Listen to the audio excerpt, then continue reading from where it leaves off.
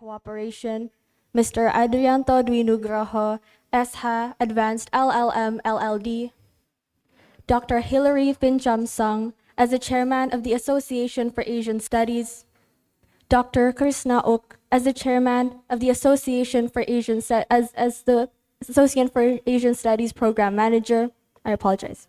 Mr. David Webster, as a Professor and Chair of History and Global Science Studies, Bishop's University, and International Advisory Council Member, Centro Nacional Chega, Timor-Leste. Professor Dr. Gigi Diatrinari Ratih, MCAS, PhD, SPKGK, as the Secretary of the University of Gadjah Mada Research Directorate. Heads of University of Gadjah Mada Faculty of Law Departments, Heads of Study Programs at the University of Gadjah Mada Faculty of Law, Representative of Centro Nacional Chega, Timor-Leste, and distinguished participants and speakers. Welcome to the pre-conference workshop on Timor-Leste, Indonesia at the 2024 AAS-in-Asia. Thank you for attending this pre-conference workshop. It is truly an honor to have each and every one of you present. My name is Gania Akila, and I will be your Master of Ceremony for today. Before, we would like to inform you all that the information handbook and Wi-Fi access information is available at the registration desk. Now, proceeding with our agenda, the theme of today's pre-conference workshop is the relationship between Timor-Leste and Indonesia, and aims to highlight different facets of this topic, fostering insightful discourse. This event discussion will be separated into 3 sessions, namely Panel 1, entitled In Remembrance of Renetil and Timorese Students in Indonesia During the 1990s, will commence at 9:30 a.m. This session will be moderated by Ms. Krishna Ok from the Association for Asian Studies. Panel 2, entitled Sucia and Placing Timor-Leste discussion, will commence at 12:30 p.m. This session will be moderated by Ms. Eun Sok Jung from the University of Wisconsin. And Panel 3, entitled Reconciliation Plan Between Timor-Leste and Indonesia, will commence at 1:30 p.m. This session will be moderated by Ms. Leah Kent from the Australian National University. Ladies and gentlemen, now we will move on to the opening session of our pre-conference workshop. Without further ado, I would like to invite the Honorable Dr. Hilary Fincham Sung, as the Chairman of the Association for Asian Studies, to deliver an opening speech. Dr. Hilary Fincham Sung, the floor is yours.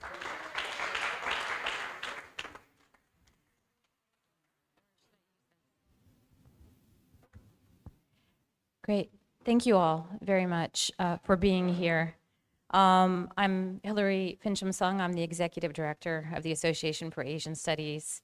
I'll do a little bit of introduction to the Association for Asian Studies for those of you who might not be familiar with who we are. The Association for Asian Studies has been around since 1941, so we have a pretty long history. We are a membership organization dedicated to the field of Asian studies. We initially started as a quarterly journal called the Far Eastern Quarterly that over time became the Journal of Asian Studies. We have developed many programs over the years, including publication programs, many conferences, different kinds of workshops and events, and also granting programs for our members, but also beyond our membership. So we are quite a large organization. We're one of the largest Asian studies organizations in the world, as many of you likely know. A few years ago, we developed a 5-year strategic plan, and there were many goals in that strategic plan. One of these goals includes strengthen ties, strengthen outreach, and strengthen networks in Asia. As a North American-based institution, over the years, historically, we primarily focused on North American constituents, but we were also considered a global organization.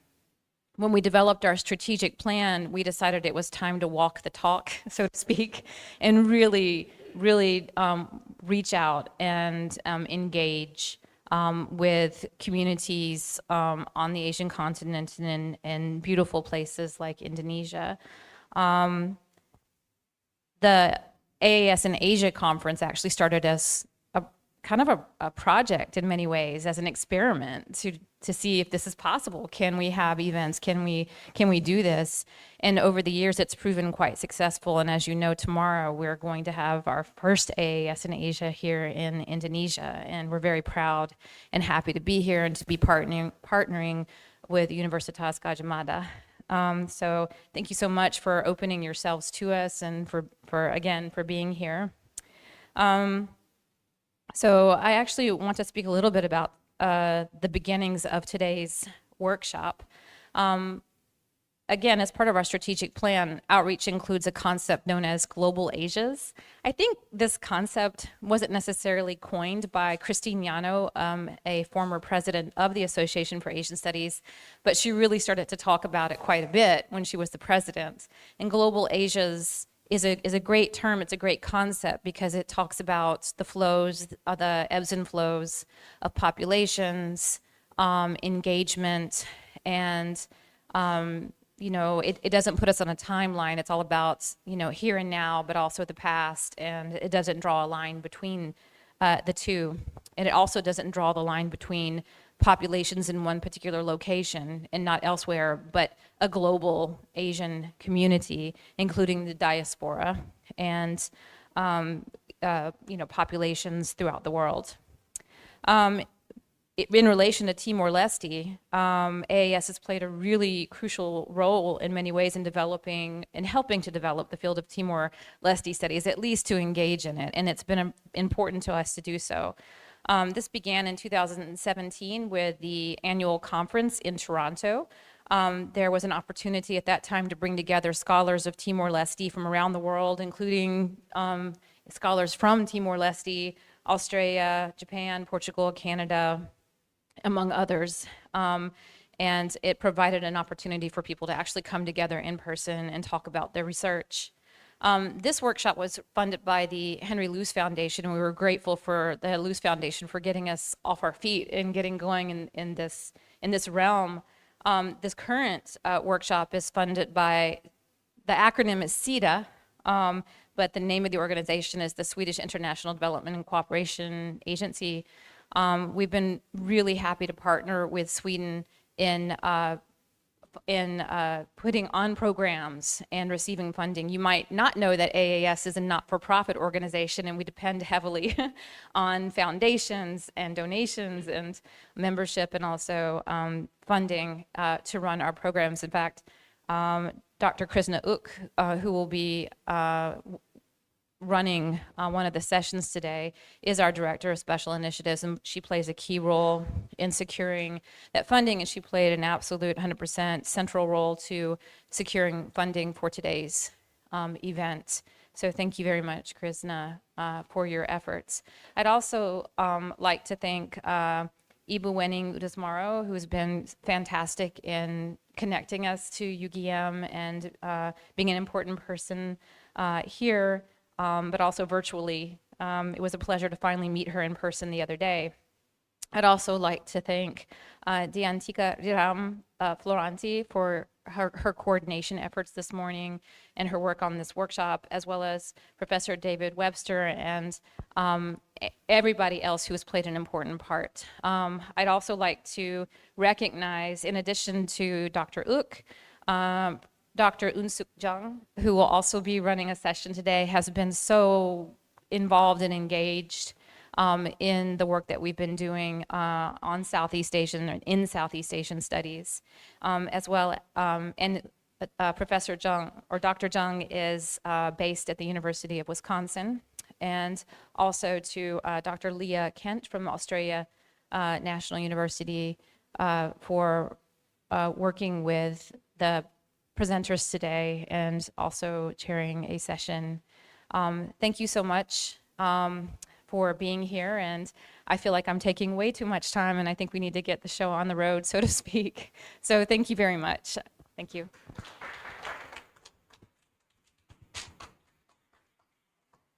Thank you, Dr. Hilary Fincham-Sung, for the fantastic opening speech.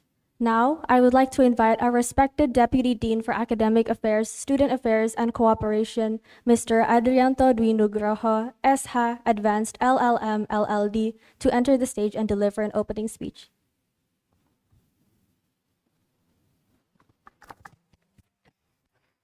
Dr. Hilary Fincham-Sang, Chairman of the Association for Asian Studies, Dr.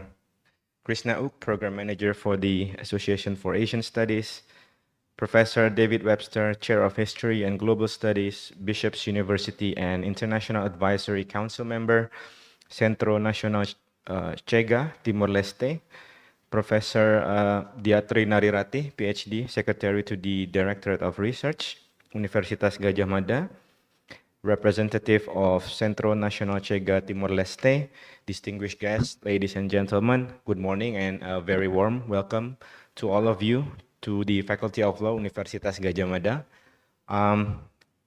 You don't see many students nowadays because they entered the semester break just 2 weeks ago. But please believe me, we are running a higher legal education in this building. So yeah, on behalf of the Dean, I would like to welcome all of you to the faculty, and she sent you all her warmest regards, and she apologized because she cannot be here this morning. I'm delighted to welcome all of you to the workshop on Timor-Leste, Indonesia, which is part of the 2024 AAS-in-Asia conference. We are truly honored by your presence here. Some of you made the cross-continent journey, so thank you for being here. So this pre-conference workshop is jointly held by UGM and the Association for Asian Studies through its Timor-Leste Studies Initiative. And this one-day workshop would address two main themes. First, the memory and role of young Timorese who studied in Indonesia during the 1990s as a way to deepen historical understanding and promote human rights awareness, as well as increasing understanding of past Timorese-Indonesian relations. And secondly, a panel on Timor-Indonesia reconciliation to advance understanding and rights awareness as mandated in the CHEGA and CTF reports. I would like to thank all members of the committee for their enormous contribution to the preparation for this event. And I would like to also address my special shout out to my colleague, Ms. Diantika Rindam, who have worked relentlessly throughout this past year. I remember she mentioned about this conference about 1 year ago, so hopefully she will get paid for today's success. And I hope this workshop would enlighten our insights and increase our awareness of this important matter. Thank you.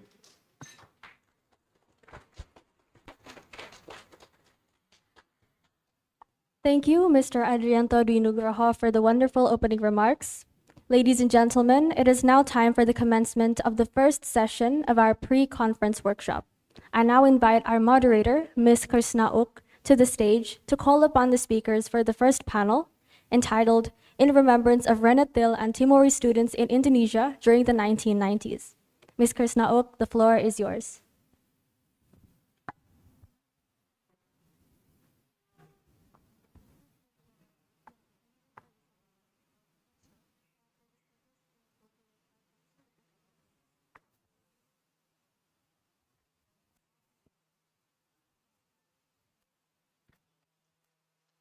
Good morning. It's a pleasure to be here.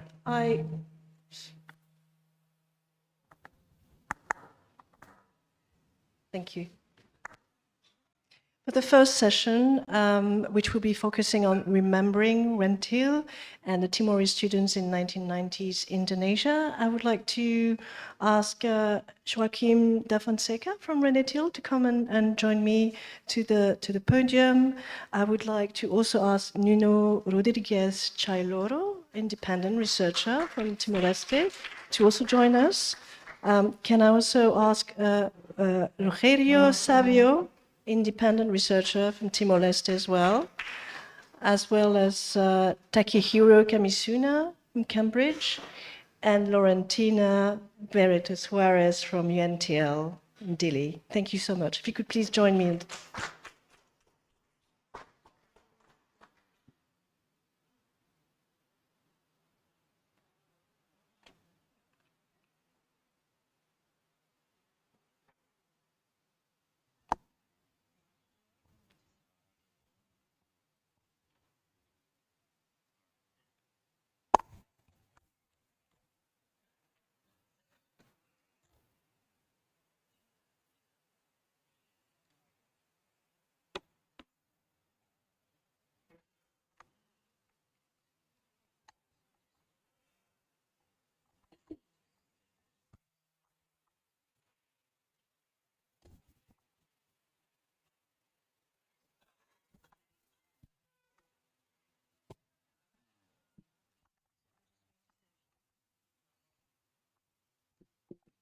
The way we're going to proceed is that each speaker is going to be presenting for 5 minutes, and I will be keeping time, and then we will have a conversation, but 5 minutes each, please. Thank you.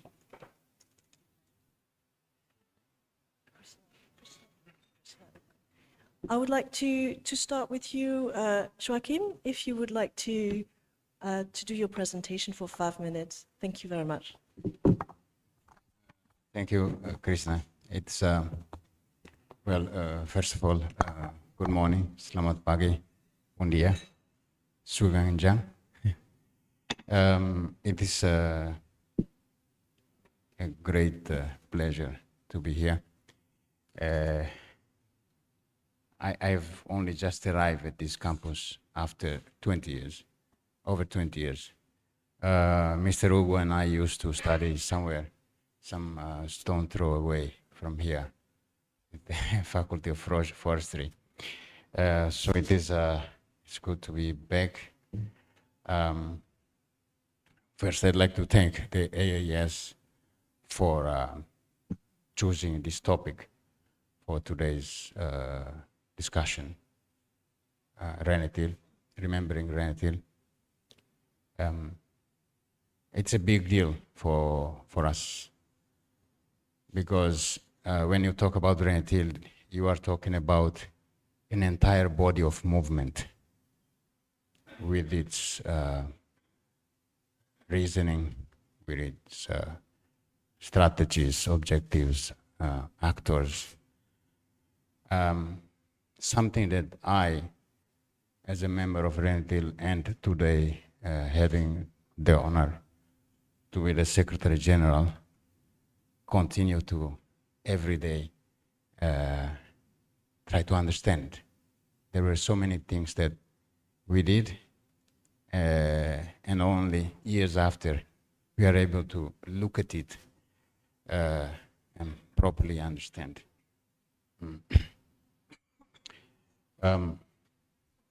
I'd like to also thank Centro Nacional Chega for making my participation at this discussion possible.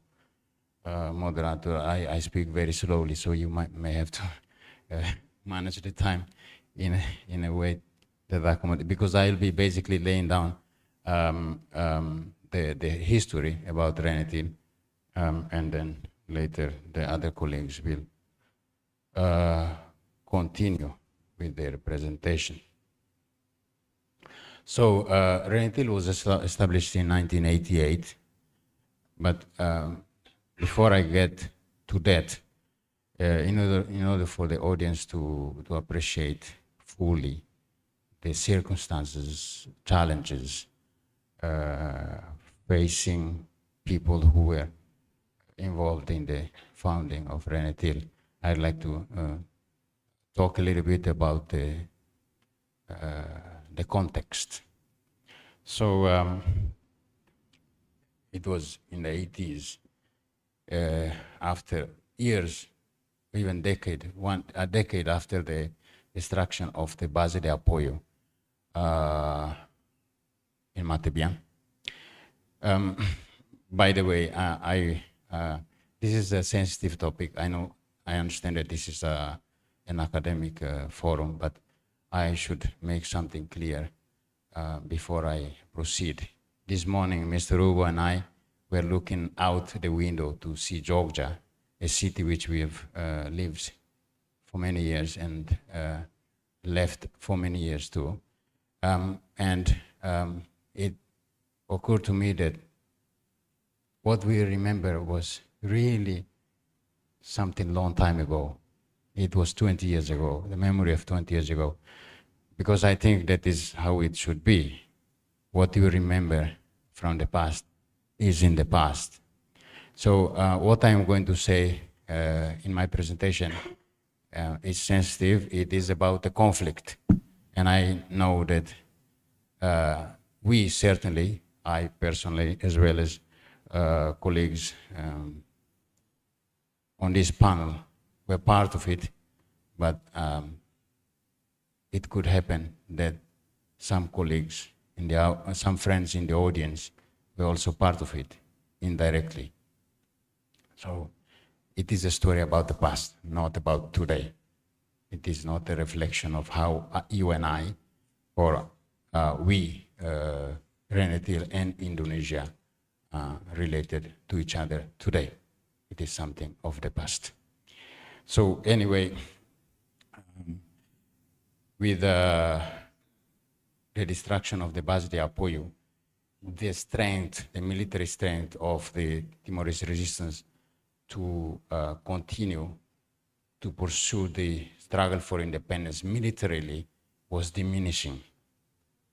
And there was events of restructuring in the resistance organizations to allow the struggle to be more inclusive, to allow people from different political persuasion to join the struggle for independence. But one should remember that at that time, Timor-Leste was, the province Timor was closed to external visitors. Nobody can freely visit Timor-Leste. There were no tourists. And Timorese, whenever they live overseas, either to Indonesia or elsewhere, they have to carry a travel document, surat jalan. So it was very difficult to move around. And to imagine in '88, there was an organization established in Denpasar, Bali, by Timorese, is something sometimes it's a bit difficult to process. Although it was difficult for people to leave Timor-Leste to the province Timor, some people did, some students did leave Timor-Leste and come to study in various cities in Indonesia, including Denpasar, Bali. Only in 1998, or 89, sorry, when the provincial governor at that time, Mario Carlos Calão, persuaded the central government to open the province, that people can start moving freely in and out of the province, and consequently more people, more Timorese students would come and study in Indonesia. So, time, I understand. I did warn you to. I know you have a job to do, but I do have a job to do as well.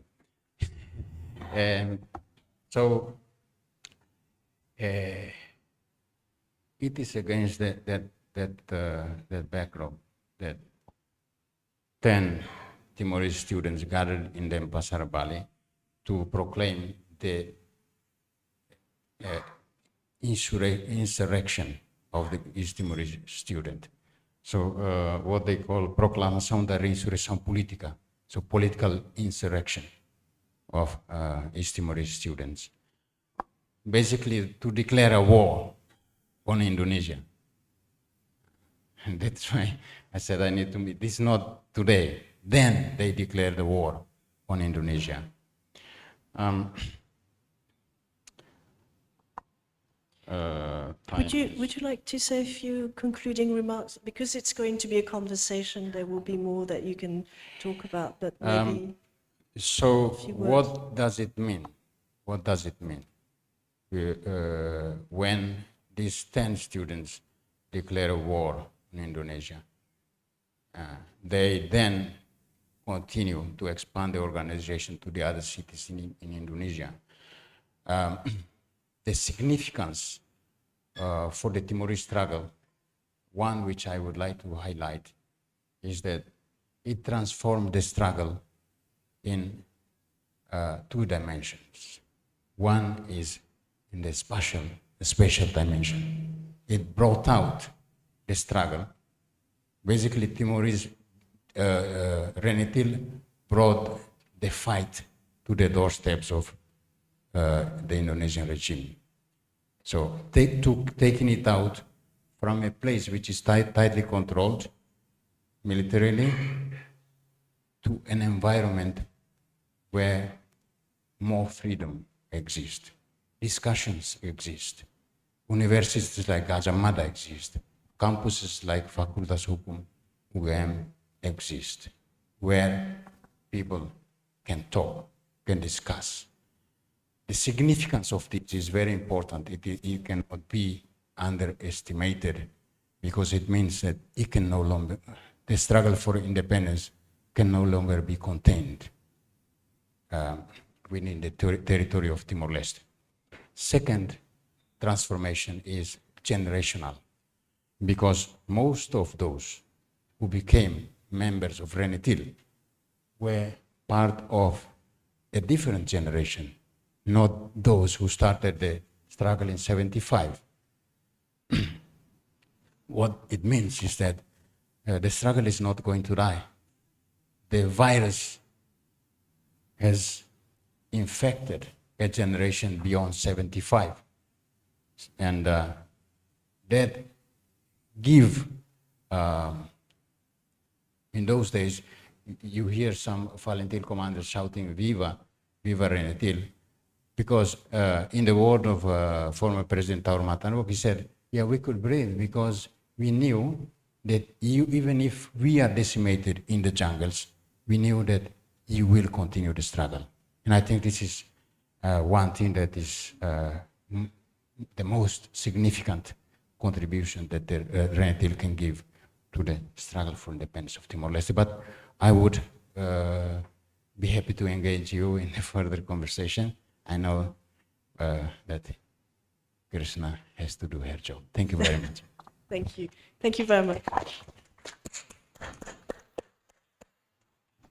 Thank you very much, Joachim, for taking us back to the very beginning of Renetil and the significance it has in terms of bringing the fight to Indonesia, to what was termed subversion, and how much of a generational change it has triggered. I would like to now ask Nuno Rodriguez Chailoro to speak for 5 minutes. Thank you very much. Thank you, Krishna.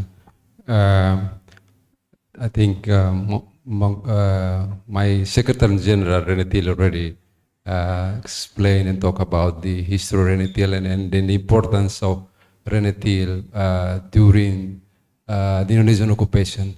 I would like to touch upon resistance strategy that emerged as the result of mutual relation between two movements.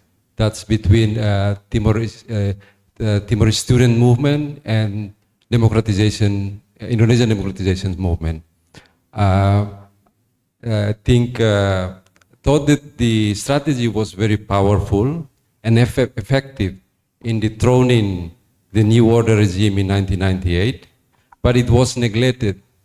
It was neglected for many years until the relationship between two movements evolves and the necessity of joining two forces by adopting the same strategy to overthrow the New Order regime.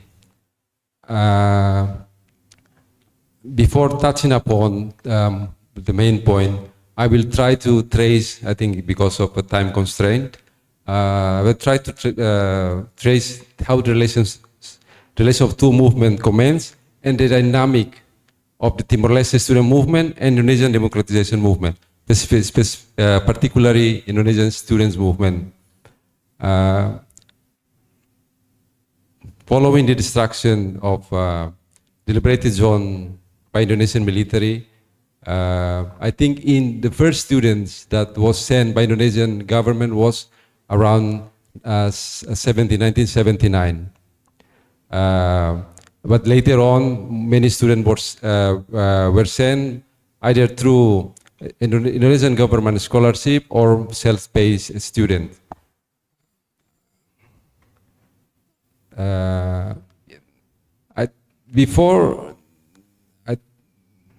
Because of the experiences of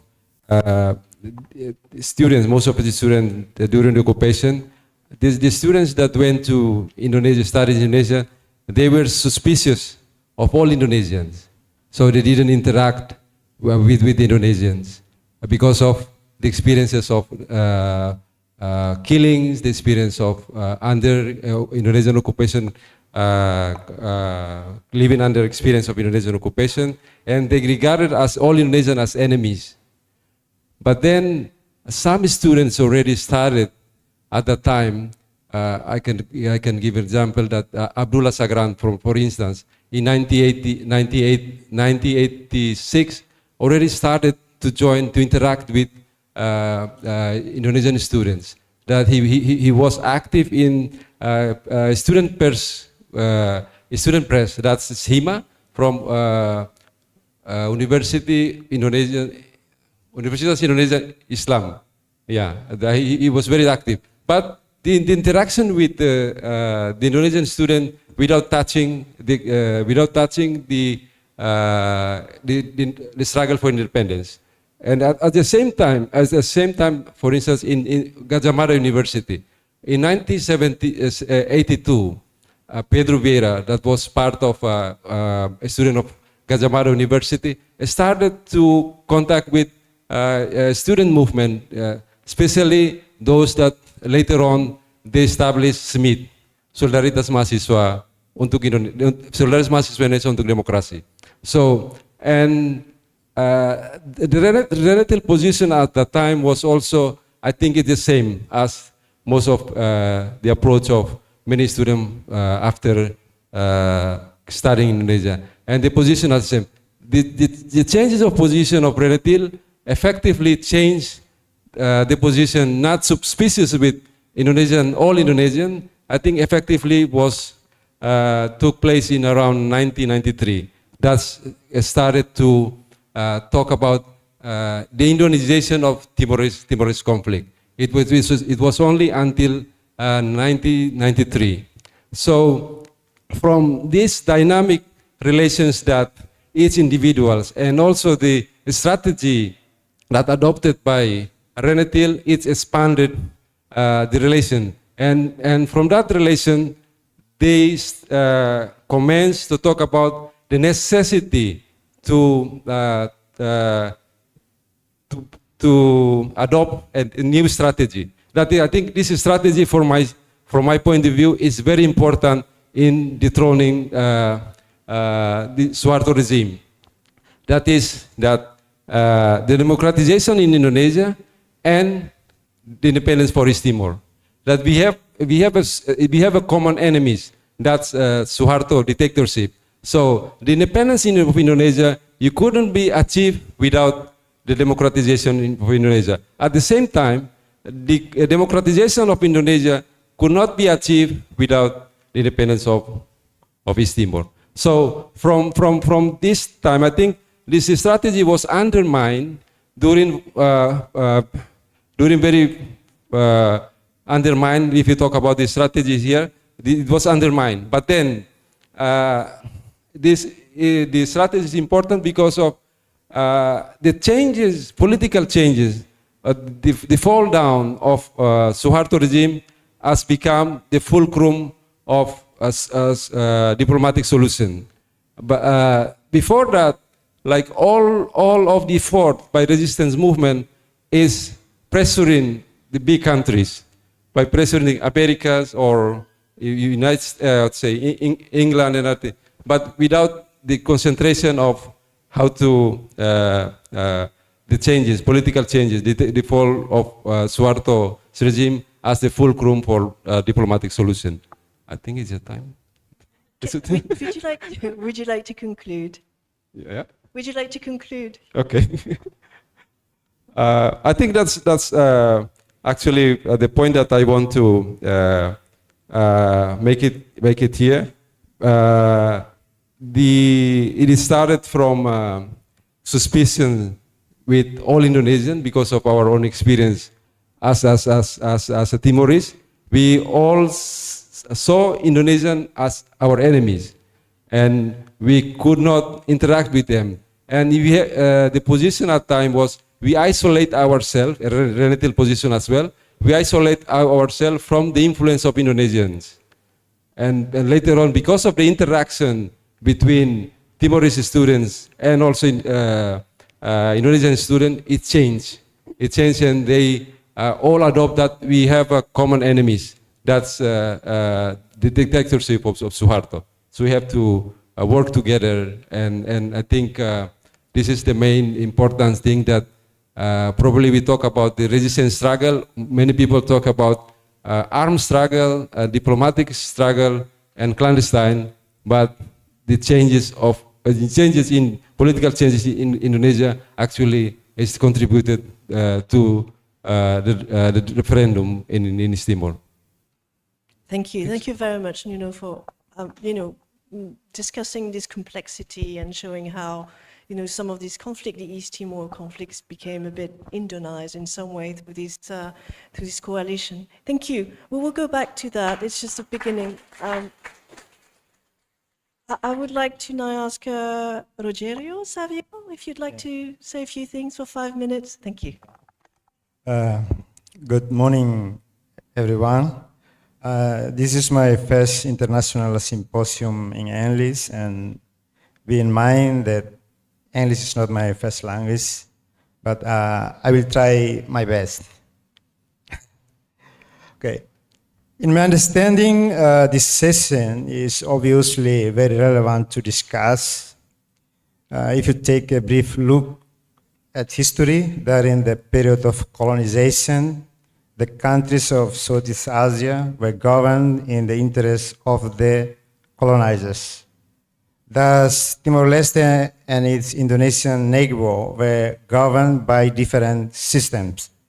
And Timor-Leste was relatively isolated from the main island in its region.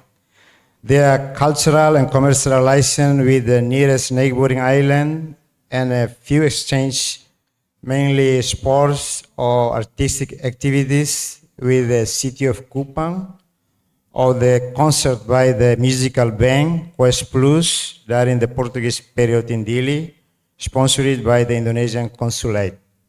But there were no strong solidarity relationship in the fight for a fair society, even after the Second World War. Therefore, after the 1975 invasion, the face of Indonesia was seen through a militaristic government that waged war in Timor-Leste and committed many human rights violations. Thus, the narrative of the Indonesian occupation in Timor-Leste can be described as a bitter period. However, if we try to dig deeper, there's a social movement beneath the surface that provides a positive narrative about the Indonesian occupation. If we investigate the social history of Timor-Leste, there are currently many aspects of Timorese life that are influenced by contemporary Indonesian culture. If in 1975, most of the generation was inspired by movements in Portuguese Africa, then the generation that grew up during the Indonesian occupation together with progressive movements in Indonesia inspired each other to overthrow the new order. As far as we know, this regime not only invaded East Timor illegally, but also committed many human rights violations against the Indonesian people themselves. Especially after the Timorese resistance launched the strategy of Indonesian of the conflict, most Timorese students who studied in Java through Renatil in the 1990s began to present the Timor-Leste issue directly to the democratic movement in Indonesia. And at the same time, they fought for democratization in Indonesia as a precondition for the process of self-determination in East Timor. Meanwhile, the democracy movement in Indonesia saw that if East Timor did not gain its independence, there would be no democracy in Indonesia. In this case, if we read the books of Max Lang, Wilson, or the autobiography of Nalu Ray, we will see that although it did not have a major influence on Indonesian politics in the 1990s, the Timor-Leste student movement significantly contributed to the politics of radicalization in Indonesia. Mainly, they gave courage to democratic movements in Indonesia to fight against the authoritarian regime. Meanwhile, many social movements in Timor-Leste, ranging from humanitarian aid and advocacy efforts to labor movements, were inspired by social movements and solidarity in Indonesia. Today, Timor-Leste is an independent country. More or less, there are social movements such as activism at the university or non-governmental organization, ecological, peasant, worker, or artistic movements, etc. They were inspired by social movements in Indonesia. However, Timor-Leste is now more open and inspired by various movements in other countries, mainly with Movimento Sem Terra in Brazil, or other countries in Southeast Asia, Australia, Portugal, etc. In this context, Timor-Leste is a country open to any movement that promotes social justice and equality in society. Even so, solidarity with the Indonesian people as the nearest neighbor is very crucial.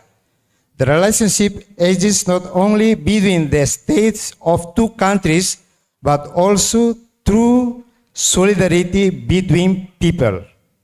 As reflected in the words of one of the Timorese leaders, Taur Matanruak, who said, "You can choose your enemy, but you cannot choose your neighbor."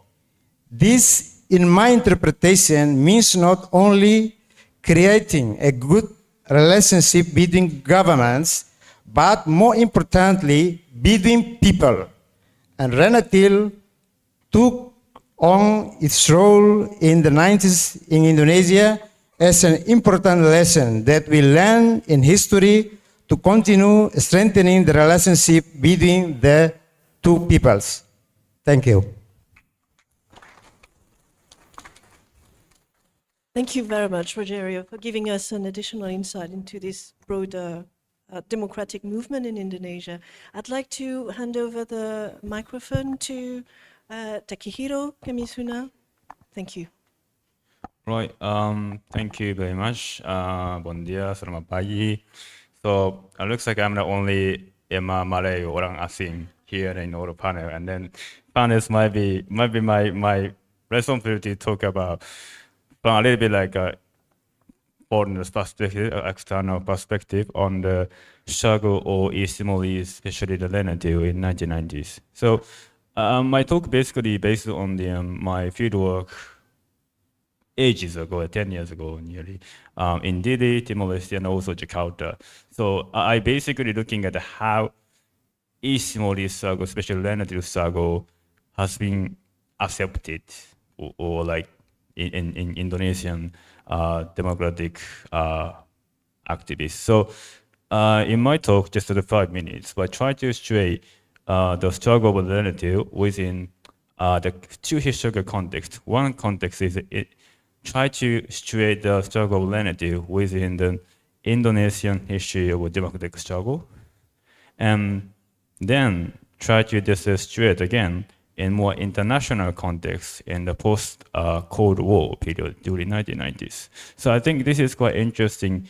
I think that what Leste done is quite interesting in terms of like the way how they expand the idea of nationalism out of this state border or colonial border, I would say, between Timor-Leste and Indonesia. So as already like those members of Leste was told and already mentioned, so Leste was started to communicate with Indonesian students here in Gajah Mada as well. They have a study group, so people like East Timorese youth approach Indonesian pro-democratic activist students, and they kind of realize, okay, we have the same common enemy, which was Haruto or New Order regime.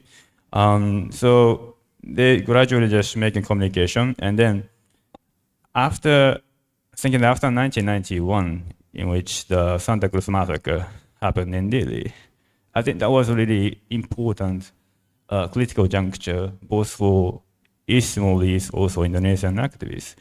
Because when I talk to a couple of like prominent leftist activists in Indonesia who supported the struggle of Leste, struggle of Indonesia, struggle of the East Timorese youth, they always refer to the nationalism, Indonesian nationalism, which really dragged my attention. Because what it says, like, because Indonesia also fight against the Dutch colonial rule in 1945, they gained their own independence. And then in the constitution, 1945 constitution, Indonesia, they right, all nation, all ethnic group would like to be independent. And then they always talk to me, the Indonesian activists talk to me that if Indonesia have to be the democratic country, democratic transition, then we have to provide the offer opportunity for Timorese to decide whether they want to be independent or not. Otherwise, Indonesia cannot be the democratic country. So that's something how they sympathize, Indonesian activists sympathize what Timor is doing. It's something like when the Indonesian, I think in 1913 in Suwardi, I think an Indonesian medical student was studying in the Netherlands, and they wrote this essay that kalau saya seorang Belanda, like if I were a Dutchman, seeing that the people in that Dutch people were celebrating their own independence ceremony from, I think, from Spain. So at the time, Indonesia was still the part of the colony of Netherlands. So I think the same thing when the Indonesian activists saw what East Timorese were doing, especially after 1991 Santa Cruz massacre, they see this is kind of something Indonesian former activists back in 1940s, 1930s did against Dutch. So that's really revitalized more like pure form of Indonesian nationalism, which might be quite dogmatized during the New Order period because like singing, memorize the Pancasila disciplines or like singing Indonesia Raya, that's all like a kind of dogmatized way of nationalism which quite spread out in Indonesia during the start of the regime. But the thing is, when we back to 1945, when the Indonesia actually fight against the Dutch, and that is something similar what in the East Timorese youth was fighting against Indonesian occupation. So that's I kind of see this kind of connection between East Timorese struggle and the Indonesian struggle. That was how we are actually cooperated. And I think the second context is Santa Cruz massacre happened in 1991, in which it's a transition from socialism, the end of the Cold War. And obviously in 1990s, it's critical because the United States was starting to look at the human rights protections. Clinton administration more focused on human rights issue in global South, and that happened in the Kosovo, the early 1990s, West Bank. So, and also we had a Tiananmen demonstration in 1989 in China. And there's a number of democratic struggle in Bangladesh, Thailand, other part of Southeast Asia, and then the struggle of lenity, especially after 1991, the tragedy after the tragedy in Dili, the struggle was historically situated within the global context in the post-Cold War. And then it seemed like we have this same trajectory that we have to protect. You have to protect the human rights. You have to uphold the rights of self-determination of the indigenous people.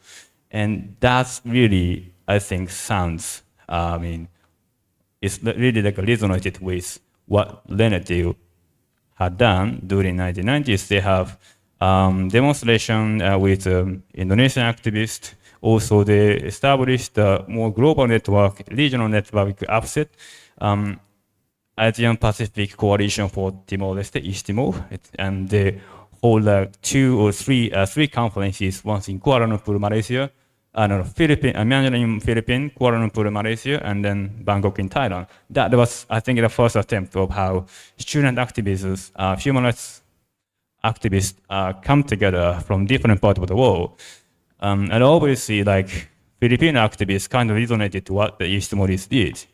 They kind of remember what they had when Marcos regime was, quite oppressive in the country in the Philippines.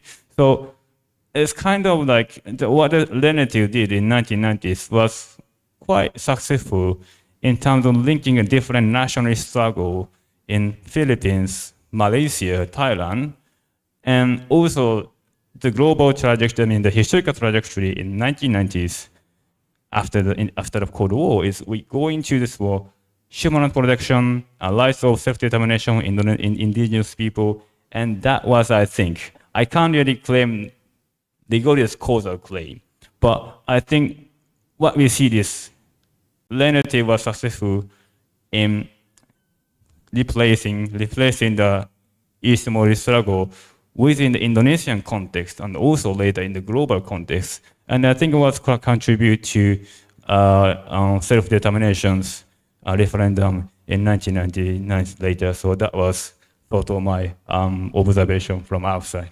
Thank you very much. Thank you. Thank you very much. It's a very, very useful perspective on how this is really inspired and it's been reflected and had repercussions across different students' movement in Asia.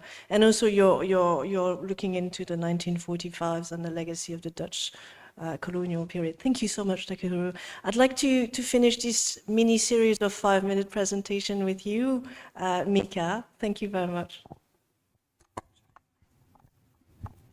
Okay, thank you, Krishna, and good morning, everyone.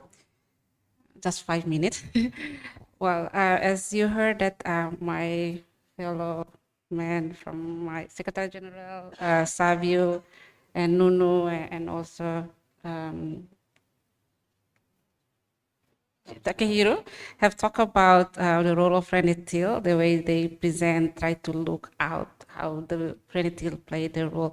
But what I will share with you here, looking in, the way the experience of women's, Renetil women's experience in the struggle for our independence. So in the interest of time, I just try to just read so that I don't corrupt the time if I just speak freely. Let me read through what I have noted down as my talking points.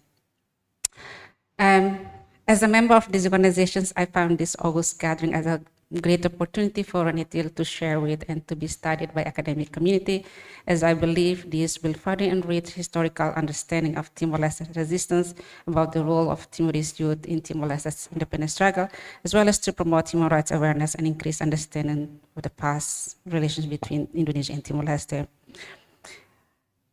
While the story of Renetil's involvement in the struggle somehow has been told and documented, at least we can see in the book of one of the Renetil's founder member called Carlos Saki have written about Renetil.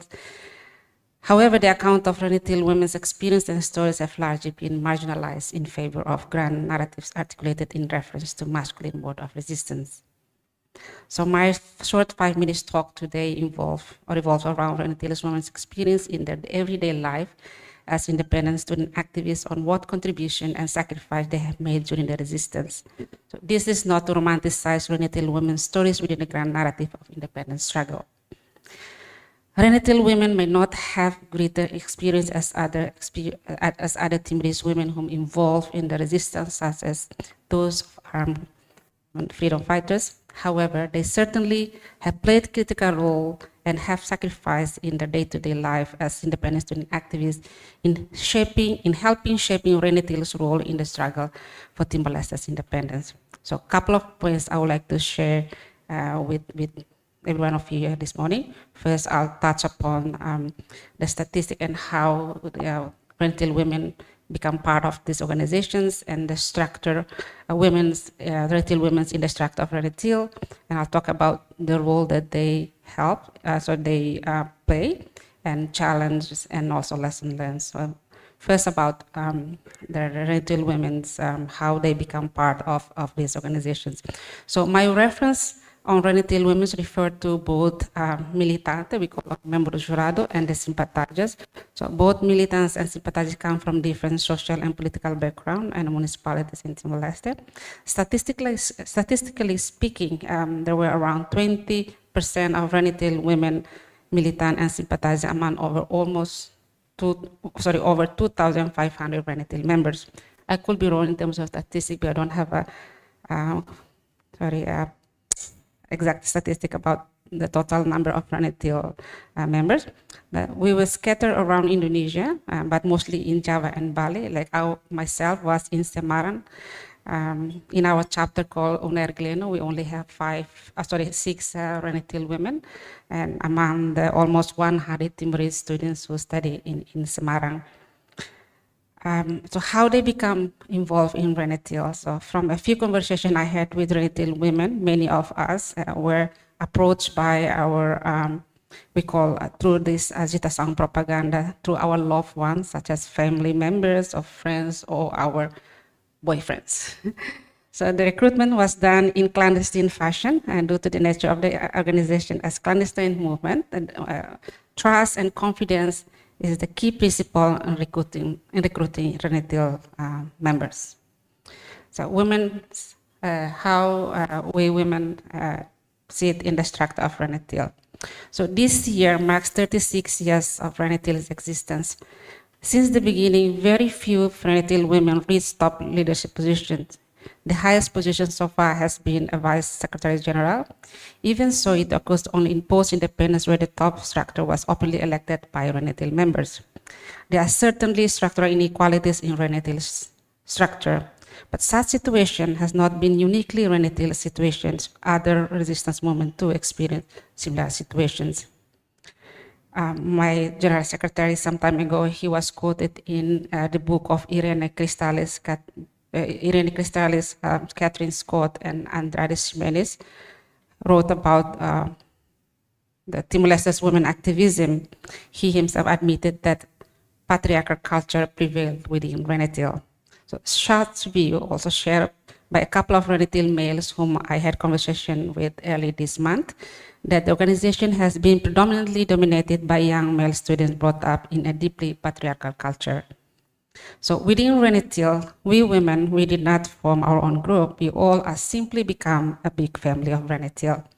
There was no specific discussion on gender on women's participation in this meeting. Generally, we focus on other strategic issues. But only in the late 90s, the discussion about women's issue began to flourish. Even so, it's more under the ground narrative of human rights abuses committed by the Indonesian military, not about the issue of emancipation. However, this was never become an issue or a problem.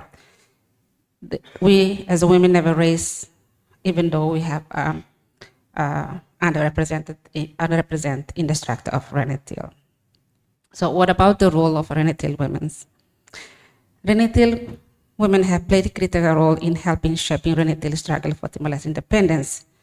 We played a role in the front line, such as organized and participate in demonstrations, involved in the underground discussions with particularly Indonesian pro-democracy activities, such as what the examples that mentioned by Nunu and also by Takehiro. Also, we disseminated information about the Timor-Leste's cause, talking with Indonesian pro-activists, but also with Timor-Leste women's sympathizers. So apart from being part in the front line, we also play very critical role in becoming active support system.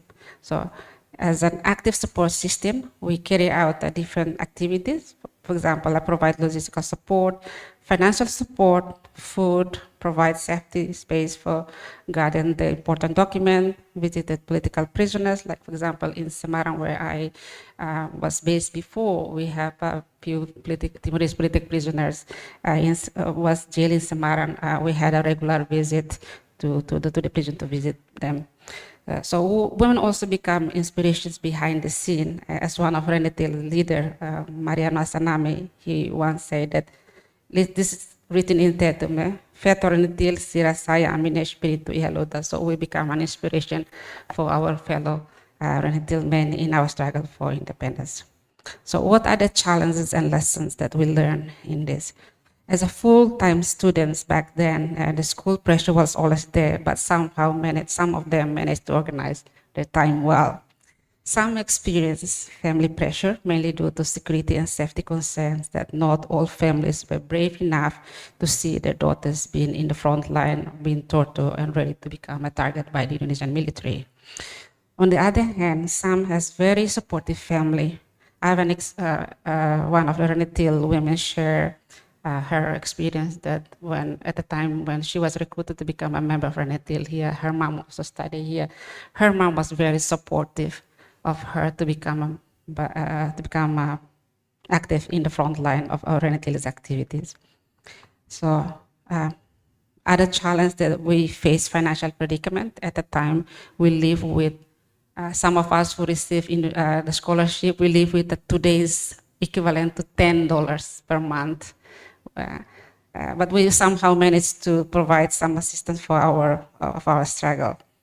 But however, I believe that this kind of experience of predicament were not only exclusively experienced by women, but also our fellow men. But I believe that women are affected greater. So apart from the above predicament, there are also lessons learned that we experience. So in today's life, we're looking back. I personally also, I feel that become part of Renetil.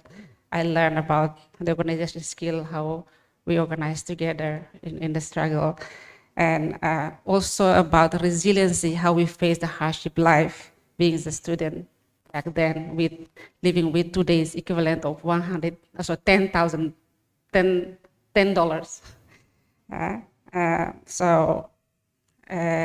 But we believe that women, even though our role back then was not very significant, but we believe that women too have contributed in shaping the grand strategy for the Timor-Leste's independence struggle in general, but also in particular for Renetil's role in helping our struggle for independence.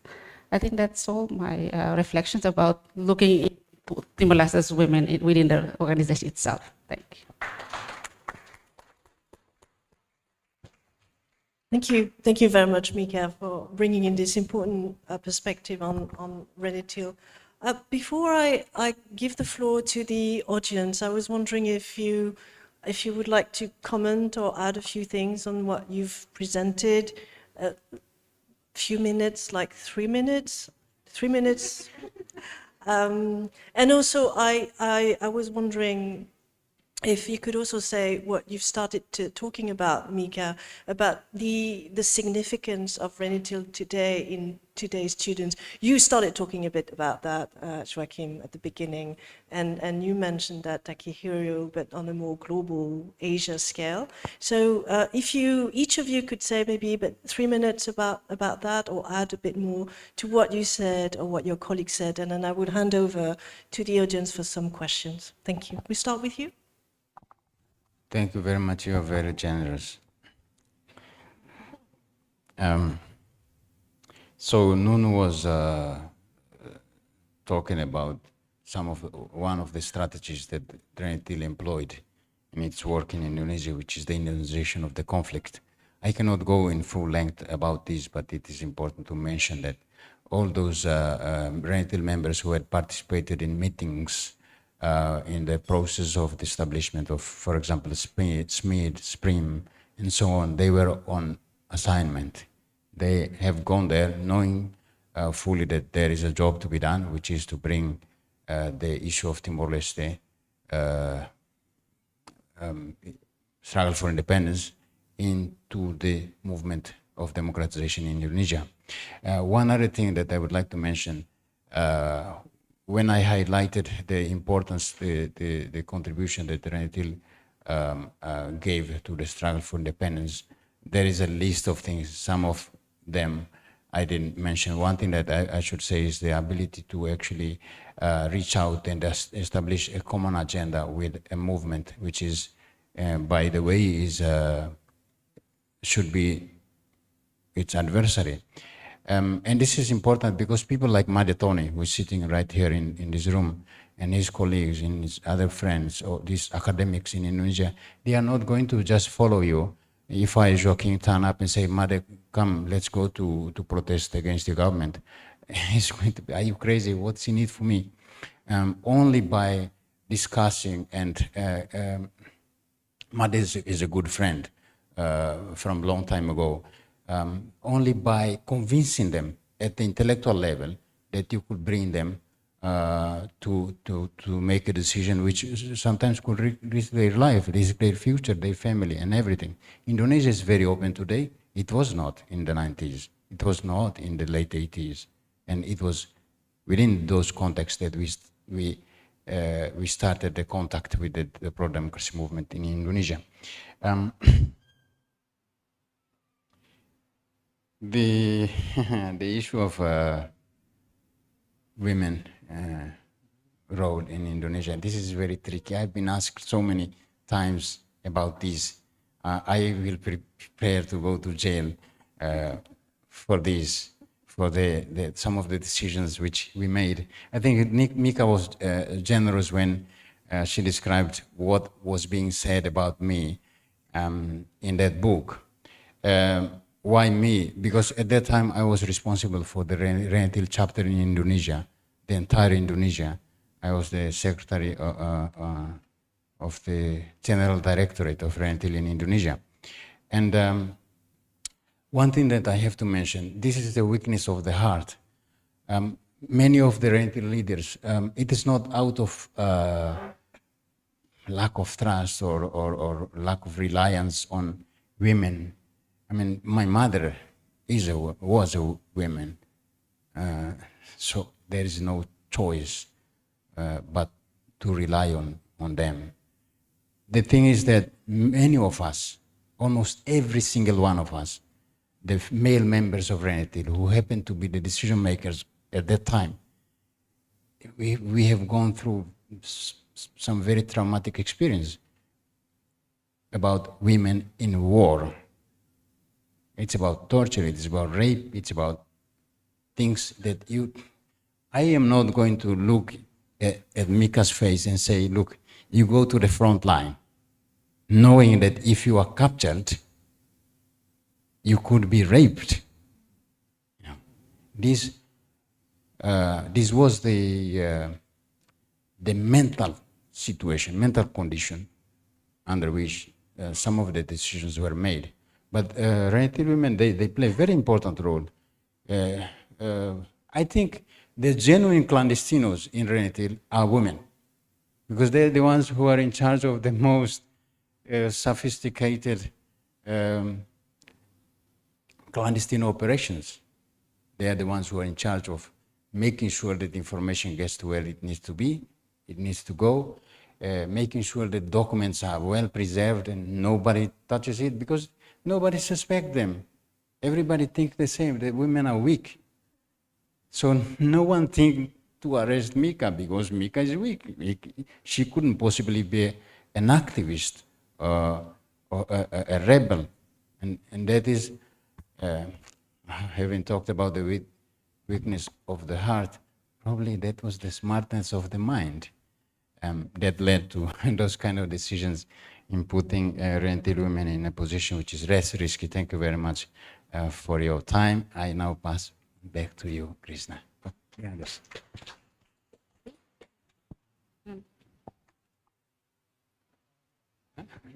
I think that Mong King already mentioned a lot, but what I want to say here is that the strategy that we develop between student movement, both Timor-Leste student movement, Indonesian movement, the objective, we have a common enemy, but then we have different objectives.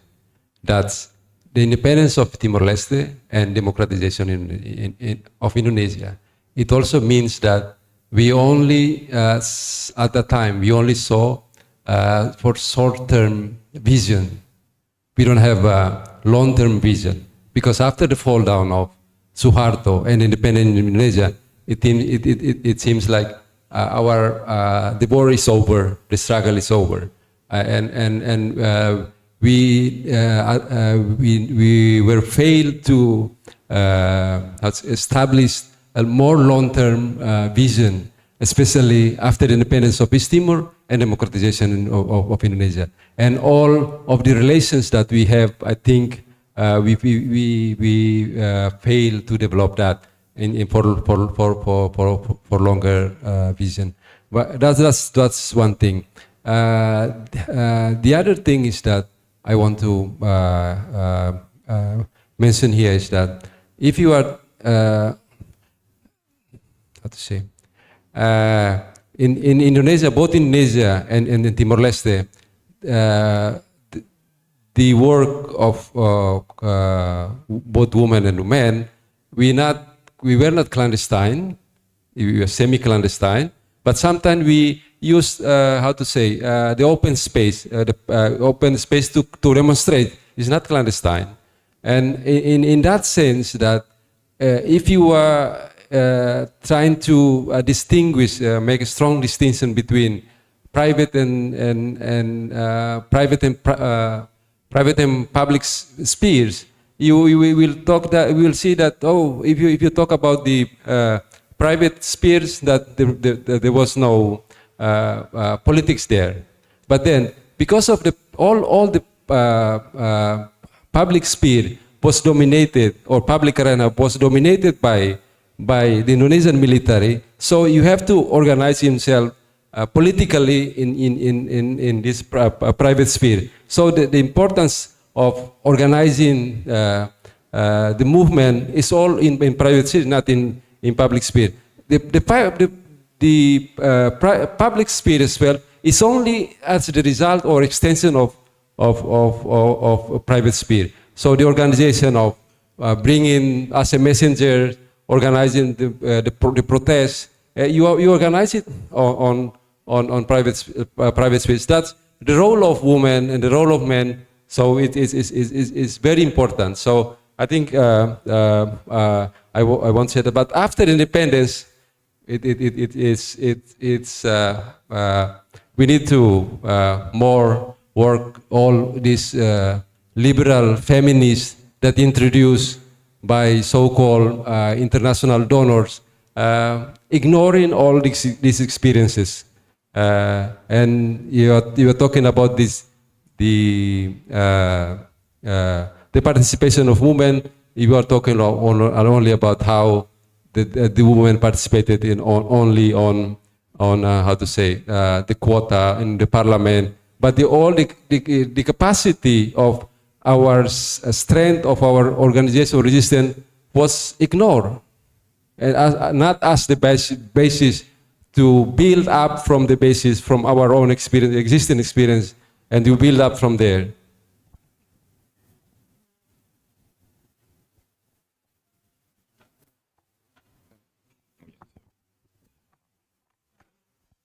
Yeah, I think it's I think I partially talked about the contribution of relatives to maybe today.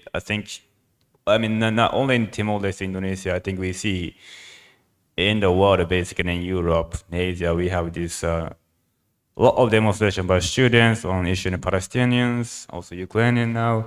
And then I kind of feel like this, I think what I learned from the relatives activism in 1990s and from 1980s, 1990s is I think how they actually deal with dominant global order narratives, because I think it's a critical part of relative activism, especially as I said after Santa Cruz massacre, where more than 250 young people was killed by the Indonesian military.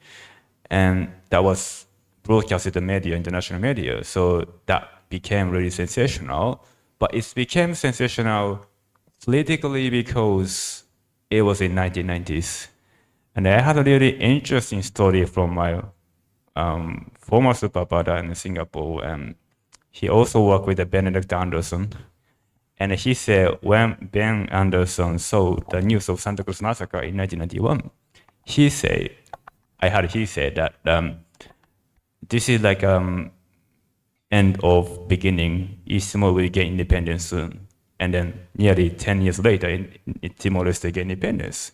Why Ben said that? I think because he kind of understands the international context in post-World War, post-Cold War, in which human rights abuse is one of the critical issues, which I think it did a kind of dominant global narrative is sort of two sides of the one coin, because on the one hand, United States international communities leverages the idea of human rights to intervene the global south, like Kosovo, also in Iraq, US also intervened the war in Iraq and Syria as well. I think this is how they use a kind of rhetoric of human rights. And then this is how most of authoritarian regimes don't like the rhetoric of human rights. But on the other hand, I think for the social activists, student activists, even what I've seen in Asian and Palestinians and Ukrainian, I think that the way how you cooperate with this global dominance, it was maybe in human rights in 1990s. Maybe now, might be different. But I think what I learned from what I learned today is, especially when it comes to when you try to expand your own national struggle into the regional, global level, I think how we link the issue or national aspiration to more broader discourse at the global level. I think this is something we could learn from what the learned did in the 1990s and might be quite important even today. So yeah, that's my comment. Thank you very much, Katsuhiro. It's very fascinating. Nuno, Regional, you okay? Mika, would you like a few? Yeah, just a few more. To answer Krishna's question about the relevance of Renithil today, in our grand struggle for independence, we have two main objectives to achieve. One is to liberate the motherland, and the other one is to liberate the people. When I mentioned about that why women's issues never been discussed, especially like for Renithil, I think because one of the big reasons that when Renithil was established in 1988, the focus of the grand struggle for independence has been prioritized to liberate the motherland. Libertas onda patria, that's what we call. So we thought that after the independence, this is the time for us to have this libertação do povo. So today, Renithil continue to play its critical role for this libertação do povo. For example, many of us today scatter in different organizations or different institutions. Like I myself involved in academia, I have my particular reasons to be part of academia in Timor-Leste. And although I know that it's quite dry area in Timor-Leste's context, but I personally choose to be in that area because I have this responsibility to be part of the process of libertação do povo of Timor-Leste. That's all the message I can share with you. Thank you very much, Mika. They're very lucky to have you. I would like to open the floor to the audience. Is there anyone who would like to ask some questions to our panelists? There's a question here. 1, 2, 3, and 4. We'll start with that. Would you like to? Do we have a microphone to give away? There's one here. Thank you. If you could please introduce yourself before asking your question, that would be appreciated. Thank you. Thank you. It's such a wonderful session. I really like it. My name's Yudo. I'm from University of Michigan. So I'm just really curious because Ms. Laurencia Mika, if I may, you mentioned about the the family pressure towards the student who are also active in this kind of activism towards the East Timorese independence. And also, Mr. Nuno, you mentioned about the Pedro Nerucala Vieira. I mean, as far as I know, he's like, his father is Claudia Vieira, the Bupati of Lautem, if I'm not mistaken. And his brother also, Pa Florencio Mario Vieira, who also like, as far as I know, it's like a die-hard integrationist. So I'm kind of really curious about, how could, person who like Mr. Pedro overcome this kind of challenges, family pressure challenges, especially for those who lives in a family who actually have a tendency towards the pro-integration or pro-Indonesia, because I mean, it's really hard, even if you against a ordinary parent in like an ordinary issue, it's really hard. And especially in this kind of issue, I mean, how could they overcome, their families who's, really have a different idea or a perspective toward this issue? Thank you very much. Obrigado, Bara. Thank you very much for the question. Can we have the next question? Berta, did you have one? Test. Yeah. Sorry, this is just a comment. Is that okay? Yeah. Yeah. I think just to put women as minority, that contributing because we are weak is not quite a right narrative. Women gave their bodies as a front line. They rent their bodies to enemies to save the entire family, sometimes in the story of Timor, from persecution.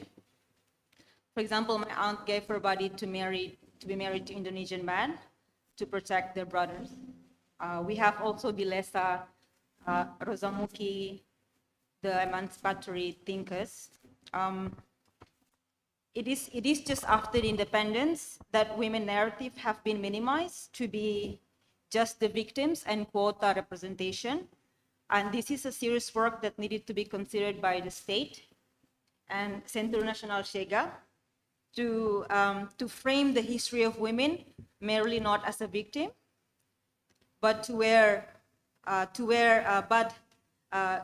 not as a victim and weak, but as liberation, freedom fighters hero. And I hope that the state and CNC could have a separate women museums for recognizing that. And my question for Manamika, because the OPMITI have a clear division between the time when they decide to put the emancipatory fight behind for the women to fight for the liberation of the country. Is that the discussion ever happened in Renetil, that we put the feminist agenda and the emancipatory agenda behind and let's focus on the libertação da pátria? Is that ever been discussed by the women of Renetil or not? Thank you. Thank you very much for the question. There was Kisho here. Thank you. Hello. My name is Kisho Tsuchiya. I'm a historian from Kyoto University. My job is basically to narrate people's experience. So I'm, while listening to your stories, I realized that some of you are former activists, and now you are knowledge producers, right? You're representing East Timor as academics. So I'm interested in how your experience as activists shaped your writings as knowledge producers. It's kind of interesting because Takahiro remains as a academic all the time, while others were like sometimes speaking as a former activist, sometimes as an academic. And for example, Mika is like very famous in Japan, right? As an activist, she's like the most famous Timorese in Japan. Like I heard of the story, like she traveled all the prefectures in Japan because Japanese people wanted her to speak about Timor. And like, how does this kind of experience shape your writings? I'm not a historian. Thank you. And then there was one last question. Yes, thank you. Good morning, everyone. My name is Sri Vianti. I came from Faculty of Law, Gadjah Mada University. So it's very interesting. Manamika, Maununo, how are you? So I want to know your analysis, because I think you already mentioned about the role of women in supporting, as well as the backbone, actually, during the wartime. Yeah, but in many experiences, usually whenever women was part of the conflict, but after the conflict, they become marginalized with the big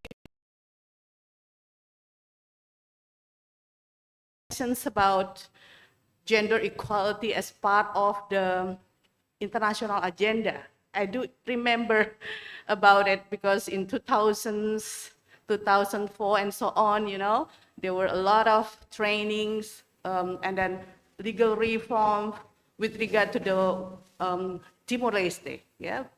But I wonder, because it was so massive, and there were a lot of changing in the law, but I wonder whether there is a significant impact today. I think in the first period, perhaps we can say that, oh, we're fed up with this. It is international agenda, it pushes us a lot, and sometimes there is kind of perspective.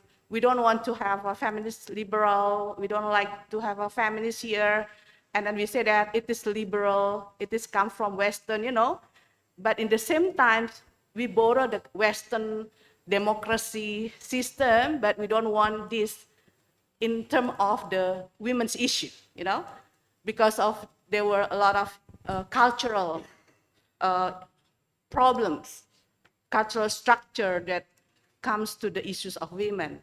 We sometimes say that it is because of the tradition that are not fit into the democracy.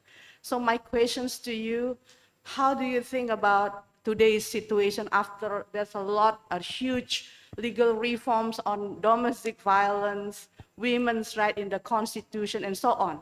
Because I think I was part of the international agenda as well at that time in 2000, 2004, So I just want to know what happens today. Thank you very much. Thank you. Thank you for the comment and question. Most of them are actually for you on women. So if any of your colleagues wanted to comment on that, that would be great. And then we will ask for another round of questions from the audience. Wow. Thank you for all those comments and questions from the audience. First, about the family pressure. Yes, when I mentioned about the family pressure, like, for example, I myself experienced that. Like especially my father, he traumatized with situation in 75, where he was one of, first he was threatened, and then he was arrested by duty somewhere in a district called, in a sub-district called Benilale. He was jailed for more than 2 weeks. So, and at the time, I have 11 brothers and sisters.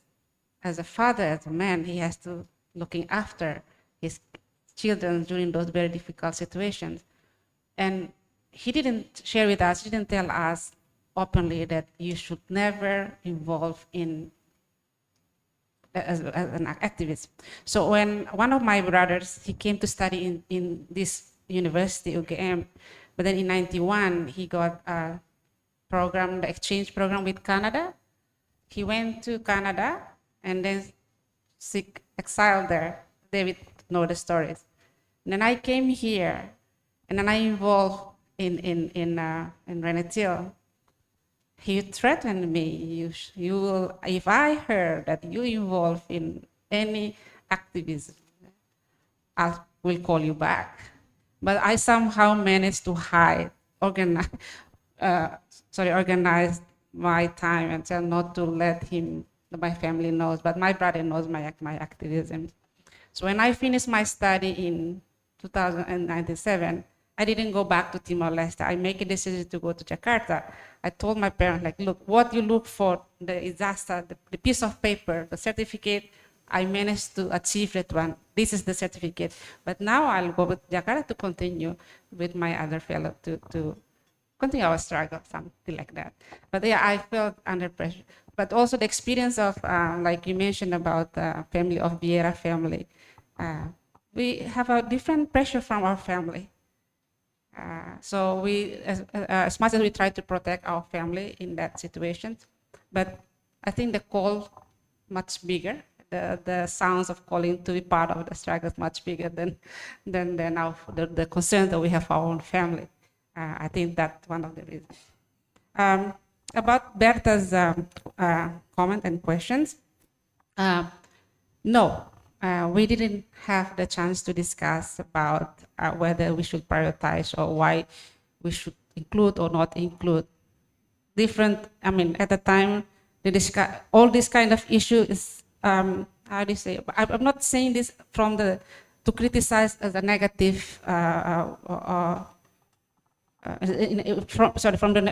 With the negative point of view, but I think, like every one of us as a Timorese, we all think that the agenda for the liberation of motherland was much bigger than any other agenda, and that was never an issue. Yeah. So today we all talk about libertação do povo. We mention about the importance of women's role in different, part of life. And about the significant, also the Kishore's comment, how become an activist or involved in activism shape my own, based on my experience, I'm not an historian. I did not write about, account on Timor-Leste's experience in struggle for independence. But in my field in international studies, I try as much as possible the way I frame Timor-Leste's position, for example, in international relations. I always try to give emphasis to Timor-Leste as an agency, even though small, new country, but to give the credit or to give that this country too, even despite small, poor, just independence, but we do have a right or have a say in this whole of global politics. I think that's the way I try to position Timor-Leste as an academia. Yeah, I think that's my comment. Did I miss someone? I answered everyone, right? Oh.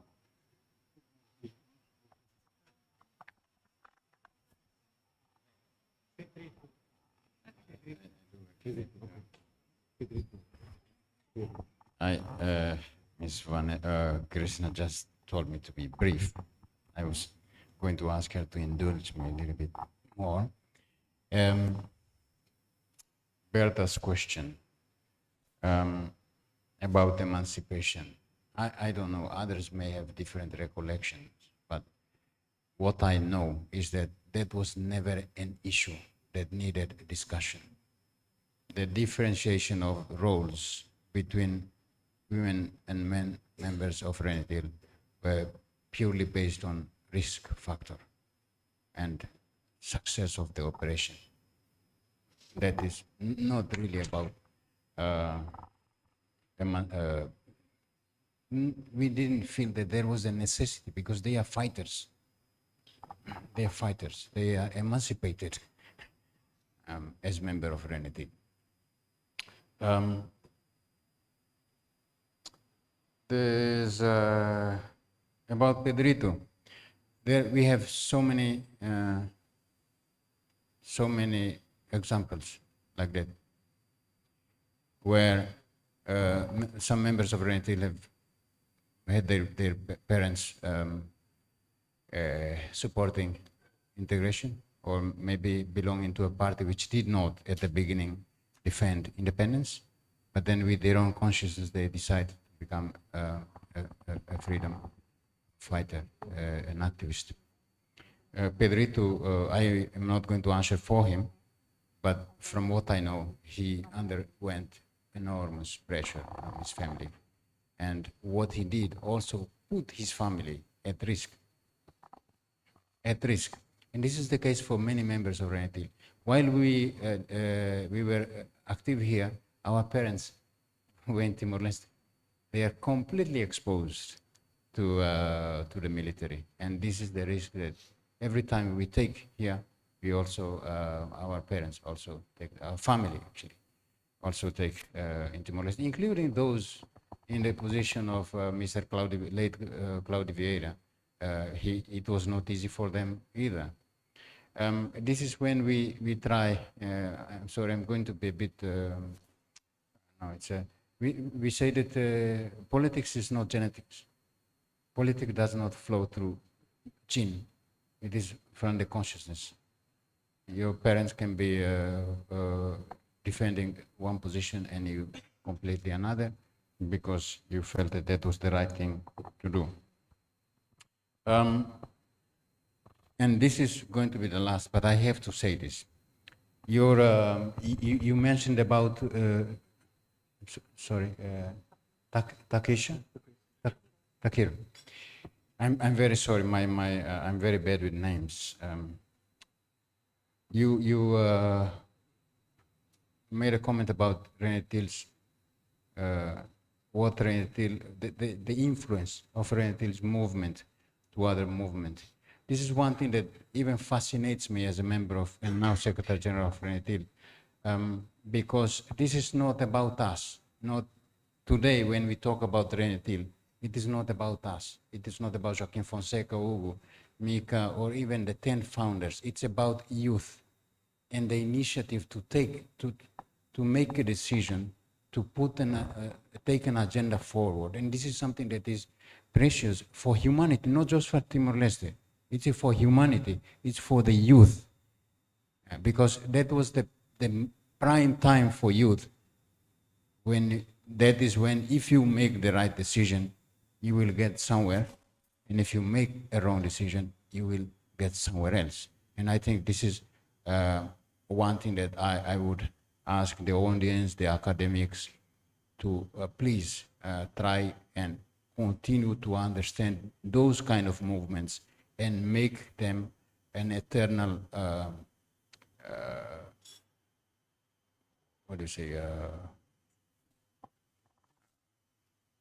property of humanity. Thank you.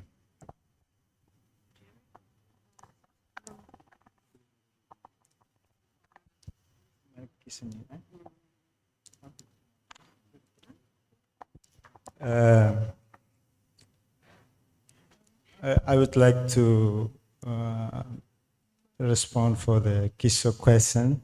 I think the influence of activism in the knowledge production in East Timor,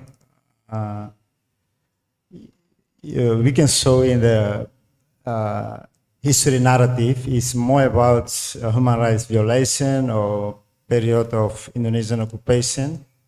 I think it's one problem, and because to understand the history of Timor-Leste, not only about the 75 until now, you need to investigate also Portuguese period, like longer history. And I think it's a lack of in the research about East Timor history. Thank you.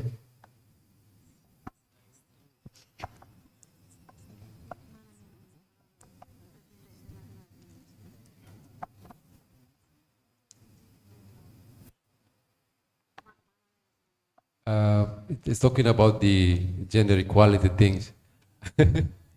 I'm the one that will talk about that. We did how to say, myself and Roger, we were part of a team that we write about the history of women in the resistance. And I think from that, if we want to understand the current situation, also you have to link it with the legacy of the resistance itself. Well, after it was the emancipation movement was very advanced. I think by the establishment of women organization called PMT, and it was influenced by emancipation movement mostly in Portuguese colonies in Africa. But then, so the women participation, I think for the first time, we have our women in the armed struggle. Even the Portuguese itself, they never consider women in their armed struggle. So they were a member of that. That's the qualitative, how to say, approach that Fretilin tried to introduce. And women and men were hand in hand to work for, to struggle for independence. The woman emancipation was developed under the national liberation struggle. So that's more or less But then after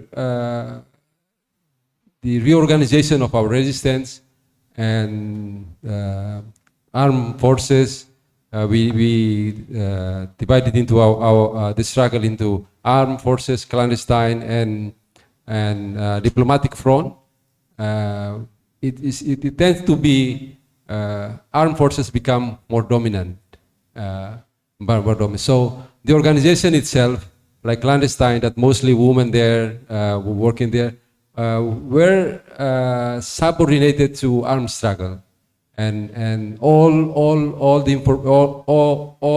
orders you have to obey, and you have to execute the orders. I think this type of organization it's continue after independence, and the ideas of emancipation that were introduced, it was sidelined during resistance. So I think that's only because of the intervention of international agencies, but also as part of the legacy. But in terms of quantitatively, quota in the parliament and members in the government, I think we are quite advanced. Timor-Leste, I think, I don't know how many percentage now in the parliament. 36%. If that quantitatively you can see that advance. But then, if you talk about the participation, that all women will participate in the struggle, in the resistance, but then after the independence, they still participate in the development, or they become only as an object. I think that's one thing that we need to Thank you. consider. Thank you very much, Nuno. We have 5 more minutes, and I'd like to ask if there's another round of questions we can take. There's a lot of questions. All right, the 3 here, and then we will need to have our tea and coffee break, and then we will continue the conversation. So 1, and then Udan, and then behind. 1, 2, 3.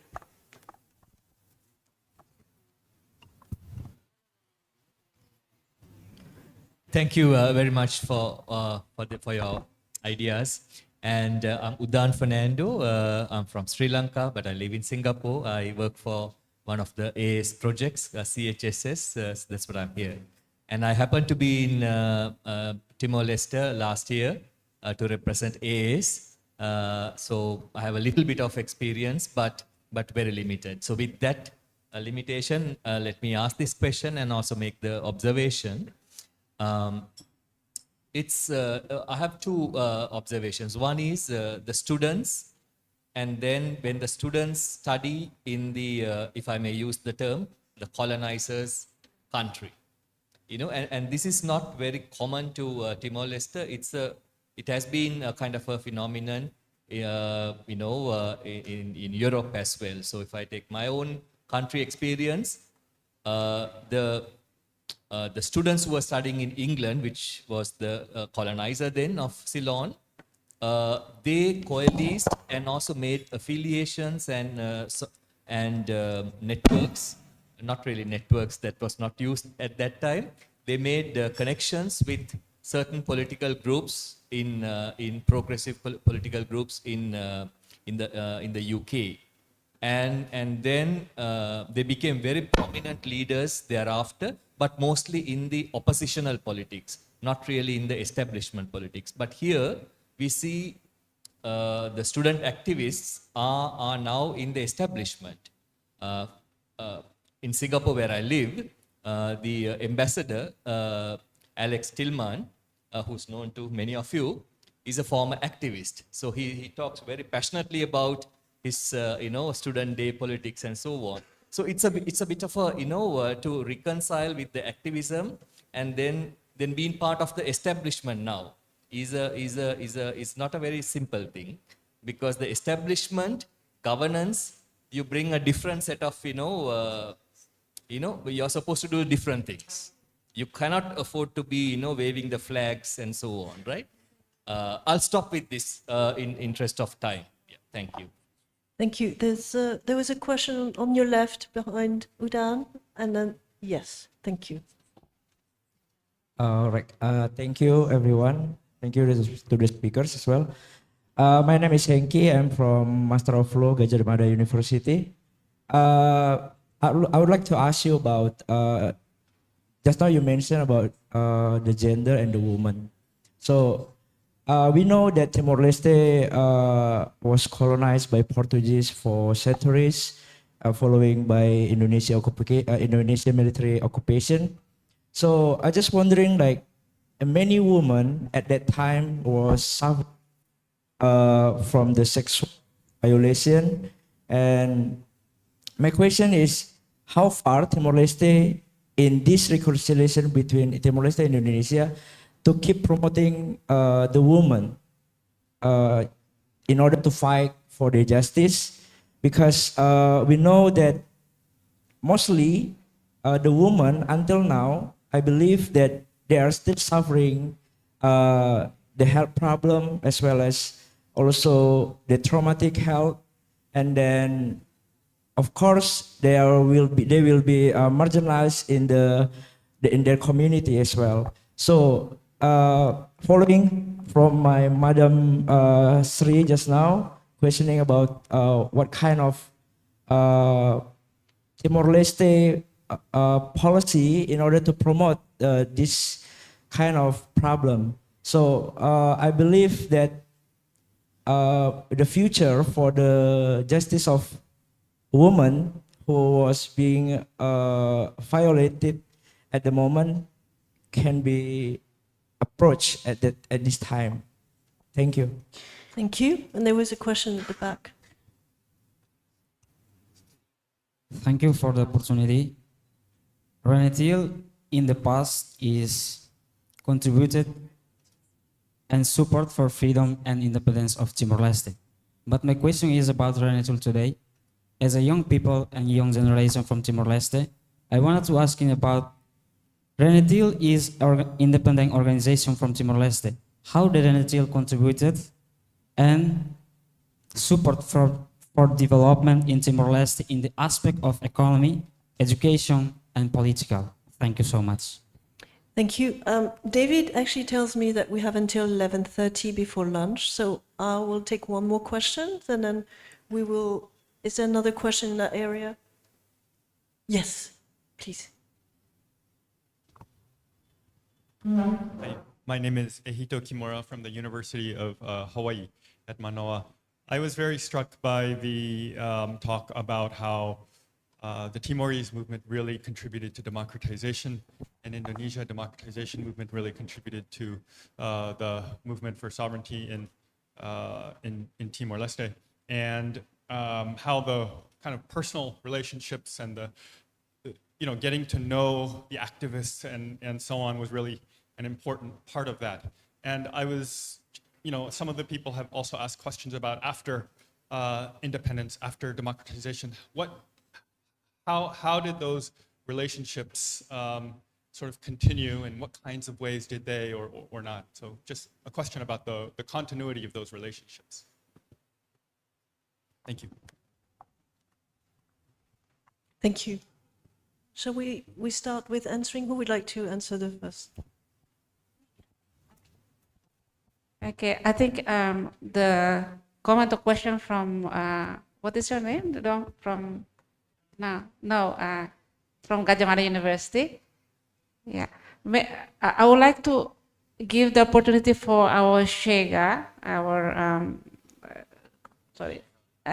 Shega will answer that properly because he, the one that chaired the Truth and Reconciliation Commission the Post-Truth and Reconciliation Commission in Timor-Leste.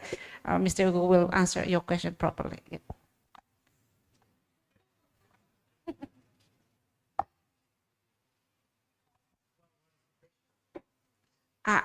Talk about how women deal with the past trauma.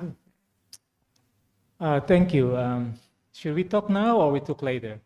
Because that will be something that I would also like to talk on my session later on. Yeah. So, but yeah. So in any conflict, women first victim, and now they continue to be victims, marginalized, stigmatized. And if women have children born from sexual violence, their children become a victim as well. So that's just the introductions. It's not changed much in Timor-Leste nowadays. So that's just for introduction.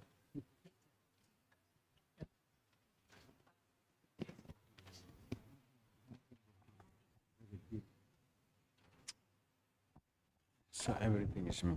Okay. Well, it is, most of the questions are about the Renetil. Well, it is about the discussions about Renetil. How do you reconcile your position?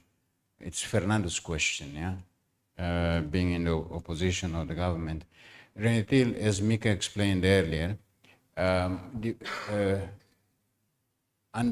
understand liberation of the national liberation in two parts, liberation of the country and liberation of the people. Liberation of the people is today. It's what we are doing every day in Timor-Leste. And at time you are in government, maybe another time you are in opposition. So different roles you play, but it is all towards achieving the full liberation of the people of Timor-Leste. In the case of Renetil activists, Renetil members, we have been in so many different positions. The first Secretary General and founder, late Fernando Lasama, he was Speaker of the Parliament. Before that, he was in the opposition. His party, minority party, Democratic Party, didn't get enough vote. They only had 7 or 8 seats in the parliament in 2001 to 2007. So they were in the opposition. But then things changed. He became Speaker of the Parliament for 5 years, and then later became Deputy Prime Minister and then Minister of Education. Other than that, his party, members of his party, many of whom were members of Renetil, were in the opposition whenever they are not in government. So this is a role that we play. Opposition is also important for democracy, and this is how we continue to play it. Linking this to the question asked by, I understand, a Timorese,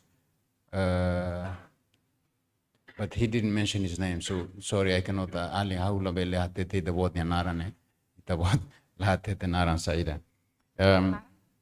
About what Renetil is doing today. As much as possible, we try. So I'm sorry, this is bits and pieces going out because in 2001, the National Council for the Timorese Resistance decided to dissolve itself. Up until then, Renetil was part of that organization, part of that umbrella organization. But we had a different understanding compared to other groups as it comes to liberation, national liberation. Our understanding was that after the liberation of the country, we continue with the liberation of the people. So we cannot dissolve ourselves. Renetil has to exist, continue to exist, whenever the agenda of liberation of the people has not been fully achieved. So we decided to remove ourselves from the National Council of the Timorese Resistance, the umbrella organization. So the only resistance organizations that decided to continue was Renetil. It was in an extraordinary Congress in 2001. The Congress decided, if CNRT dissolves itself, we continue. And that is what we are doing until today, maintaining a position of non-partisan. So we have members in different parties, some of them established parties, get into one party, move, leave, go to another.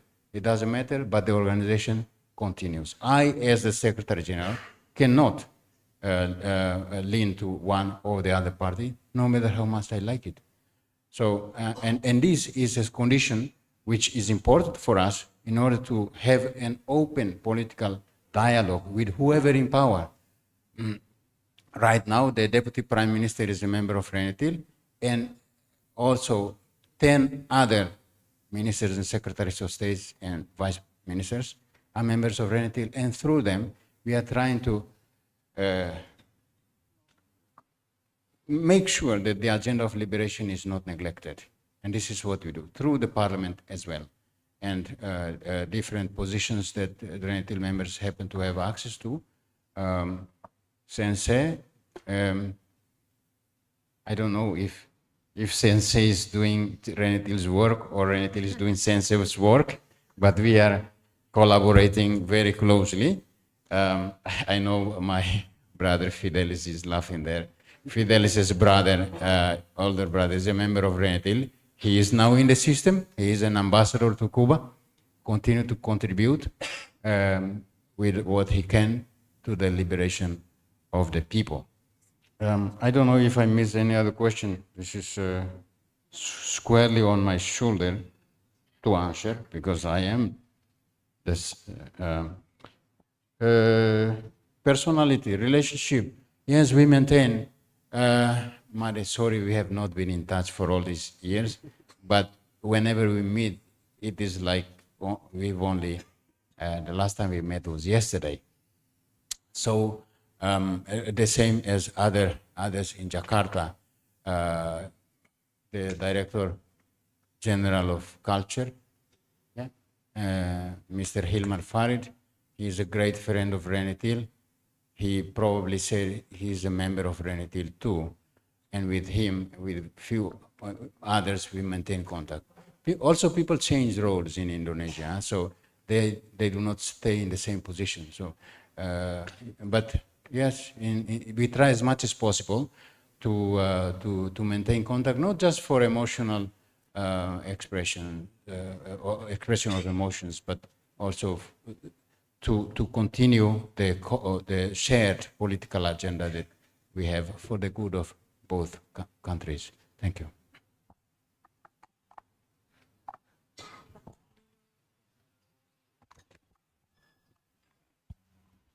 Okay, I think as a couple of comments from my side, say, I think as from our observation, should like quite most of prominent RENETIL member, not only RENETIL but also FRETIL's member now in establishment in East model politics. I mean, I think the tendency is more like strong if you look at the RENETIL member, like all in the strong position in politics. I think it's quite common tendency. I don't say the common, but I think it's quite something that might be in some part that might be common that the former activists after gaining independence or after like gaining power, they become more prominent politicians, like economically. That's I think the thing is because this is, I think, kind of like a tragic historical trajectory. Once you fight for the country and then you kind of one of the prominent member to build the country. I think this is the same back in Indonesian struggles of independence from Dutch colonial rule. Those who were the activists became the prominent politician. I think that might be quite similar pattern. But I think it's only because those youth activists, young activists, back in 1990s, the member of the Leste who study here in UGM or Jakarta or other part of Indonesia, they were actually at that time privileged elite because they were able to come to Indonesia to study in university. So I think when they in East will gain independence, we're gonna just be like a prominent member of the politics. I think that might be quite reasonable way those activists became the prominent politicians. But I see also the other side because some of my former interviewees back in Delhi, now they run for the election, presidential election, become politicians, but before they are all like NGO activists. So I see, especially in the member of RENETIL, after the Timor-Leste gained independence, they are more active in grassroots. I know some of the former RENETIL activists are working on more grassroots activism in Kampung, in Timor-Leste, or also environmental issue, and then they gradually carry up the ladder to the politics. I think it might be quite reasonable way. You are the activist, and then you're now working for NGOs, social issues, and then be the politician. So I think this is something I saw quite most of RENETIL activists with climbing up to the career ladder. And so my another comment on the questions from the Professor Kimura, and then I think this is also something I found in my feedback, because before I came to Timor-Leste, and I had this kind of stereotype, East Timorese people that don't like Indonesian. And when I stay in East Timorese family, I was in a homestay. Obviously, kids are watching like an Indonesian drama, and people still speaking bahasa, like Mau Mandi. Yeah, it's a bahasa actually. And then my professor back in Japan, he always told me, yeah, you should study Tetun because Tetun is a local language for Timorese. And I was about like, I think many people still speak Bahasa. Why not speak Bahasa? Like, and then I studied Tetun, went to Timor-Leste, and I found still Bahasa is quite dominant. And even when I go to the NGO conference in Dili, people speak Bahasa actually. And then most of my interviews also mentioned that they kind of learn this grassroots activism, social activism from Indonesian leftist groups. So I think in the grassroots level, Timor is still more close to Indonesia, more than like Portuguese culture, more than I think East Timorese culture. I think this kind of linkage. And then even like a prominent rental activist like Lasama Araujo, Fernando Araujo, he had a good friend with Lachlan Nasidik. He's now, I think, as a MP, parliament member in Democratic Party in Indonesia. And when Lasama had passed away several years ago, Lachlan Nasidik, Indonesian politician, made some comment on his, because they were a really good friend. I still following his Facebook, he often mentioned Lasama still, after 20 years. Like it's quite, I think, surprising, quite like impressive. Still, Indonesian activists have this personal connection with East Timorese activists who still have, I don't know whether they have any like, I don't know, a gathering conference or with Indonesian counterpart, but I think at that personal level, I see the kind of still connection between this. And then that's why I was able to easily reach Indonesian activists. When I talk with them, yeah, I had my friend back in Timor-Leste, and this person introduced you. They are really happy to talk about their activism with East Timor students back in 1990s. So I think the personal connection is quite strong, I suppose. Thank you, Takehiro. Okay. Yes, well, we have another round of questions. We've got David Webster and we've got Richard Fox. Thank you.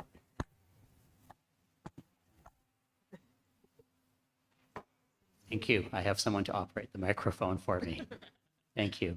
I'll make one quick comment, which is my impression as an outsider is that Renatil and CNC are carrying some of the old human rights tradition that is maybe not as prominent in government. So that's a valuable role still being played today. But I wanted to pick up on something Rogerio said in the first presentations about inspiration from organizations such as the MST, the Landless Workers Movement in Brazil, which is really talking about continued international solidarity. I guess my question is historical, because I'm remembering 1988, there was a decision, you said, to carry out the Indonesianization of the struggle. Was there a decision made maybe a little bit later to carry out the internationalization of the struggle through young Timorese, through a new generation of resistance? And I think of the displacement of the prominent role played by the Fretilin external delegation and the rise of new young ambassadors speaking as representatives for CNRM as it was at the time. So this would be Constancio Pinto in the United States. This would be the already mentioned Mika's brother Abe Barreto Suarez in Canada, Bela Gallos in Canada. So they're all young. And they're not necessarily speaking on behalf of Fretilin. They're named by Jose Ramos Horta, but they're speaking as ambassadors of Timor-Leste, right? Was there a decision taken to internationalize the new generation of resistance? That's the question. So different people might have different answers. Thank you. Thank you for great talks too. Really. Awesome. Can we have Richard's question after that? Perhaps, can everyone hear me if I just project? No, Uh, not. Fair enough. Oh, the broadcast can't. No, fair enough. Oh, I'm sorry. Is that a bit better? Wonderful. So I just wanted to ask a question that really picks up from Kisho's question earlier, which I thought was really an important and very interesting one, regarding the transformation of roles historically of several of our panelists, on which thank you very much also for the opportunity to be here. I'm interested in the role of sort of what you referred to, Kisho, as a sort of knowledge producer, or the active action of knowledge production. And Mana Joaquim de Fonseca referred several times to full liberation. And so what I wanted to know was, what does full liberation look like? What are some of the primary obstacles to that today, right here, right now? And how is one's work as a knowledge producer, or however one understands one's current role in sort of facing down those obstacles? Thank you, guys. Thank you very much, Richard, for the question. Last round of answers to David and Richard. Start with me. David's question about the internationalization of the conflict in Renetil. Because when CNRM, the National Council of Mobile Resistance, organized the struggle into three fronts: armed front, clandestine dash political front, and diplomatic also dash political front, by the way. It was Renetil was still in its infancy, yeah? And although Renetil played a facilitating role, before Renetil time, communication between the command structure in the jungle and the FSA, the Diaspora Fretlin Direction. At that time, primarily Fretlin, and then Zeramzort as the special envoy of the commander-in-chief. It took ages to get there, and Renetil cut that time by, it became very short, because we are located in Denpasar, Bali, and Denpasar is where everybody goes to America, to Australia, everywhere. So it was good. But then, slowly, there was the necessity to pick up that role as well. There was a coincidence that in 1994, during the APEC meeting in Jakarta, Renetil organized his, what we call Operação Trepe. Operação Trepe. Trepe is when you gamble, you have to have very good card to win.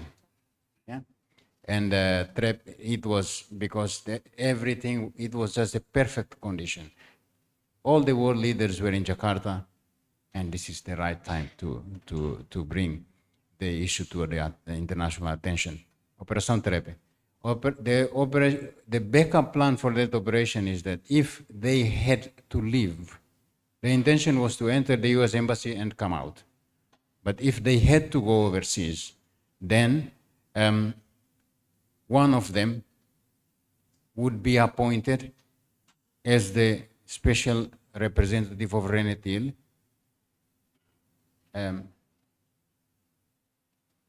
attached to the special representative of the commander-in-chief. So Domingo Sarmento Nagasoro would be appointed the special representative of Renetil, or international spokesperson of Renetil, attached to José Ramos Horta. So that was the backup plan, and that was what happened. And then they went overseas. Following that, the internationalization role became more and more, Renetil became more and more engaged in the internationalization of the conflict. Members of Renetil started to be From Lisbon, the 29 members of Renetil, when they arrived in Lisbon, they were, few months after, they were dispersed to the other cities of Europe, to London, to Madrid, to Amsterdam, and so on, to campaign, to internationalize the question of Timor-Leste. But also from the headquarters, members of Renetil were sent overseas to New Zealand, to many other places. I personally participated in some of Timor. I think we met in upset Kuala Lumpur.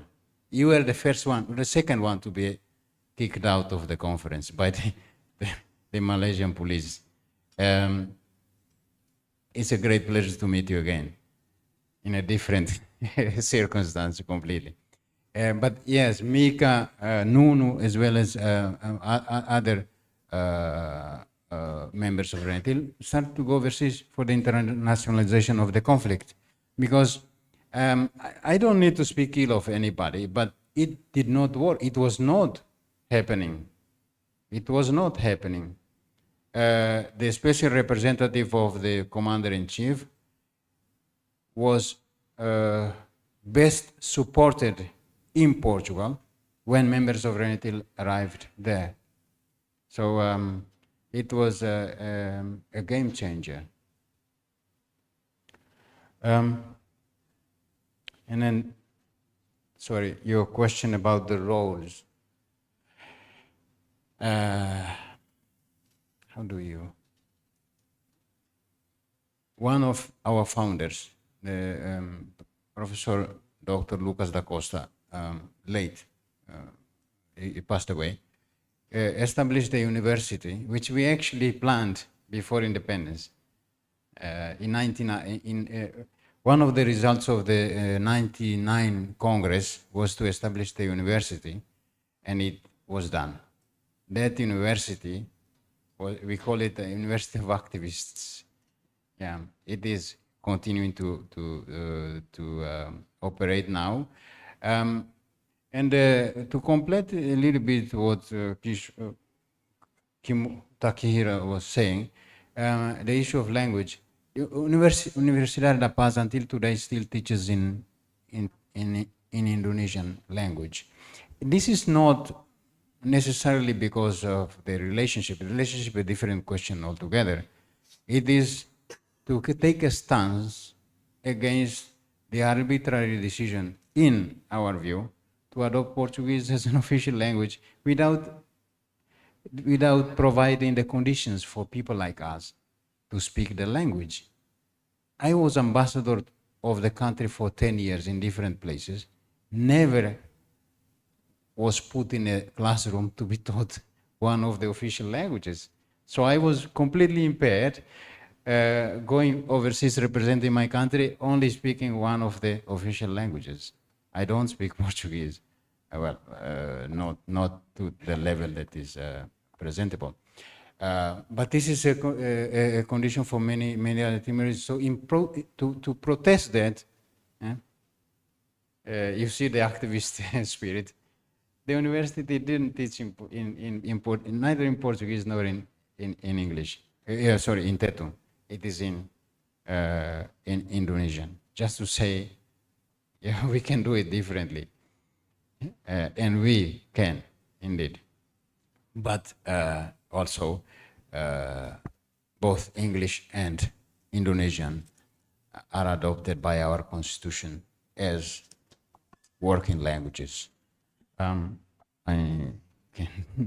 you. Thank you. Does anyone else want to answer this question on internationalization and the transformation of the rules? You know? I think regarding to Richard's question and Kyuso, what type of liberation and knowledge production thing. I think as mentioned by Joaquim Fonseca and also Mika Barreto, that because of, on behalf of national liberation, the liberation of people will be discussed after independence, and it was very difficult to talk about that issue during the resistance time. And I think I myself, I came from a student movement, student group in Jakarta of Universitas of Indonesia, and the discussion, well, the first national liberation objective was the liberation of the people and the liberation of the country simultaneously. But then after 1981, it was decided that the liberation of, we only concentrate, the national unity for this, only concentrate for liberation of the country, not liberation of the people. And the discussion was never, even within Renetil, we have different views of what type of liberation of the people, and I think if you ask me about my vision, I think how all of Timorese people become a subject of development and become self-reliance.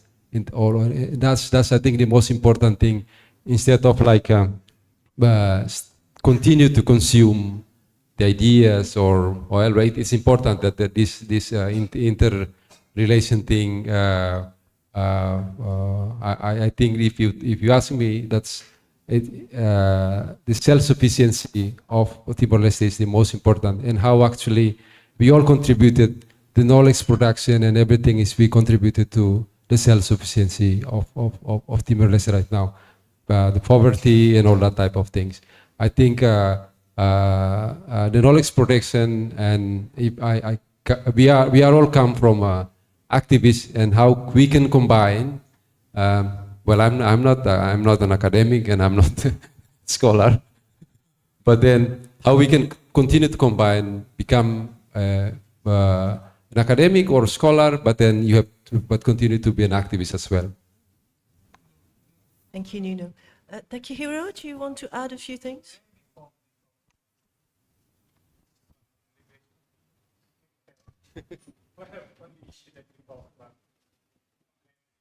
Yeah, that's only some of the issue that actually Ugo remind me about how to say the discussion that we have, and for instance, when we interview, I myself and Ugo, we went to interview Mario Carrascalão, the former governor of Timor-Leste.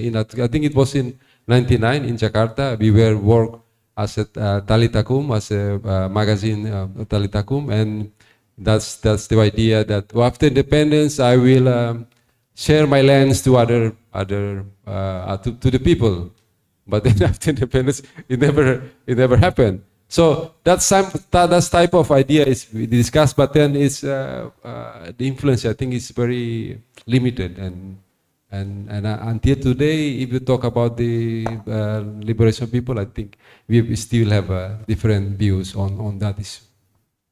Thank you, Nuno. Takehiro, do you have a last few words you want to say? The microphone needs to go over there. Thank you.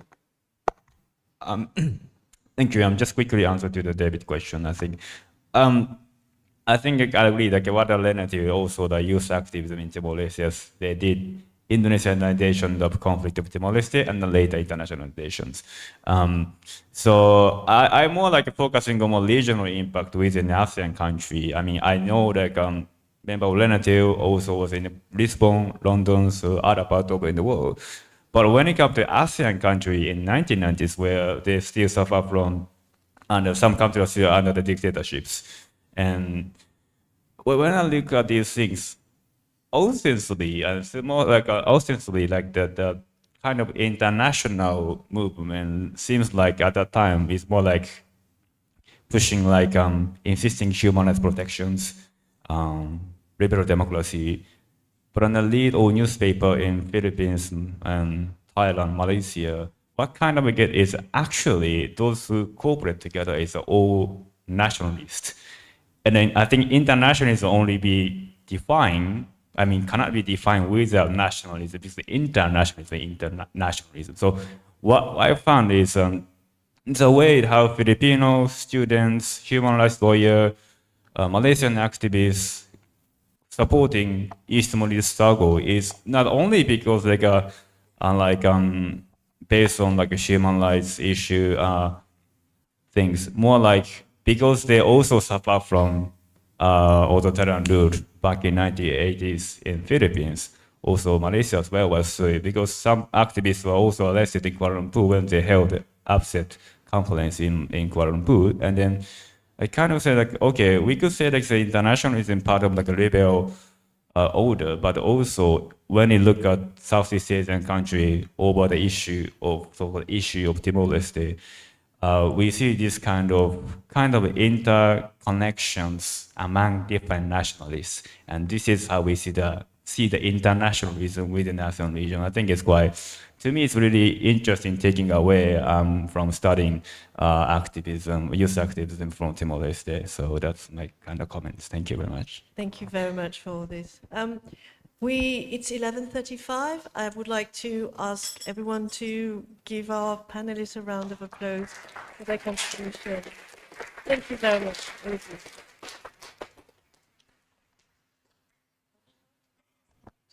And I think it's lunchtime.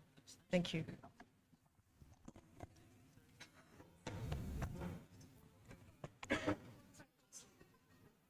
Thank you to the... Picture.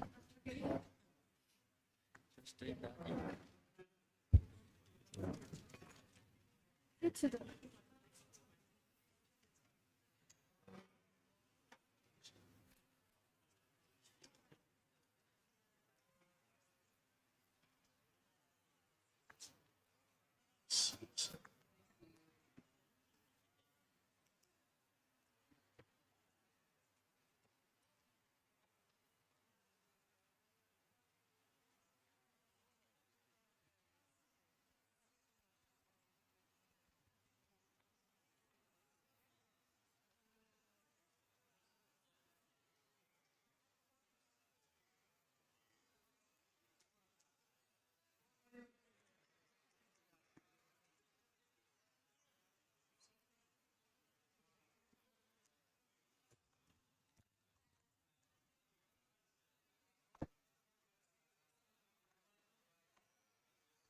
Thank you to the moderators and speakers for the insightful discussion. Ladies and gentlemen, that was the end of session 1. For the next session, attendees are welcome to a lunch break. Lunch will be served at the lounge outside this auditorium. And please note that after the lunch break, at 12:30 p.m., we will hold our second session with the theme of Sucia and placing Timor-Leste discussion. Thank you.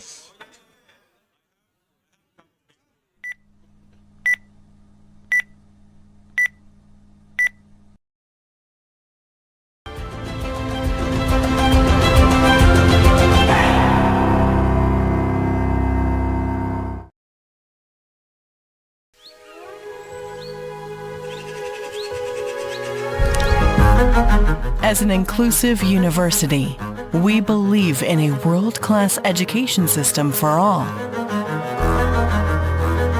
From the struggle and courage of the Indonesian Revolution for independence, we started a journey to build the nation.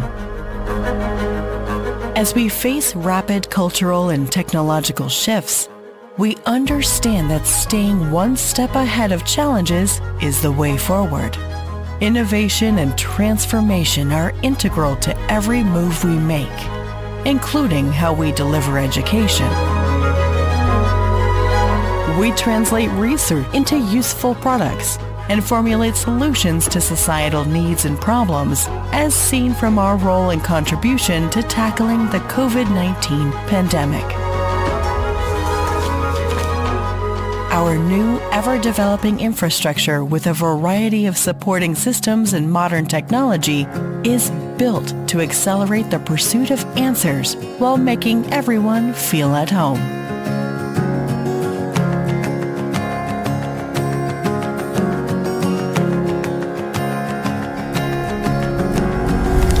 Passions are nurtured beyond academic fields. The facilities that cater to their needs, students are given the space to unlock their potential, unleash their creativity, and reach for the stars. Our dedication to community development reaches far and wide. We synergize and share roles with various stakeholders to build an empowered and resilient community. Unity in diversity. We push knowledge forward and make a high community impact that matters in harmony with our long-held principle, globally respected. We are UGM.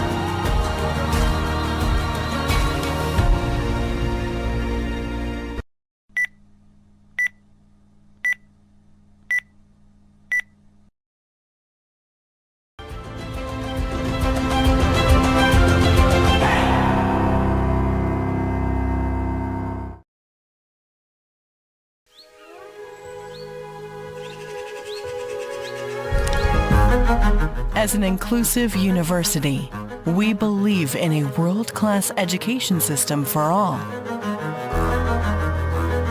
From the struggle and courage of the Indonesian Revolution for independence, we started a journey to build the nation. As we face rapid cultural and technological shifts, we understand that staying one step ahead of challenges is the way forward. Innovation and transformation are integral to every move we make, including how we deliver education. We translate research into useful products and formulate solutions to societal needs and problems, as seen from our role and contribution to tackling the COVID-19 pandemic. Our new, ever-developing infrastructure with a variety of supporting systems and modern technology is built to accelerate the pursuit of answers while making everyone feel at home.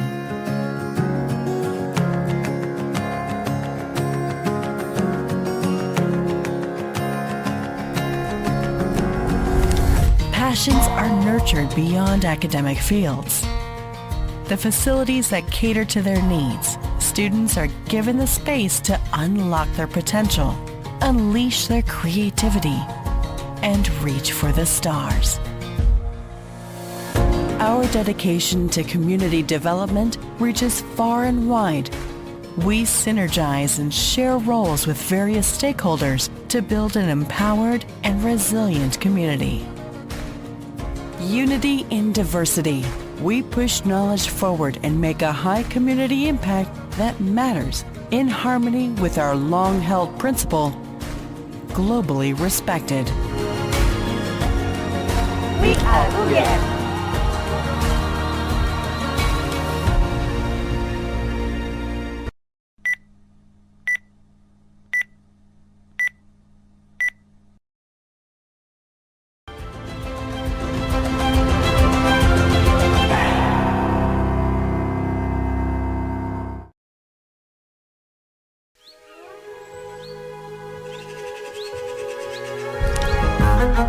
As an inclusive university, we believe in a world-class education system for all.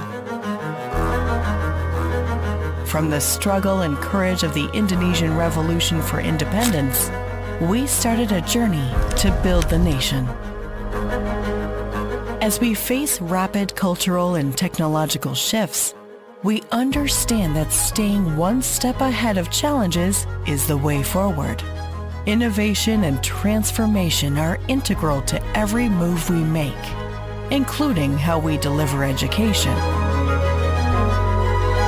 We translate research into useful products and formulate solutions to societal needs and problems, as seen from our role and contribution to tackling the COVID-19 pandemic.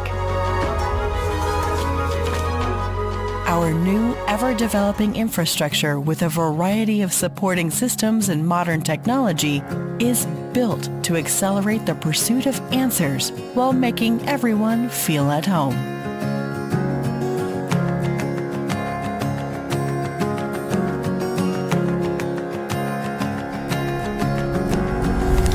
Passions are nurtured beyond academic fields. The facilities that cater to their needs, students are given the space to unlock their potential, unleash their creativity, and reach for the stars. Our dedication to community development reaches far and wide. We synergize and share roles with various stakeholders to build an empowered and resilient community. Unity in diversity. We push knowledge forward and make a high community impact that matters in harmony with our long-held principle, globally respected. We are UGM.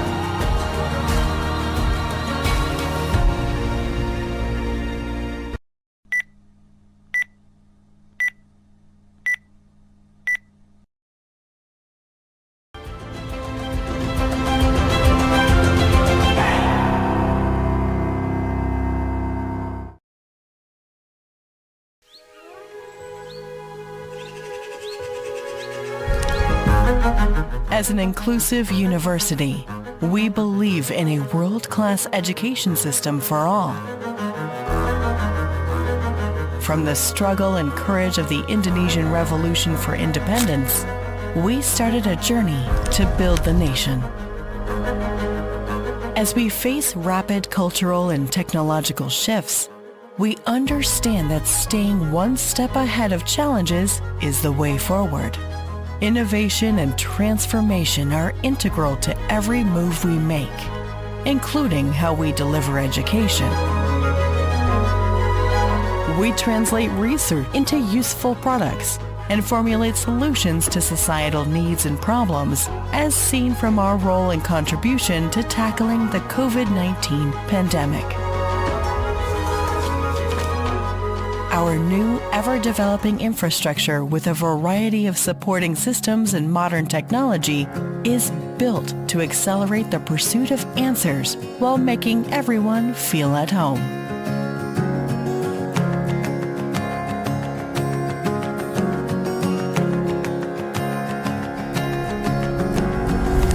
Passions are nurtured beyond academic fields.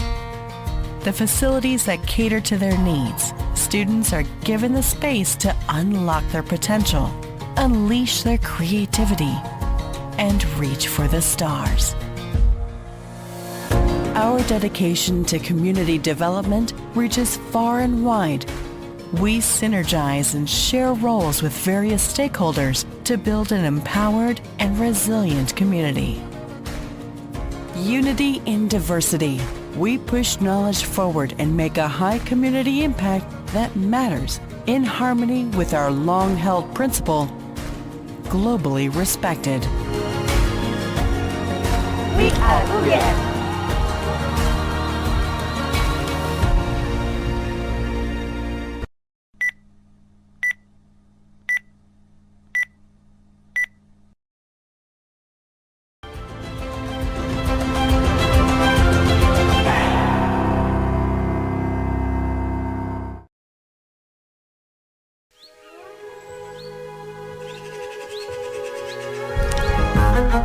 As an inclusive university, we believe in a world-class education system for all.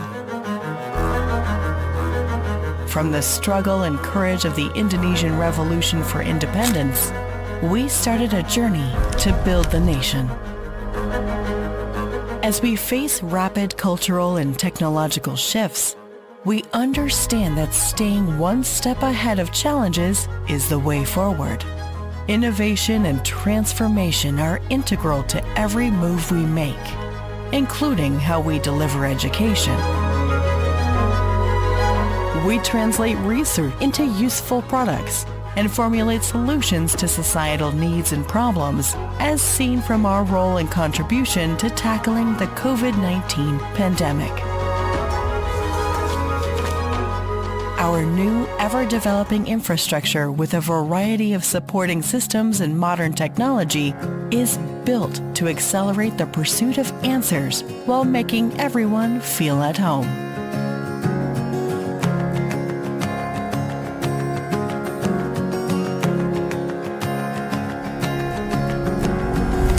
Passions are nurtured beyond academic fields. The facilities that cater to their needs, students are given the space to unlock their potential, unleash their creativity, and reach for the stars. Our dedication to community development reaches far and wide. We synergize and share roles with various stakeholders to build an empowered and resilient community. Unity in diversity. We push knowledge forward and make a high community impact that matters in harmony with our long-held principle, globally respected. We are UGM.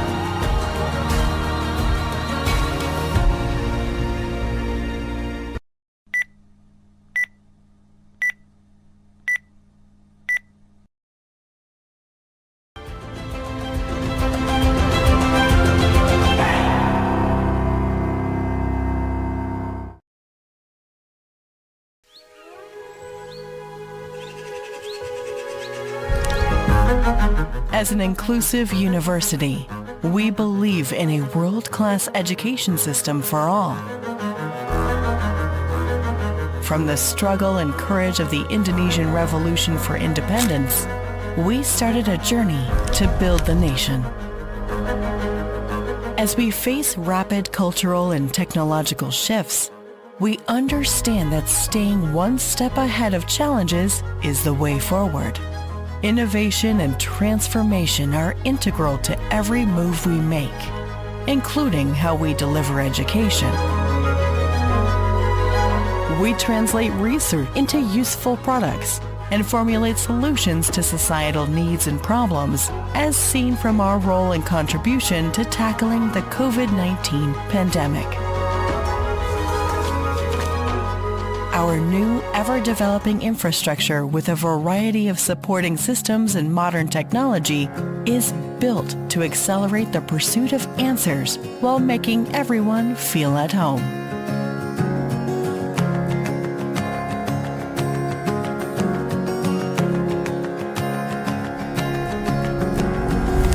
Passions are nurtured beyond academic fields. The facilities that cater to their needs, students are given the space to unlock their potential, unleash their creativity, and reach for the stars. Our dedication to community development reaches far and wide. We synergize and share roles with various stakeholders to build an empowered and resilient community. Unity in diversity.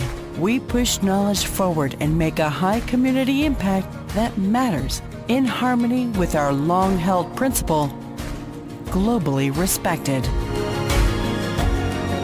We are UGM.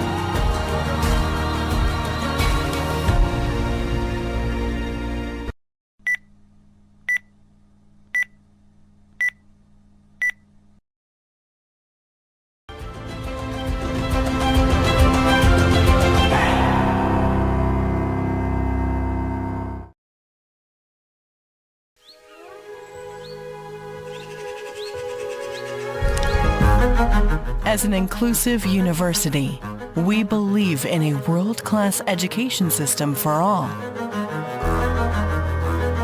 From the struggle and courage of the Indonesian Revolution for Independence, we started a journey to build the nation. As we face rapid cultural and technological shifts, we understand that staying one step ahead of challenges is the way forward. Innovation and transformation are integral to every move we make, including how we deliver education. We translate research into useful products and formulate solutions to societal needs and problems, as seen from our role and contribution to tackling the COVID-19 pandemic. Our new, ever-developing infrastructure with a variety of supporting systems and modern technology is built to accelerate the pursuit of answers while making everyone feel at home.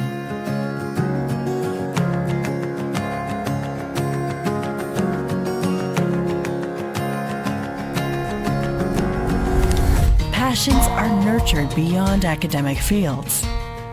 The facilities that cater to their needs, students are given the space to unlock their potential, unleash their creativity, and reach for the stars. Our dedication to community development reaches far and wide.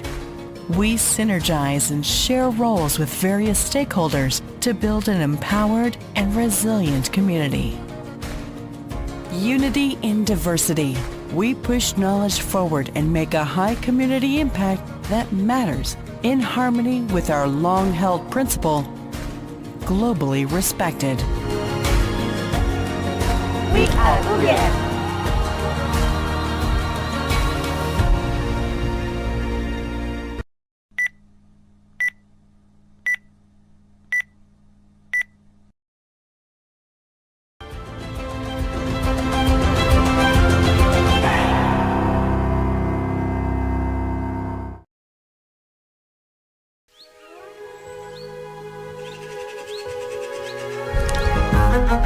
As an inclusive university, we believe in a world-class education system for all.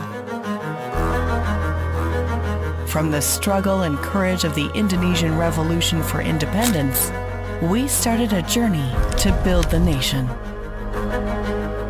As we face rapid cultural and technological shifts, we understand that staying one step ahead of challenges is the way forward. Innovation and transformation are integral to every move we make, including how we deliver education. We translate research into useful products and formulate solutions to societal needs and problems, as seen from our role and contribution to tackling the COVID-19 pandemic.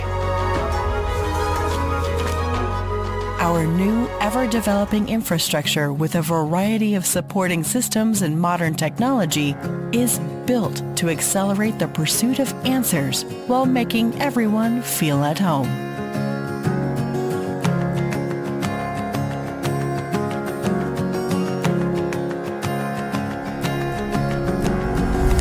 Passions are nurtured beyond academic fields. The facilities that cater to their needs, students are given the space to unlock their potential, unleash their creativity, and reach for the stars. Our dedication to community development reaches far and wide. We synergize and share roles with various stakeholders to build an empowered and resilient community. Unity in diversity. We push knowledge forward and make a high community impact that matters in harmony with our long-held principle, globally respected. We are UGM.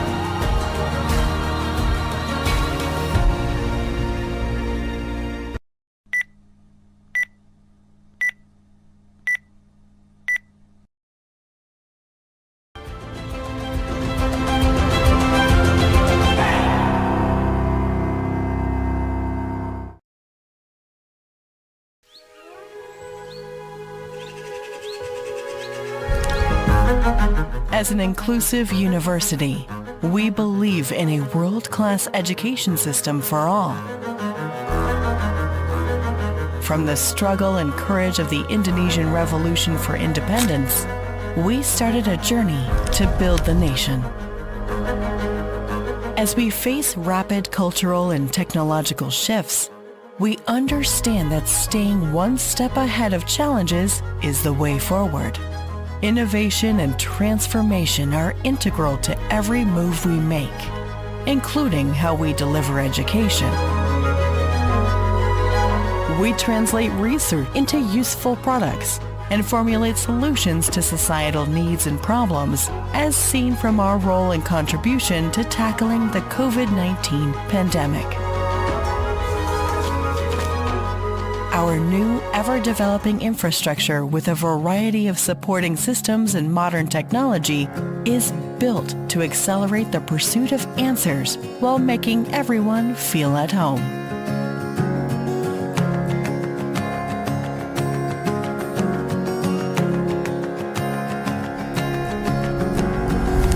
Passions are nurtured beyond academic fields. The facilities that cater to their needs, students are given the space to unlock their potential, unleash their creativity, and reach for the stars. Our dedication to community development reaches far and wide. We synergize and share roles with various stakeholders to build an empowered and resilient community. Unity in diversity. We push knowledge forward and make a high community impact that matters in harmony with our long-held principle, globally respected.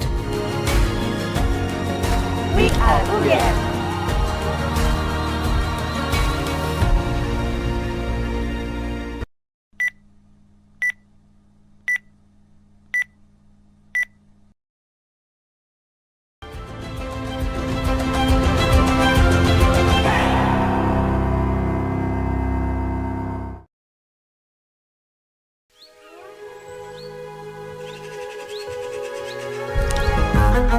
As an inclusive university, we believe in a world-class education system for all.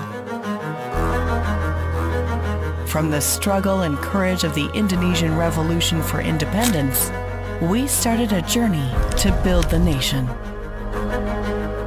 As we face rapid cultural and technological shifts, we understand that staying one step ahead of challenges is the way forward.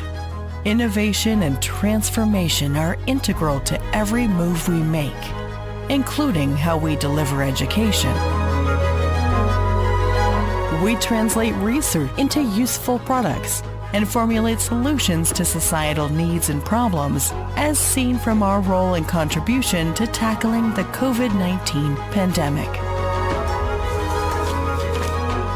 Our new, ever-developing infrastructure with a variety of supporting systems and modern technology is built to accelerate the pursuit of answers while making everyone feel at home.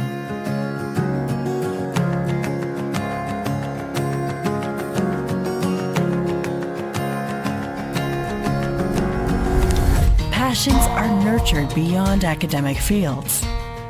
The facilities that cater to their needs, students are given the space to unlock their potential, unleash their creativity, and reach for the stars. Our dedication to community development reaches far and wide.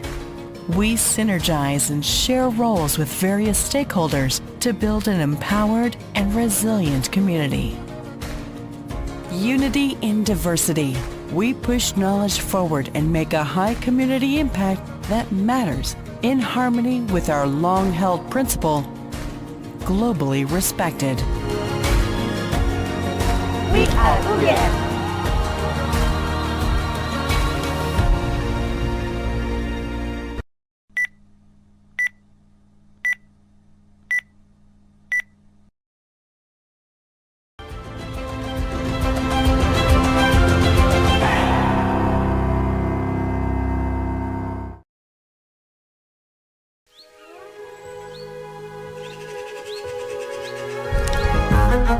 As an inclusive university, we believe in a world-class education system for all.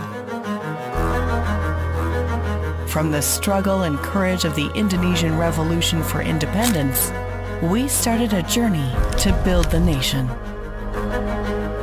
As we face rapid cultural and technological shifts, we understand that staying one step ahead of challenges is the way forward. Innovation and transformation are integral to every move we make, including how we deliver education. We translate research into useful products and formulate solutions to societal needs and problems, as seen from our role and contribution to tackling the COVID-19 pandemic. Our new, ever-developing infrastructure with a variety of supporting systems and modern technology is built to accelerate the pursuit of answers while making everyone feel at home.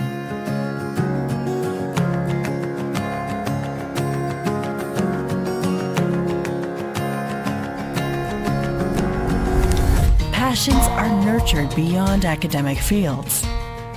The facilities that cater to their needs, students are given the space to unlock their potential, unleash their creativity, and reach for the stars. Our dedication to community development reaches far and wide. We synergize and share roles with various stakeholders to build an empowered and resilient community.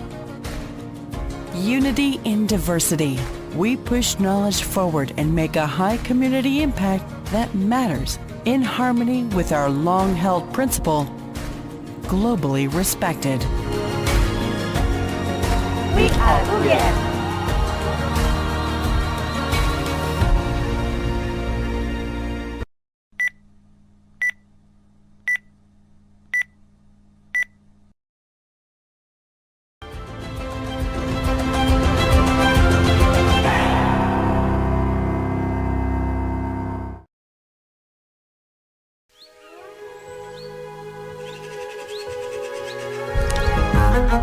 As an inclusive university, we believe in a world-class education system for all. From the struggle and courage of the Indonesian Revolution for independence, we started a journey to build the nation. As we face rapid cultural and technological shifts, we understand that staying one step ahead of challenges is the way forward. Innovation and transformation are integral to every move we make, including how we deliver education. We translate research into useful products and formulate solutions to societal needs and problems, as seen from our role and contribution to tackling the COVID-19 pandemic. Our new, ever-developing infrastructure with a variety of supporting systems and modern technology is built to accelerate the pursuit of answers while making everyone feel at home.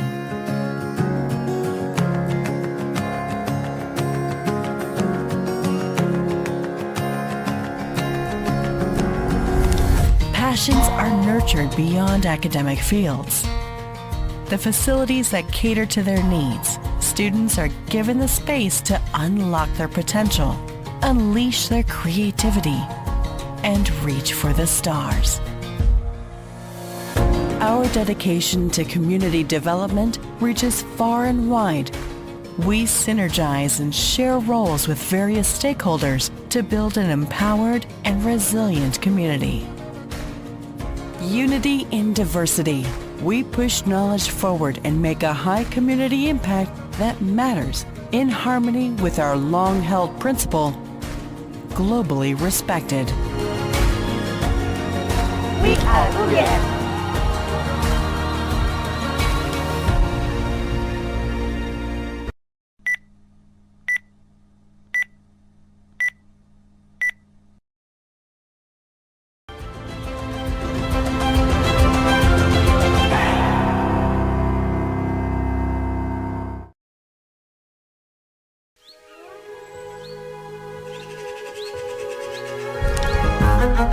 As an inclusive university, we believe in a world-class education system for all. From the struggle and courage of the Indonesian Revolution for independence, we started a journey to build the nation. As we face rapid cultural and technological shifts, we understand that staying one step ahead of challenges is the way forward. Innovation and transformation are integral to every move we make, including how we deliver education. We translate research into useful products and formulate solutions to societal needs and problems, as seen from our role and contribution to tackling the COVID-19 pandemic. Our new, ever-developing infrastructure with a variety of supporting systems and modern technology is built to accelerate the pursuit of answers while making everyone feel at home.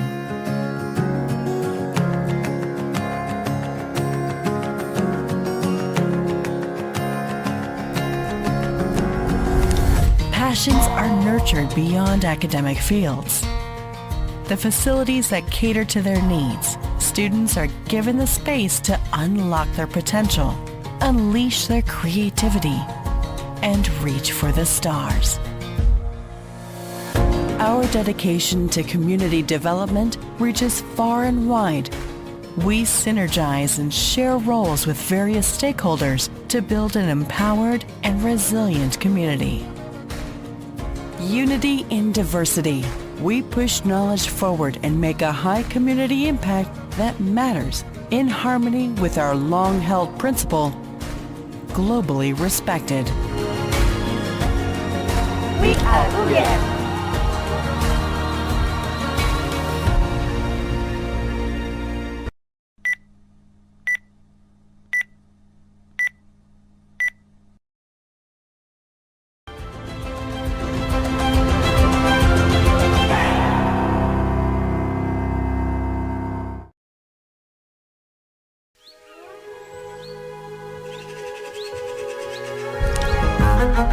As an inclusive university, we believe in a world-class education system for all.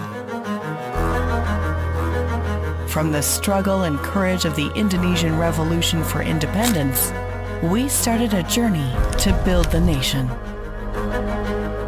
As we face rapid cultural and technological shifts, we understand that staying one step ahead of challenges is the way forward. Innovation and transformation are integral to every move we make, including how we deliver education. We translate research into useful products and formulate solutions to societal needs and problems, as seen from our role and contribution to tackling the COVID-19 pandemic. Our new, ever-developing infrastructure with a variety of supporting systems and modern technology is built to accelerate the pursuit of answers while making everyone feel at home.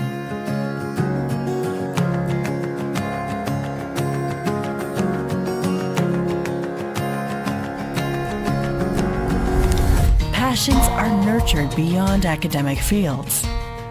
The facilities that cater to their needs, students are given the space to unlock their potential, unleash their creativity, and reach for the stars. Our dedication to community development reaches far and wide. We synergize and share roles with various stakeholders to build an empowered and resilient community. Unity in diversity. We push knowledge forward and make a high community impact that matters in harmony with our long-held principle, globally respected. We are UGM.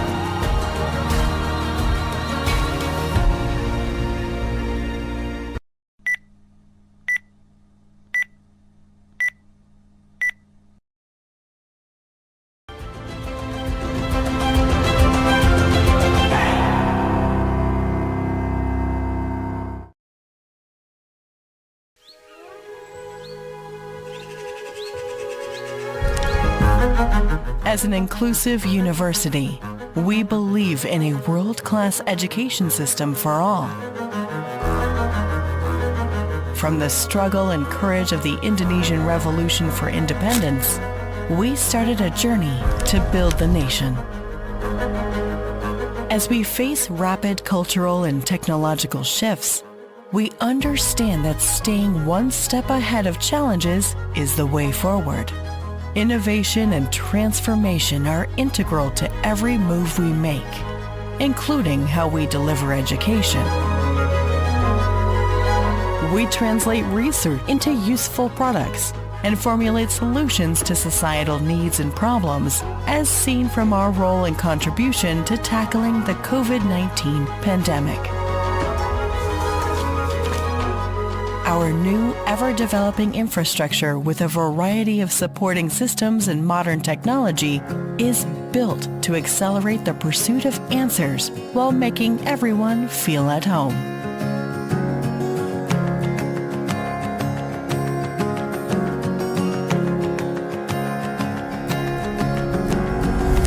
Passions are nurtured beyond academic fields. The facilities that cater to their needs, students are given the space to unlock their potential, unleash their creativity, and reach for the stars. Our dedication to community development reaches far and wide. We synergize and share roles with various stakeholders to build an empowered and resilient community. Unity in diversity. We push knowledge forward and make a high community impact that matters in harmony with our long-held principle, globally respected.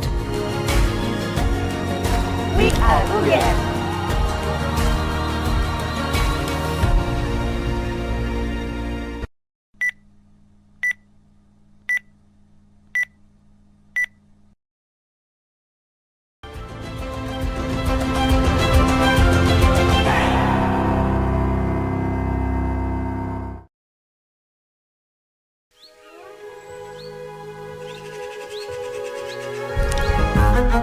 As an inclusive university, we believe in a world-class education system for all.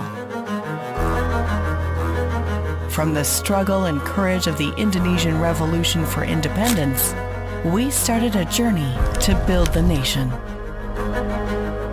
As we face rapid cultural and technological shifts, we understand that staying one step ahead of challenges is the way forward.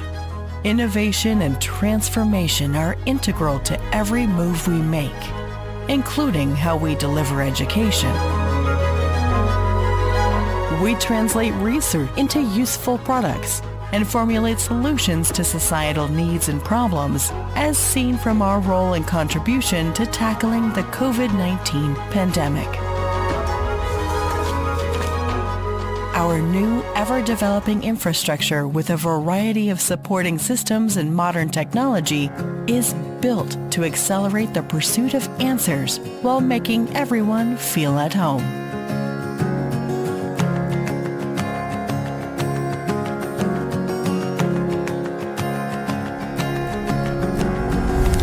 Passions are nurtured beyond academic fields.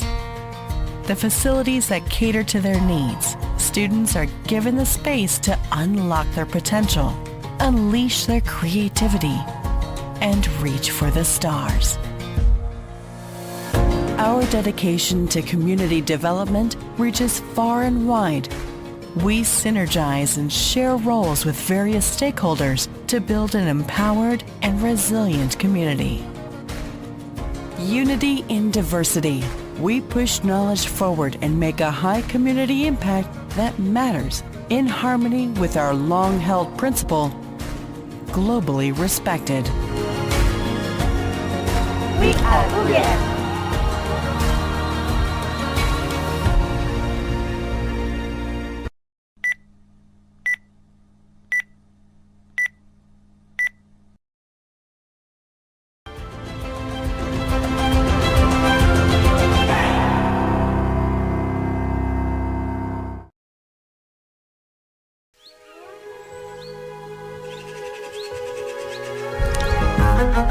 As an inclusive university, we believe in a world-class education system for all. From the struggle and courage of the Indonesian Revolution for Independence, we started a journey to build the nation. As we face rapid cultural and technological shifts, we understand that staying one step ahead of challenges is the way forward. Innovation and transformation are integral to every move we make, including how we deliver education. We translate research into useful products and formulate solutions to societal needs and problems, as seen from our role and contribution to tackling the COVID-19 pandemic. Our new, ever-developing infrastructure with a variety of supporting systems and modern technology is built to accelerate the pursuit of answers while making everyone feel at home.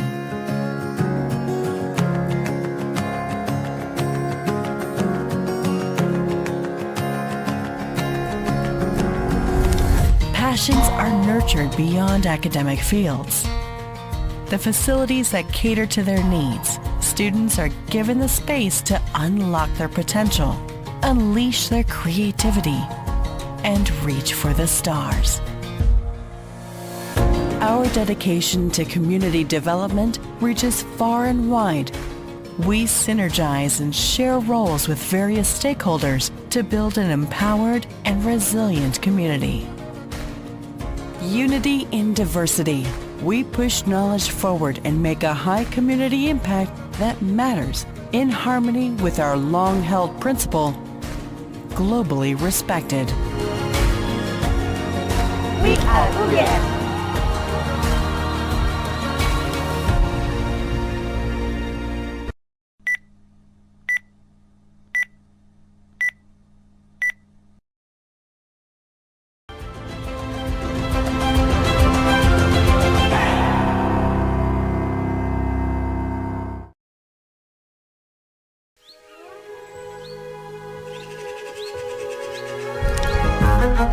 As an inclusive university, we believe in a world-class education system for all. From the struggle and courage of the Indonesian Revolution for independence, we started a journey to build the nation. As we face rapid cultural and technological shifts, we understand that staying one step ahead of challenges is the way forward. Innovation and transformation are integral to every move we make, including how we deliver education. We translate research into useful products and formulate solutions to societal needs and problems, as seen from our role and contribution to tackling the COVID-19 pandemic. Our new, ever-developing infrastructure with a variety of supporting systems and modern technology is built to accelerate the pursuit of answers while making everyone feel at home.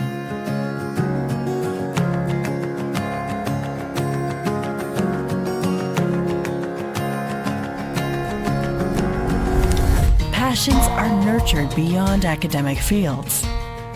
The facilities that cater to their needs, students are given the space to unlock their potential, unleash their creativity, and reach for the stars.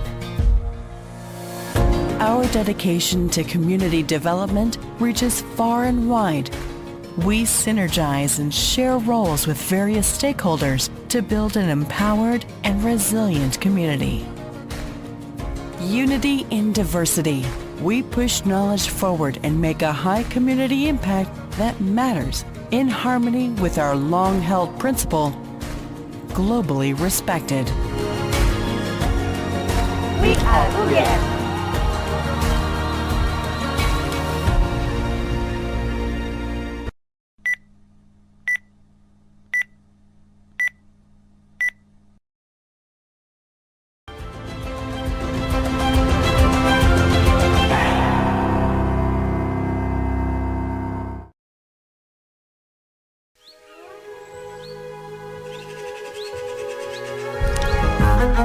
As an inclusive university, we believe in a world-class education system for all. From the struggle and courage of the Indonesian Revolution for independence, we started a journey to build the nation. As we face rapid cultural and technological shifts, we understand that staying one step ahead of challenges is the way forward. Innovation and transformation are integral to every move we make, including how we deliver education. We translate research into useful products and formulate solutions to societal needs and problems, as seen from our role and contribution to tackling the COVID-19 pandemic.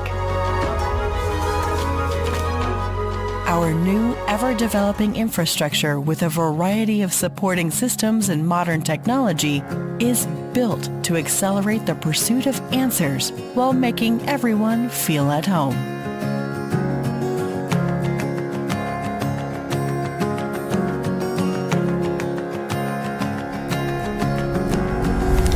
Passions are nurtured beyond academic fields. The facilities that cater to their needs, students are given the space to unlock their potential, unleash their creativity, and reach for the stars. Our dedication to community development reaches far and wide. We synergize and share roles with various stakeholders to build an empowered and resilient community. Unity in diversity. We push knowledge forward and make a high community impact that matters in harmony with our long-held principle, globally respected. We are UGM.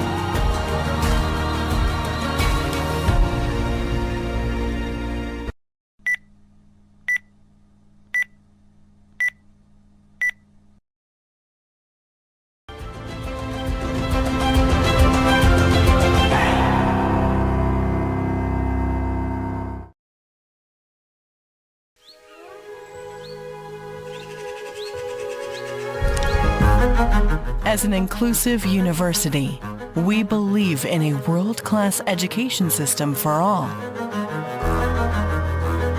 From the struggle and courage of the Indonesian Revolution for independence, we started a journey to build the nation. As we face rapid cultural and technological shifts, we understand that staying one step ahead of challenges is the way forward. Innovation and transformation are integral to every move we make, including how we deliver education. We translate research into useful products and formulate solutions to societal needs and problems, as seen from our role and contribution to tackling the COVID-19 pandemic. Our new, ever-developing infrastructure with a variety of supporting systems and modern technology is built to accelerate the pursuit of answers while making everyone feel at home.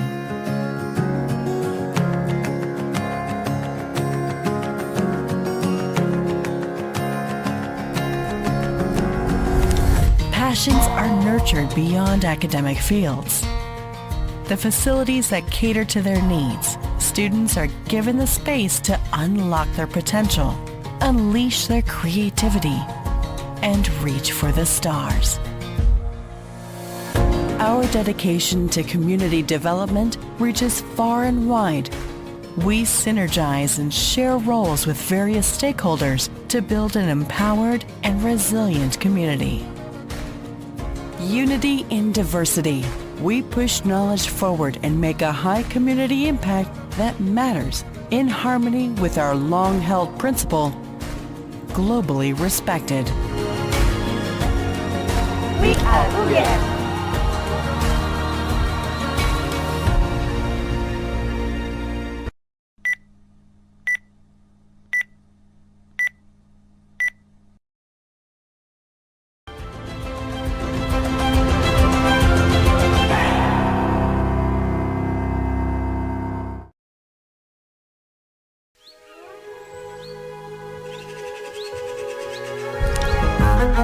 As an inclusive university, we believe in a world-class education system for all. From the struggle and courage of the Indonesian Revolution for independence, we started a journey to build the nation. As we face rapid cultural and technological shifts, we understand that staying one step ahead of challenges is the way forward. Innovation and transformation are integral to every move we make, including how we deliver education. We translate research into useful products and formulate solutions to societal needs and problems, as seen from our role and contribution to tackling the COVID-19 pandemic. Our new, ever-developing infrastructure with a variety of supporting systems and modern technology is built to accelerate the pursuit of answers while making everyone feel at home.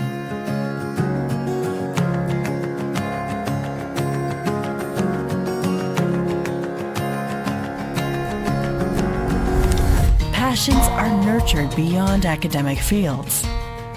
The facilities that cater to their needs, students are given the space to unlock their potential, unleash their creativity, and reach for the stars. Our dedication to community development reaches far and wide. We synergize and share roles with various stakeholders to build an empowered and resilient community. Unity in diversity. We push knowledge forward and make a high community impact that matters in harmony with our long-held principle, globally respected. We are UGM.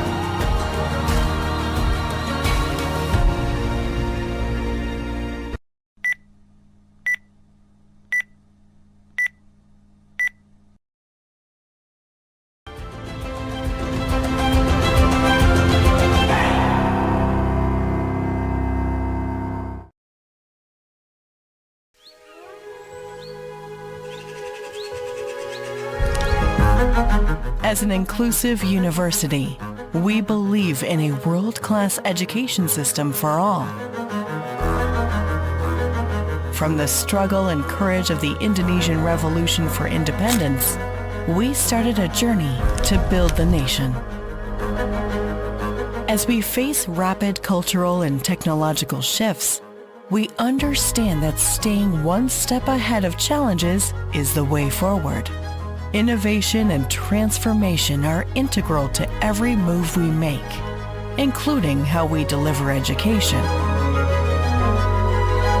We translate research into useful products and formulate solutions to societal needs and problems, as seen from our role and contribution to tackling the COVID-19 pandemic.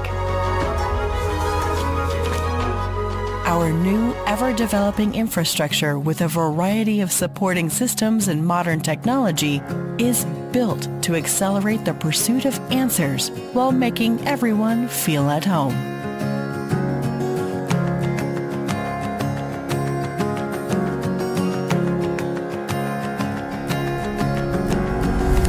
Passions are nurtured beyond academic fields. The facilities that cater to their needs, students are given the space to unlock their potential, unleash their creativity, and reach for the stars.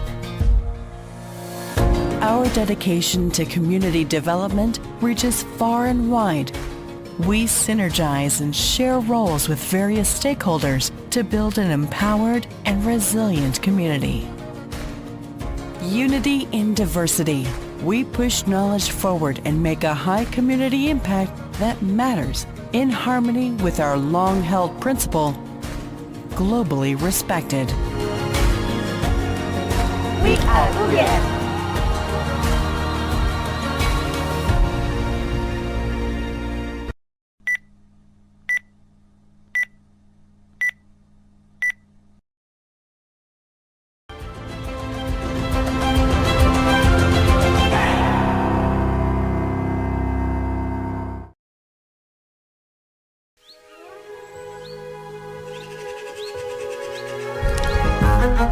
As an inclusive university, we believe in a world-class education system for all.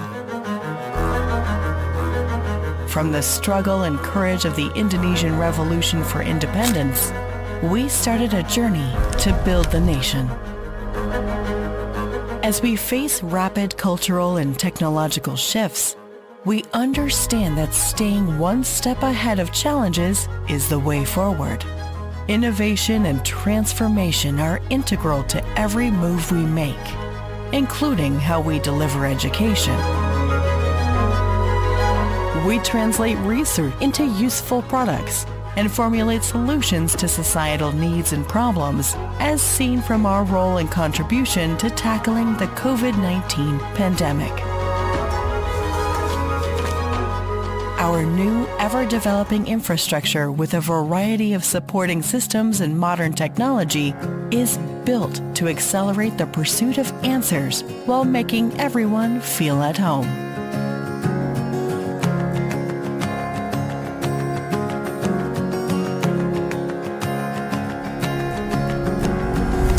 Passions are nurtured beyond academic fields.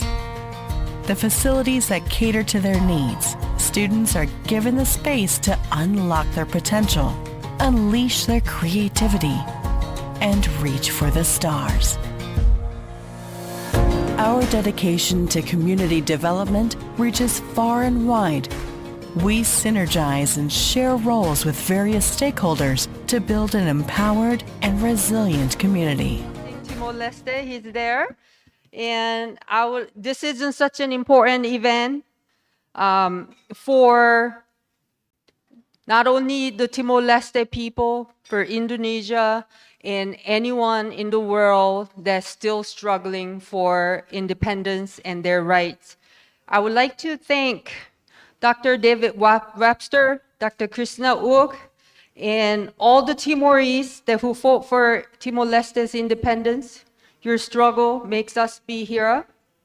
And also all the Indonesians who are here as well, who are watching YouTube, who want to learn about the truth, who wants to learn about what happened and what we are doing are extremely important as well. So all of us together, and also foreign scholars who study about Timor-Leste, truth and reconciliation, we make a community of people that we will record what happened as accurately as possible so that younger generations will not forget what all of you have been going through throughout many, many, many years. So I hope that this will give us another chance to discuss what happened, and I will invite esteemed scholars to the front. Dr. Marisa Ramos Gonçalves from University of Coimbra, Portugal.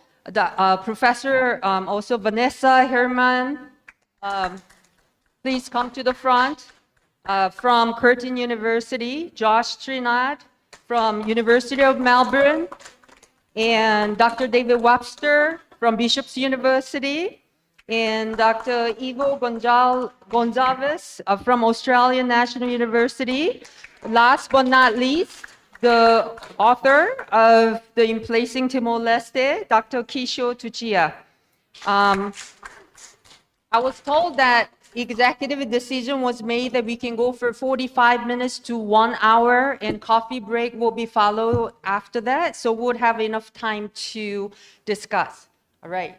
So thank you so much. I'll give you 5 minutes each to just start with, and then we'll see what kind of questions, but we'll have about 45 to 1 hour this afternoon. Thank you. Would you like to start with the order that? Okay, yeah. Good afternoon, everyone. I am Marisa Gonçalves from University of Coimbra in Portugal. I'm very privileged to be here commenting on Kisho Tsuya's book, In Placing East Timor Regime Change in Knowledge Production. I first want to congratulate him on such a major undertaking and very important contribution to rethink the history of Timor-Leste. So I was really struck by the book. For me, the central theme that Kisho brings to the discussion of the history of Timor-Leste is how East Timorese, and in his words, how East Timorese and its inhabitants have been placed in the socio-political hierarchies and international relations by various communities of interpretation. So I thought this was quite interesting expression, communities of interpretation.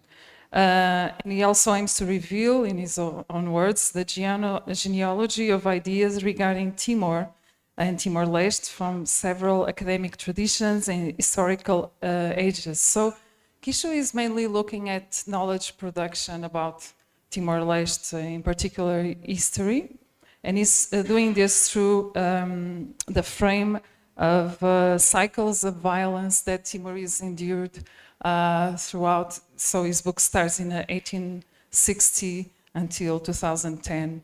I think in terms of methodology, the way he does this is quite, I mean, other people have done this research about Timor-Leste that also places importance on the cycles of violence, like Douglas Cameron, for example.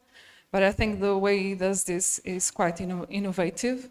So he also proposes to examine, the colonial archives and pre-colonial archives to understand relationships between authors of knowledge production. So colonial officers, academics, journalists, so the relationships they have with these Timorese and Timorese in the Timor Islands. So for me, his major contribution to the historiography of Timor-Leste is to unsettle very rigid fixed categories that exist in the history that was already produced.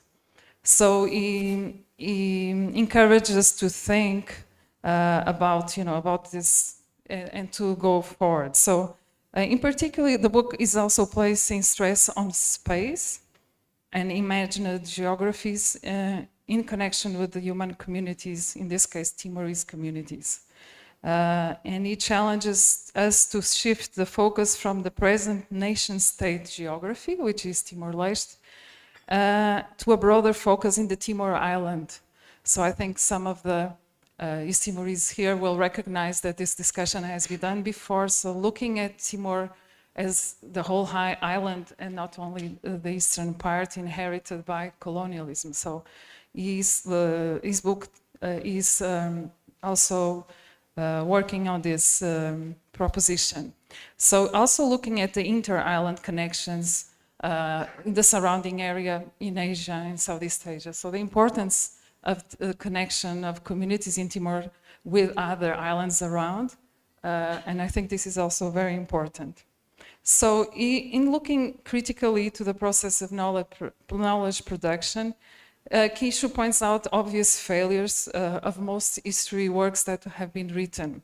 For example, the lack of study of multiple sources, so archives that exist in different languages because of the rich history of Timor-Leste, colonialism too. So there are sources in Portuguese, sources in English, sources in Indonesian, sources in Dutch, in Japan. Yeah, so Kishu has broad knowledge of different languages, and he was able to do this research that a lot of us maybe thought about doing before, but didn't have the resources or didn't have. I mean, not everyone has the ability to speak several languages, but it is important to cross these different archives and to compare, because it's very important in history to do this kind of work.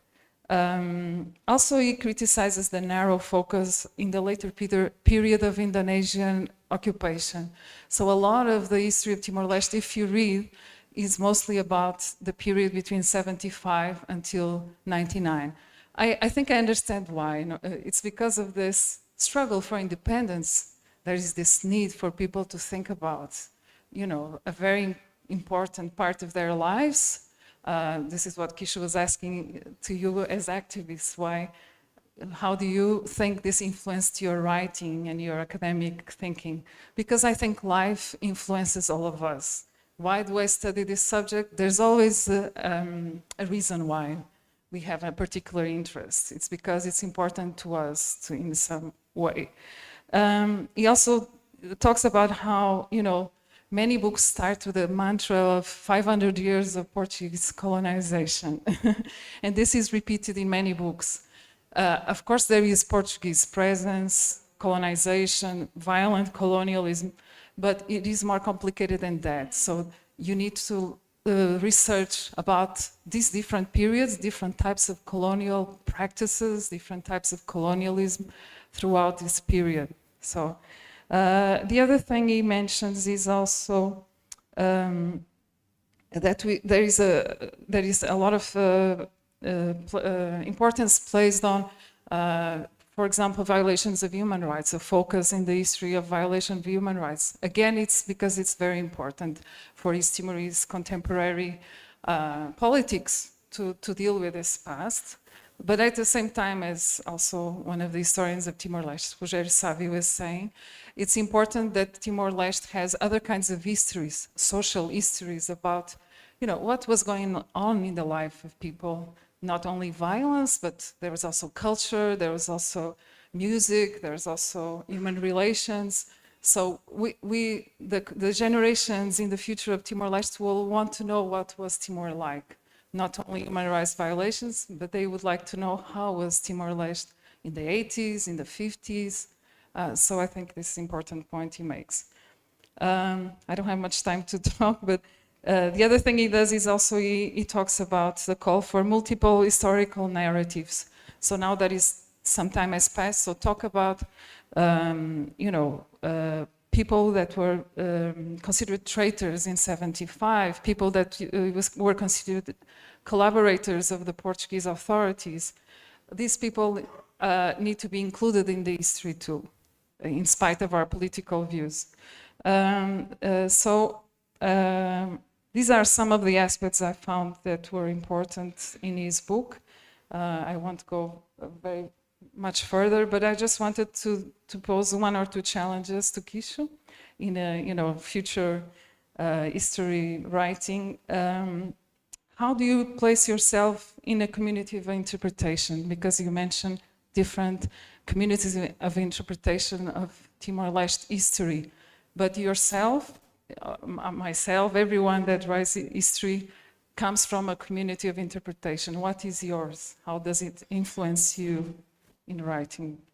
The other challenge is about engagement with more East Timorese works that were produced about history. You engage with a lot of sources, Dutch colonial sources, Portuguese colonial sources, East Timorese writings, and so on. But I found that in the more recent periods, the one that I study more about during the Indonesian occupation, there has been a lot of efforts in Timor to write histories from the perspective of communities. For example, Centro Nacional Chega is doing this one story, one community, or perhaps even carrying out more oral histories to understand better the issues that you raise in the chapters about Timorese nationalism. Timorese looks into the or analysis of its own identities nowadays. It's very complex, so how can you grasp that? I think there needs to be a little bit more about oral histories and engagement with Timorese books that have been written, memories, and oral histories that are being done by collectives in Timor-Leste, etc., even if in a critical perspective, but more engagement with those sources. I'm not going to speak more, but in the whole, I think it's a very important contribution for us to challenge the East Timorese themselves, challenge themselves about which kind of histories do I want to write about, which kind of knowledge production should we be discussing in Timor-Leste. So thank you very much. We'll invite Vanessa Herman for the next presentation or the comment. Okay, thanks very much. My name's Vanessa Herman. I'm a historian from Curtin University in Western Australia, in Perth. It's my pleasure to comment a little bit about the very fine book we have in front of us here, Emplacing East Timor, by my colleague Kisho Suchia. It's very interesting to me. I think that Kisho provides us with alternative ways of reimagining what it is to be Timorese, to be, whether you are from West Timor or East Timor, that he asks us to imagine identity in a diverse range of ways about what it is to be Timorese. My own research deals with migration histories and the role of the diaspora in the liberation movement for Timor-Leste, but also what happens to that East Timorese diaspora once independence is achieved. Where do they go? What about their children? What about their sense of home and belonging?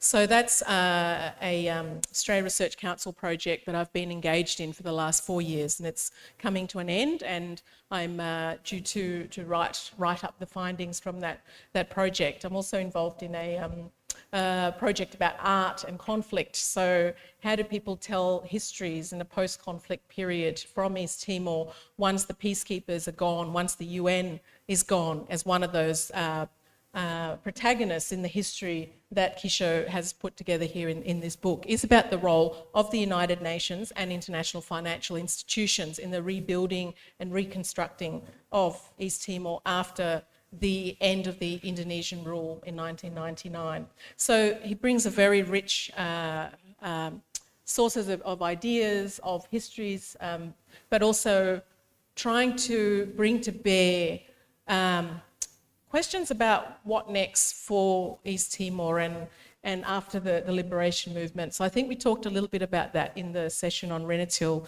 this morning.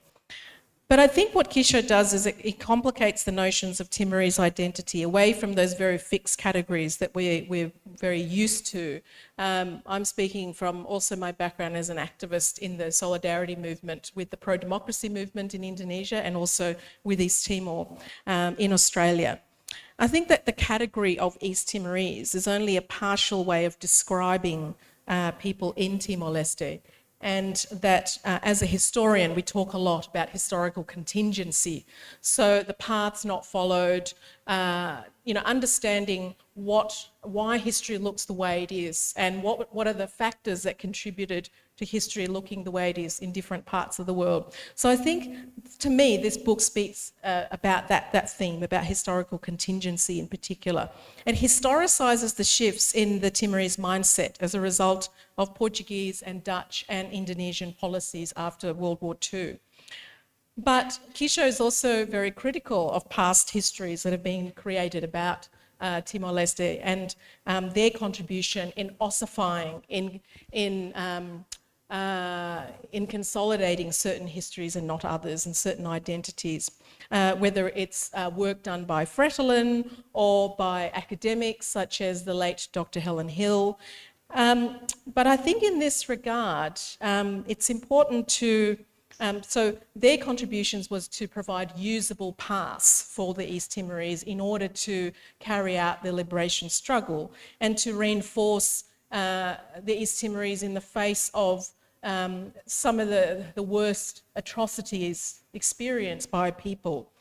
And so I think the urgency of the struggle and the lack of recognition from the international community and for other countries for the East Timorese people, the Declaration of Independence and so on, that these are some of the factors which led to those kinds of historical myth-making, but also the histories that were created during that period of the struggle.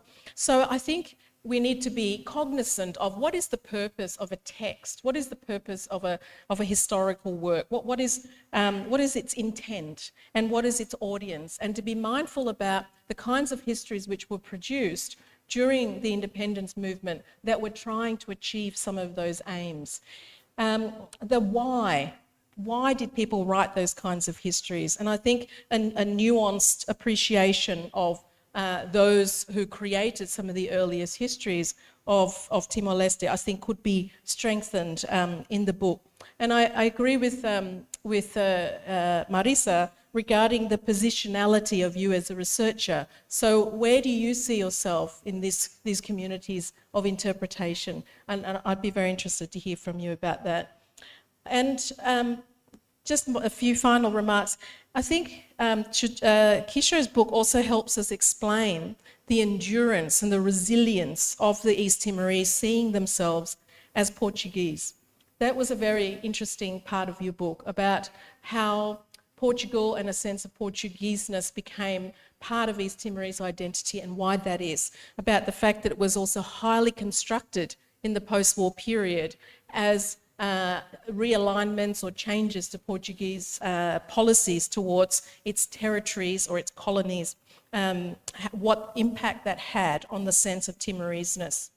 But I think there's a sense in which a lack of historical learning or training can embed this feeling of being Portuguese amid mystical notions of connections with Portuguese and Portugal.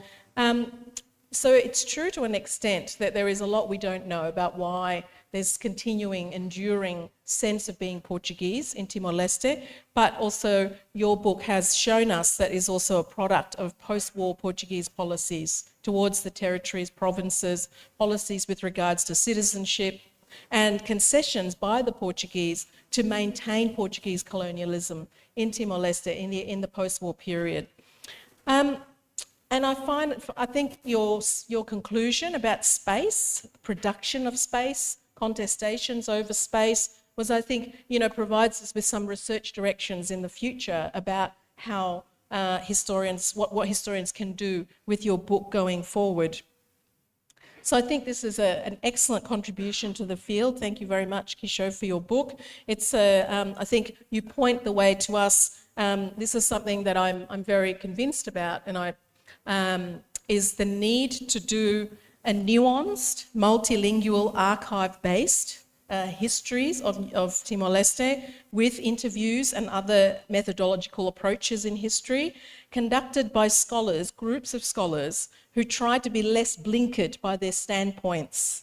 Yes, positionality is important. However, we also have to overcome some of our own blinkered approaches as well. And that is why we should work in groups, in communities, to actually be able to work together. And one weakness of the historiography of Timor is that Indonesian language sources, I think, have been really discredited in the field, in the work that has been done. And to me, that's unfortunate. I'm a historian working in Australia, but I work with Indonesian language sources. I'm an Indonesian studies person, academic. And so I find that I think many Timor scholars do not speak Indonesian and are therefore likely to dismiss Indonesian language sources, but unfortunately they themselves cannot assess the value or otherwise of these sources. And that is why I think we do need to work in groups and in communities to be able to overcome many of our weaknesses, our disadvantages, and to be able to work together in as many languages and standpoints and mindsets as possible. And I think the end of the liberation struggle allows us to do this, but perhaps there's also a new politicization of the past that is currently underway in Timor-Leste today. And I'm very interested in talking a little bit more about the role of history in Timor-Leste going into the future for the rest of our session, our proceedings today. Thank you very much.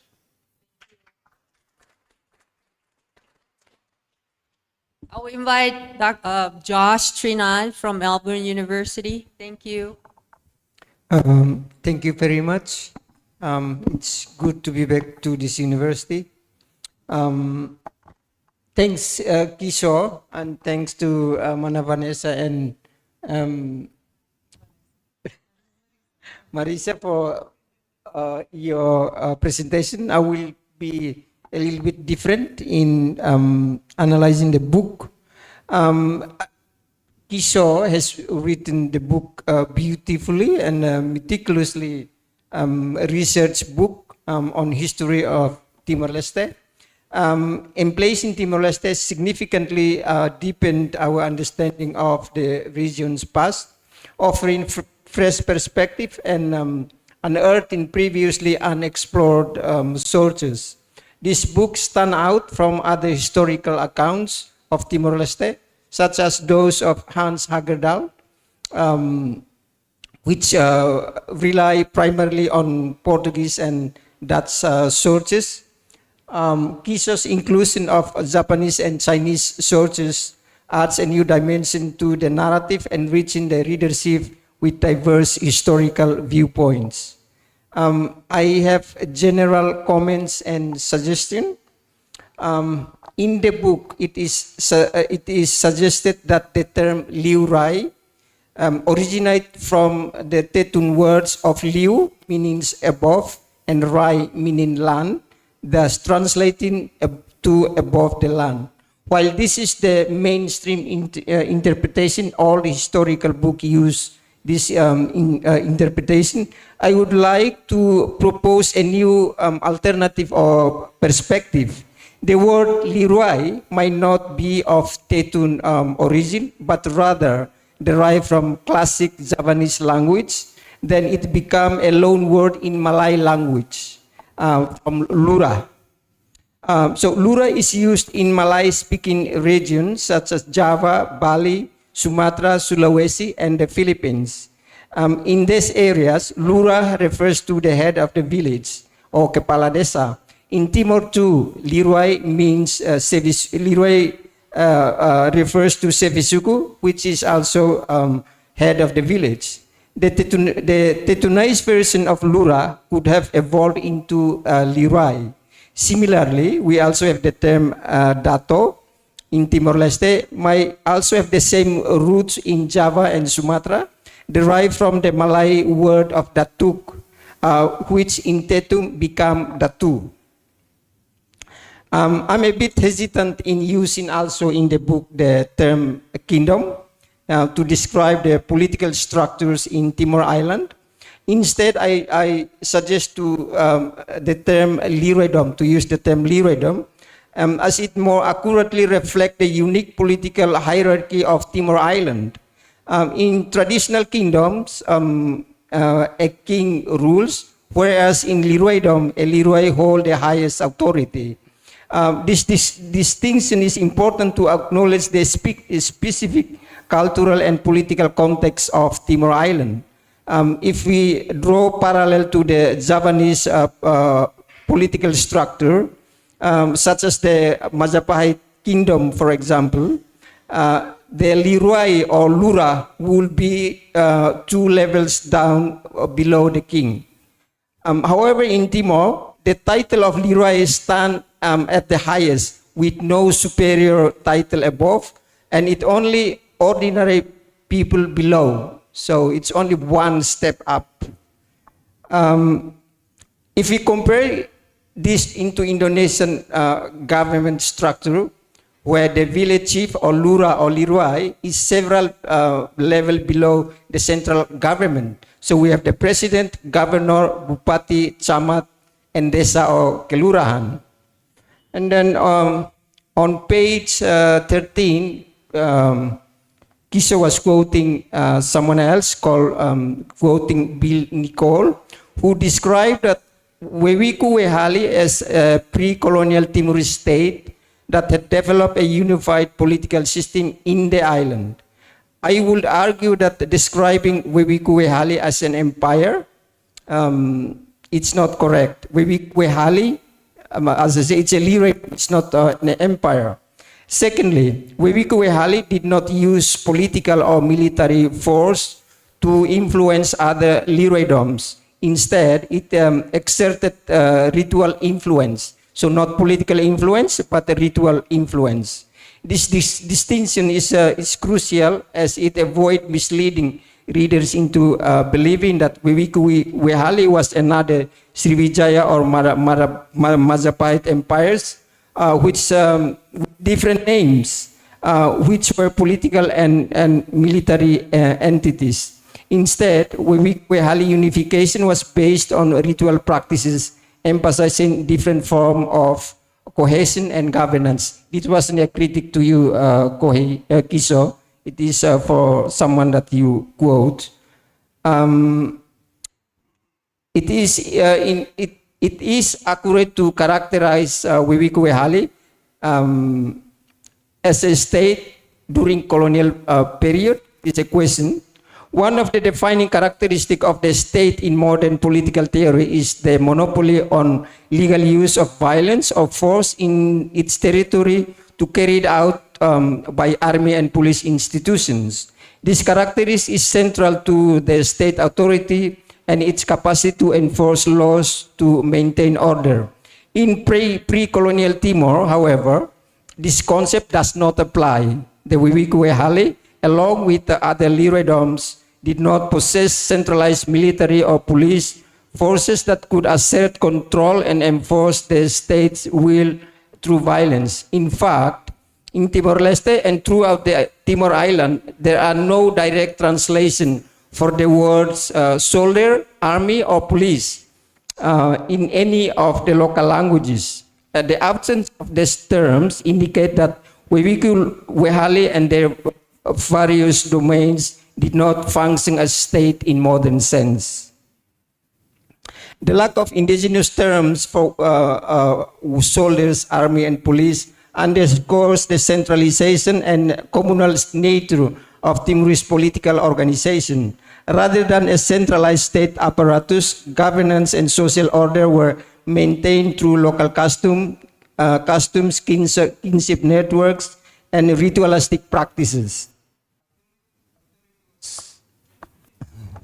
Authority was dispersed among various local leaders and community elders, with powers often derived from spiritual and ritual influence rather than military might.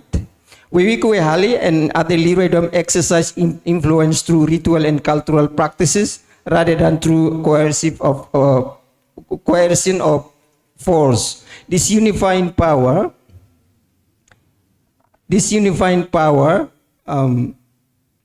was more symbolic and spiritual, grounded in traditional and ceremonial roles, and reinforced social cohesion and communal identity. This form of governance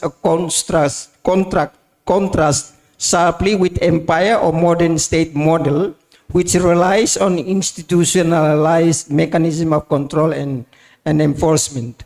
I think Kisho's book provides a comprehensive and insightful account of Timor-Leste history, enriched by the inclusion of Japanese and Chinese sources that offer new perspectives on the region's past. While the interpretation of certain terms and political structures may vary, the book undoubtedly contributed to a deeper and more contextual understanding of Timor-Leste and historical and cultural landscape. Thanks, Kisho, for the book. Thank you. Next speaker, we'll invite Dr. David Webster for his comment. Okay, thank you. Some great comments. I'm tempted to just say I agree and then pass the mic to Mateos, but maybe I'll say a little more than that. I think as we learned in the morning session, activists' life stories can be very transnational. And some of the scholarship that Kisho Tuchia is responding to is activist scholarship, written in English primarily. So it feels a bit odd to be coming from that perspective and then talking about the book. Nevertheless, I would say that the Anglophone East Timor Studies Collective, as the book calls it, why a collective? Another question. Was born in an effort to be a school of revisionist history against what was then seen as a dominant historical narrative, which was encouraged by the Indonesian state at the time under the New Order, embodied in texts going back to the Negara Kartagama of describing the extent of the alleged extent of the Majapahit Empire, going back to the Indonesian official history, the Sejarah Nasional Indonesia, which had very much a portrayal of Timorese reuniting with their Indonesian brothers, so that there was a sense of we're trying to build a revisionist history school. So it's a bit odd to now be in the position of having that revisionist history school being the one treated as orthodox and reacted against, but that's very fair. That's how history works. So it's nice to see. So thank you for taking it seriously and interpreting it.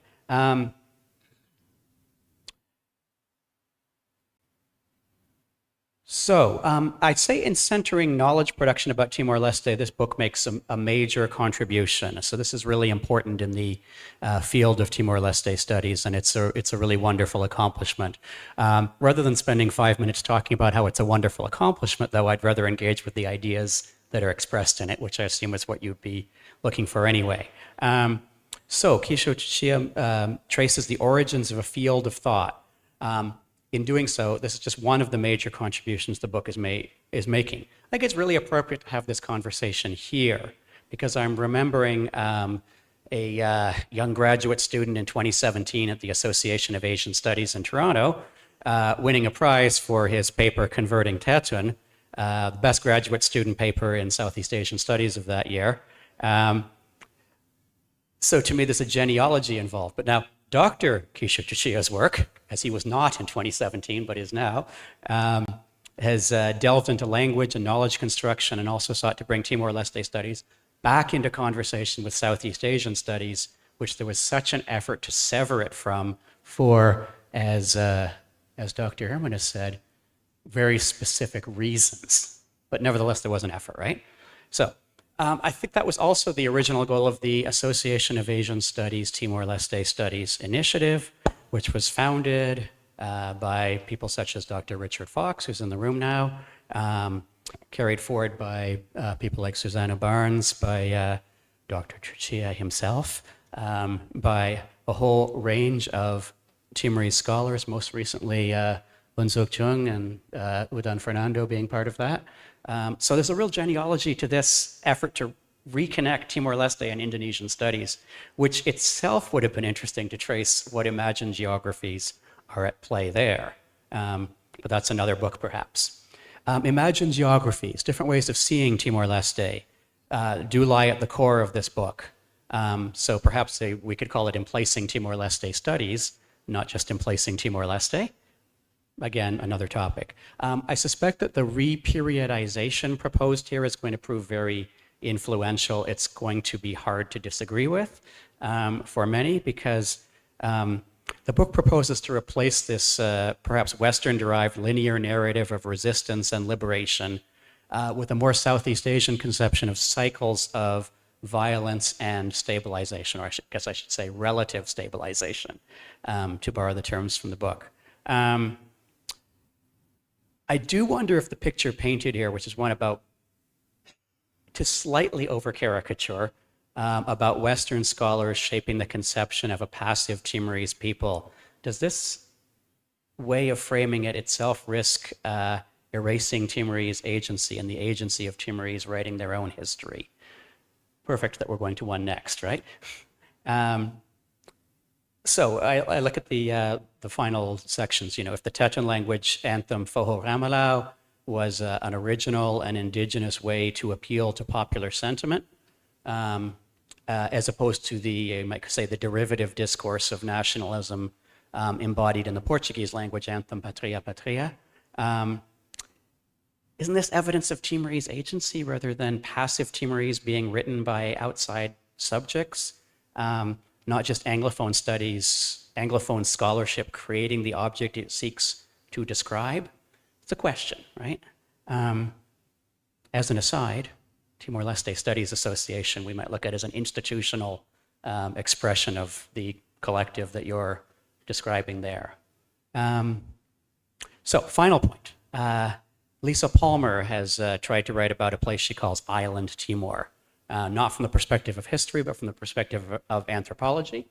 In it, the border almost vanishes. Right now, East Timor political leaders, I'm going to use East Timor deliberately here, East Timor's political leaders are keen to reconcile with the East Timorese in West Timor. And the word reconciliation is very big and very current, right? We're hearing it this week. I wonder if the conceptions here are trying to again, map a community based on language rather than land, and how that connects to what you're doing. The final question is, I think, already been asked, so I won't belabor it. What do you make of Timorese writing Timorese history? So I think passing to Mal Mateos with that question is perfect, right? Timorese writing Timorese history. Here you go. Thank you so much, David, and thanks, Kisho. It's an honor, to make a comment of your academic work. And this work is based on rich archival research and automatically can enrich East Timor historiography itself. So a bit of price and the critics will come later, but it's not as bitter as, in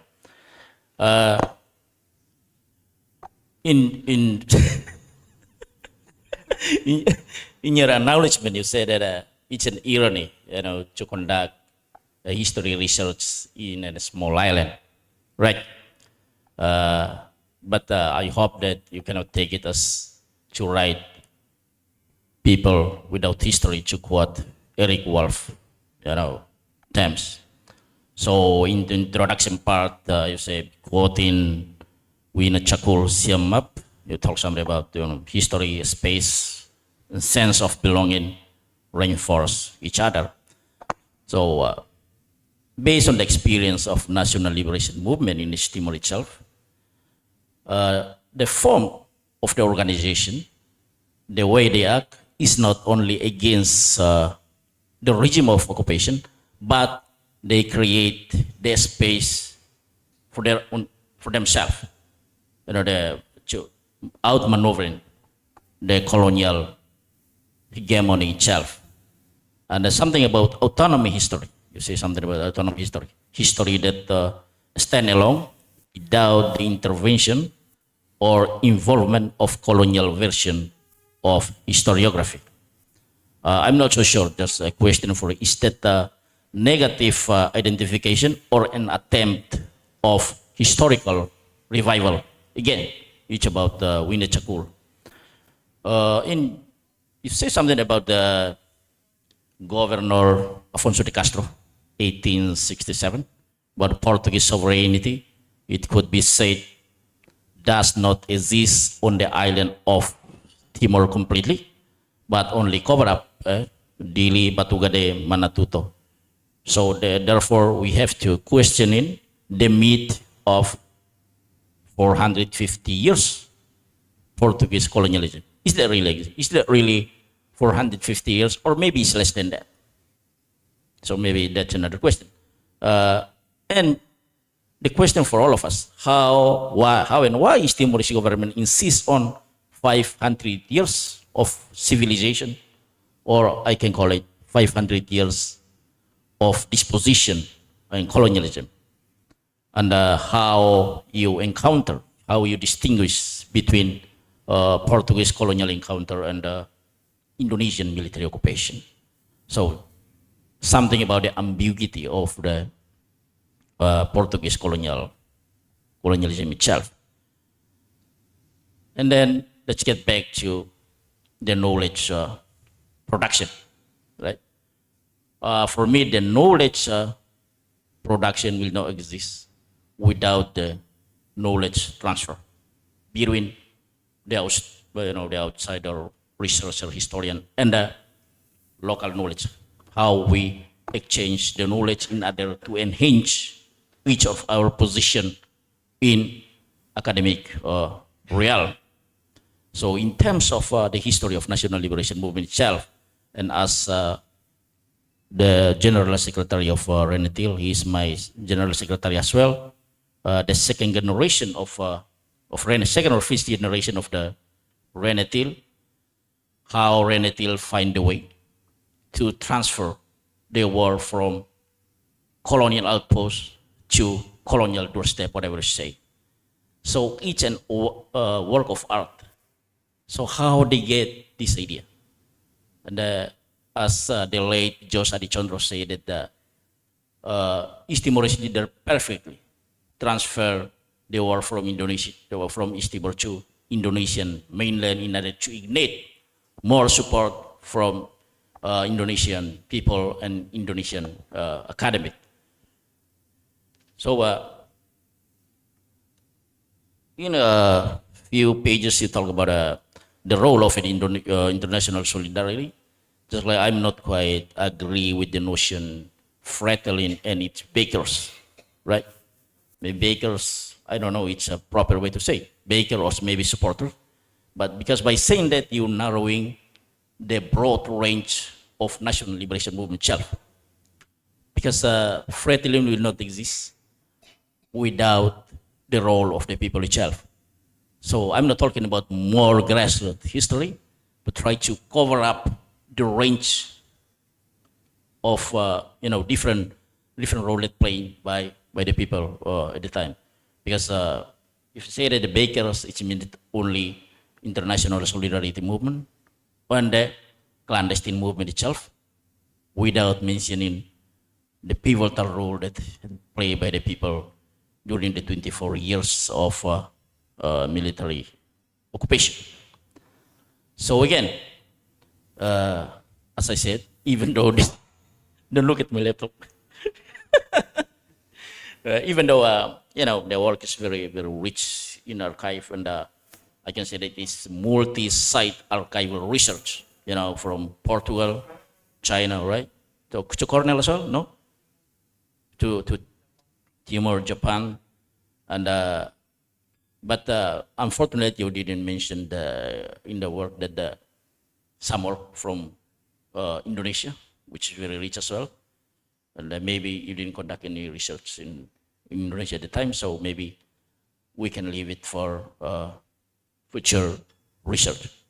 I do agree with Mana Vanessa, need to enhance the conclusion part.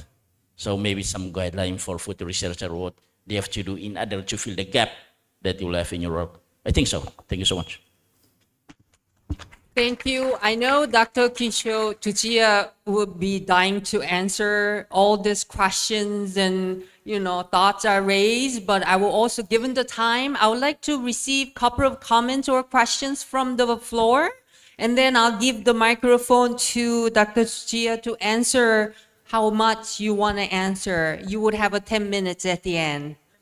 Okay. But 1 second, anybody has a questions or comments from the floor? Because I'm afraid that if I don't ask you now, we won't have a time given the how critical questions are raised. Anyone? Okay, please.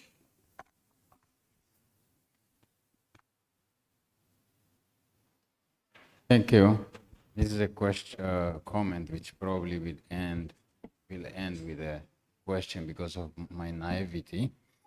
And it is related to the myth or truth of 400, 500, 300, however many 100 years of colonization. 3 months ago in April, during the commemoration of the event of Carnation Revolution, I think the president of Portugal made a statement which kind of stir up the situation a little bit in Portugal, or not just a little bit, where he said that Portuguese has to take responsibility for any wrongdoing that may have been committed in the past. I kind of agree with that. It's a position of openness to responsibility. It is not running to say, hey, Timorese, Angolan, Mozambicans, we are going to pay you, so submit your the list of damages. It's not something like that. But this debate about period remind me of a conversation which took place during the struggle for Timorese independence, when some people comment, politicians, I don't know if it is in America or in Jakarta, that today the situation of human rights in Timor-Leste is better because now less people are killed every day. As compared to last month or 3 months ago or 2 years ago, where many people are killed every day. But we wouldn't have 20 if we don't have one. And what is the difference? Is one person killed every day better than 20 people killed every day? Is 1 year of colonization better than 400 years or 200 years? And I leave the answer to the historians and the scholars. Thank you very much. Thank you. I'm going to give the microphone to Dr. Tsuchiya to answer.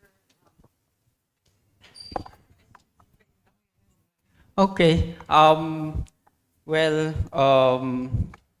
First of all, can I talk to non-specialists first? Because I guess here are a lot of non-specialists in the room and also online.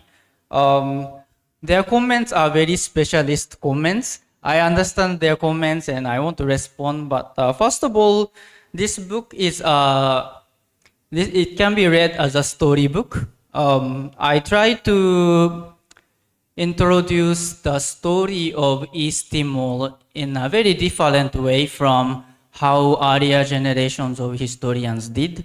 So you can read this Emplacing East Timor as a historical drama about Timor Island, or East Timor, slowly and gradually emerging in the past 160 years through people like us, like the protagonists are knowledge producers, right? Like they said. But the knowledge producers are not only knowledge producers. Like, if you look at the people here, we are also like historical figures, and at the same time, we are knowledge producers. Like, Mika is an activist, right? David and Vanessa were activists, and they are prominent in these aspects too. Others have other business. And I was a UN officer from 2009 to 10. You asked me about the question about positionality, right? So actually, I answered some of these questions in other texts, like short articles, and even in this book itself, that the motivation to write this book came from my experience in Timor.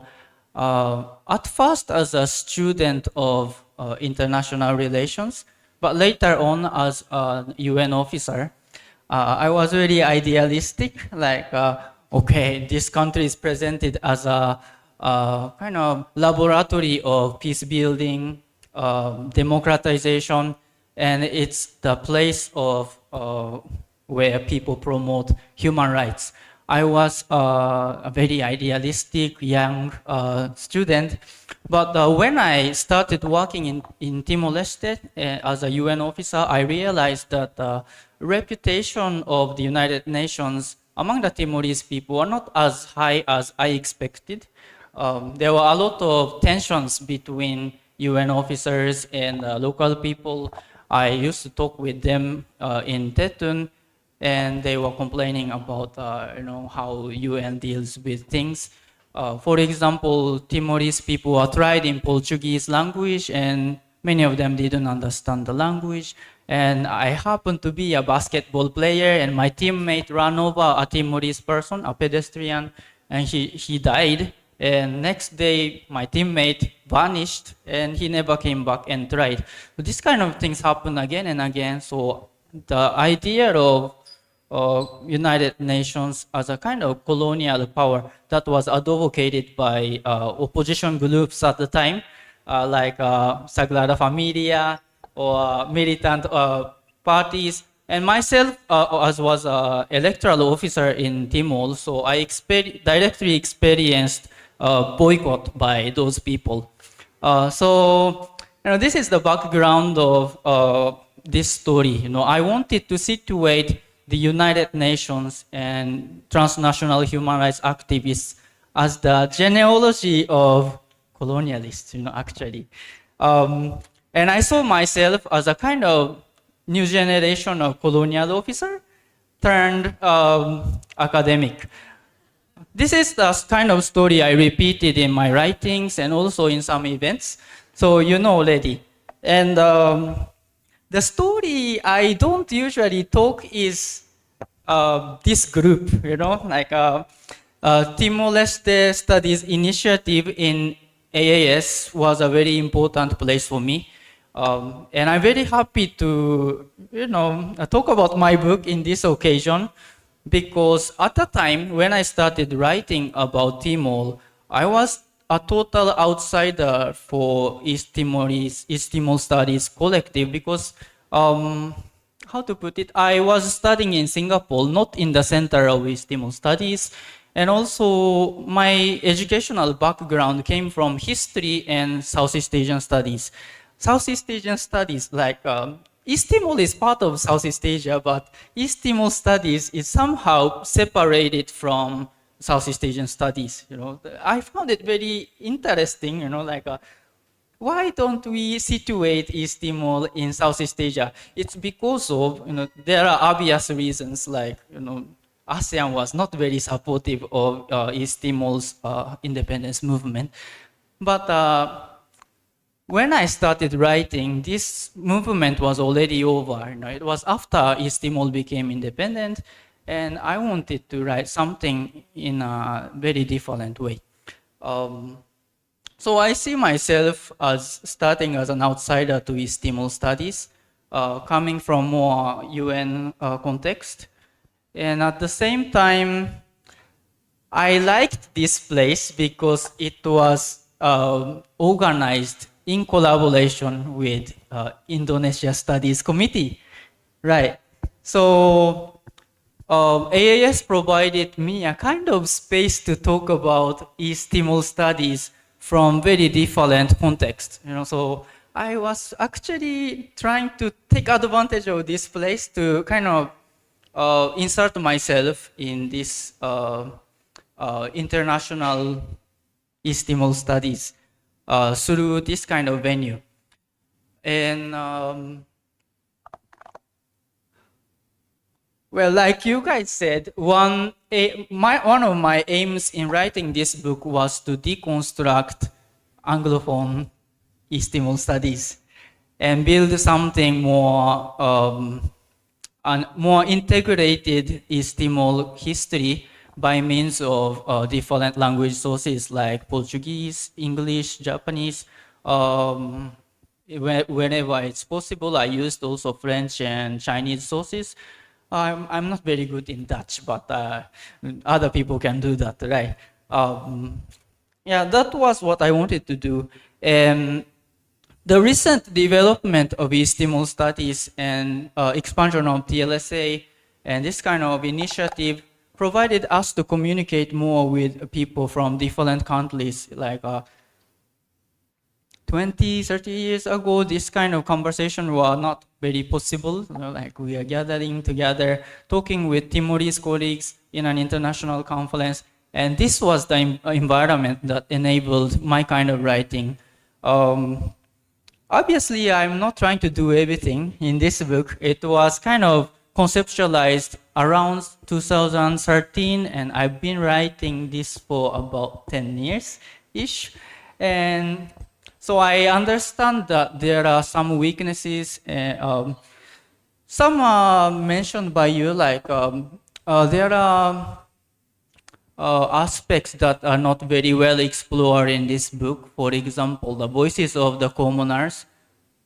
How many minutes? Wow, okay. Commoners and the history from below and those things. That's what I want to do in the next project. And I suggest that it's like this. My book suggests a lot of future directions to do new kinds of East Timor studies. So if young students are listening to this, I suggest you take up some of the themes and critique my work and advance the scholarship. That's what I want you guys to do. Thank you so much for this opportunity, and I'm very happy to be here.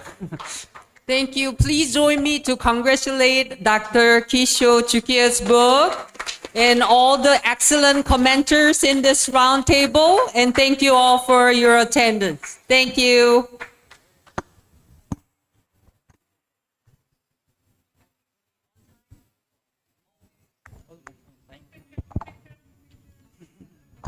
Thank you to the moderator and speakers for the insightful session. Now, the moderators and speakers will have a quick photo session.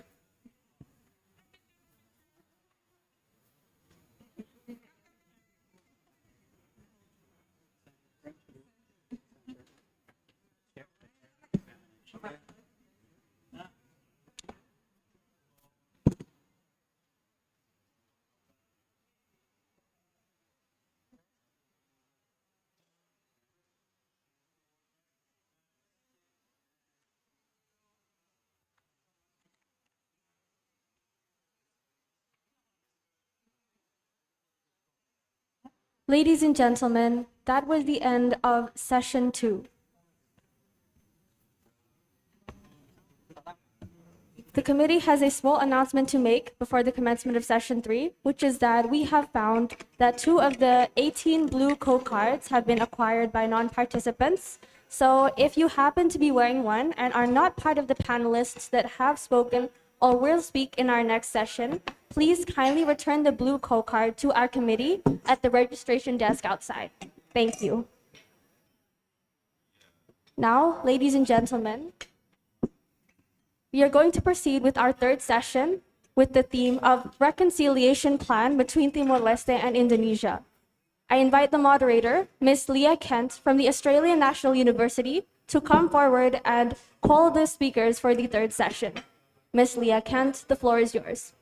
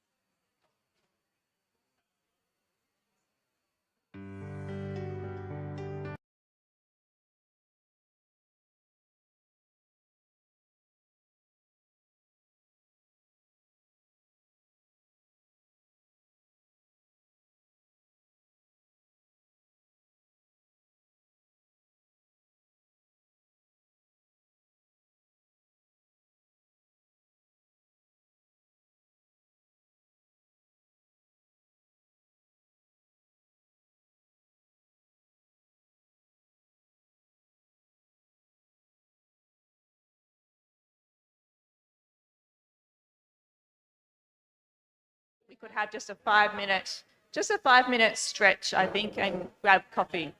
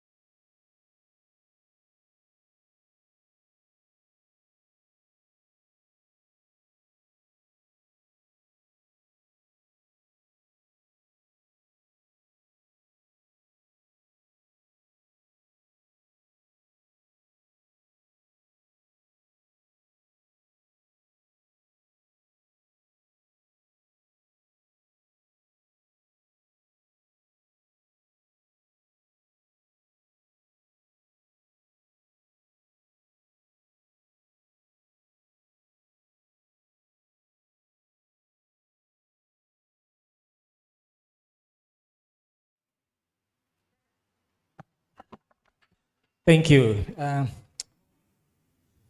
First of all, it's good to be back to Campus Biru, Bulak Sumur, and I was here 24 years ago as an undergrad student at Faculty of Forestry, and a lot of experience during my years in Gajah Mada at the time.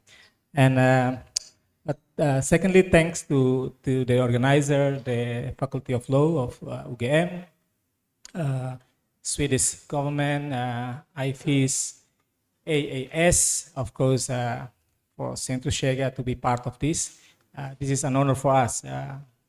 As a new public institute in Timor-Leste, we try to engage as much as possible with the world of academics, the scholars, so-called.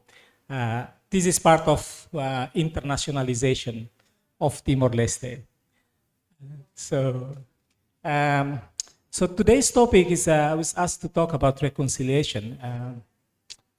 And I don't know how to start the reconciliation. I think I'll put in 2 or 3 points just to set the stage for our discussions today.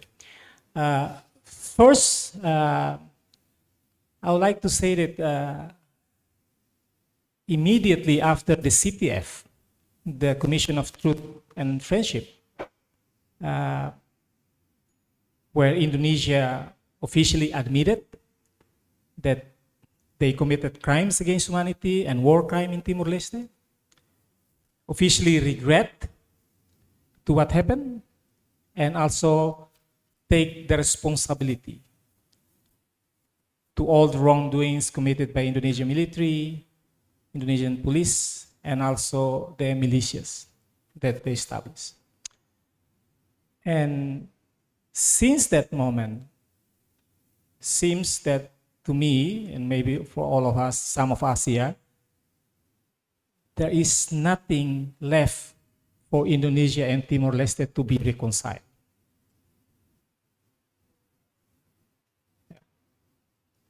And that affirmed the statement made by Prime Minister Shanana at the time in 2004, President.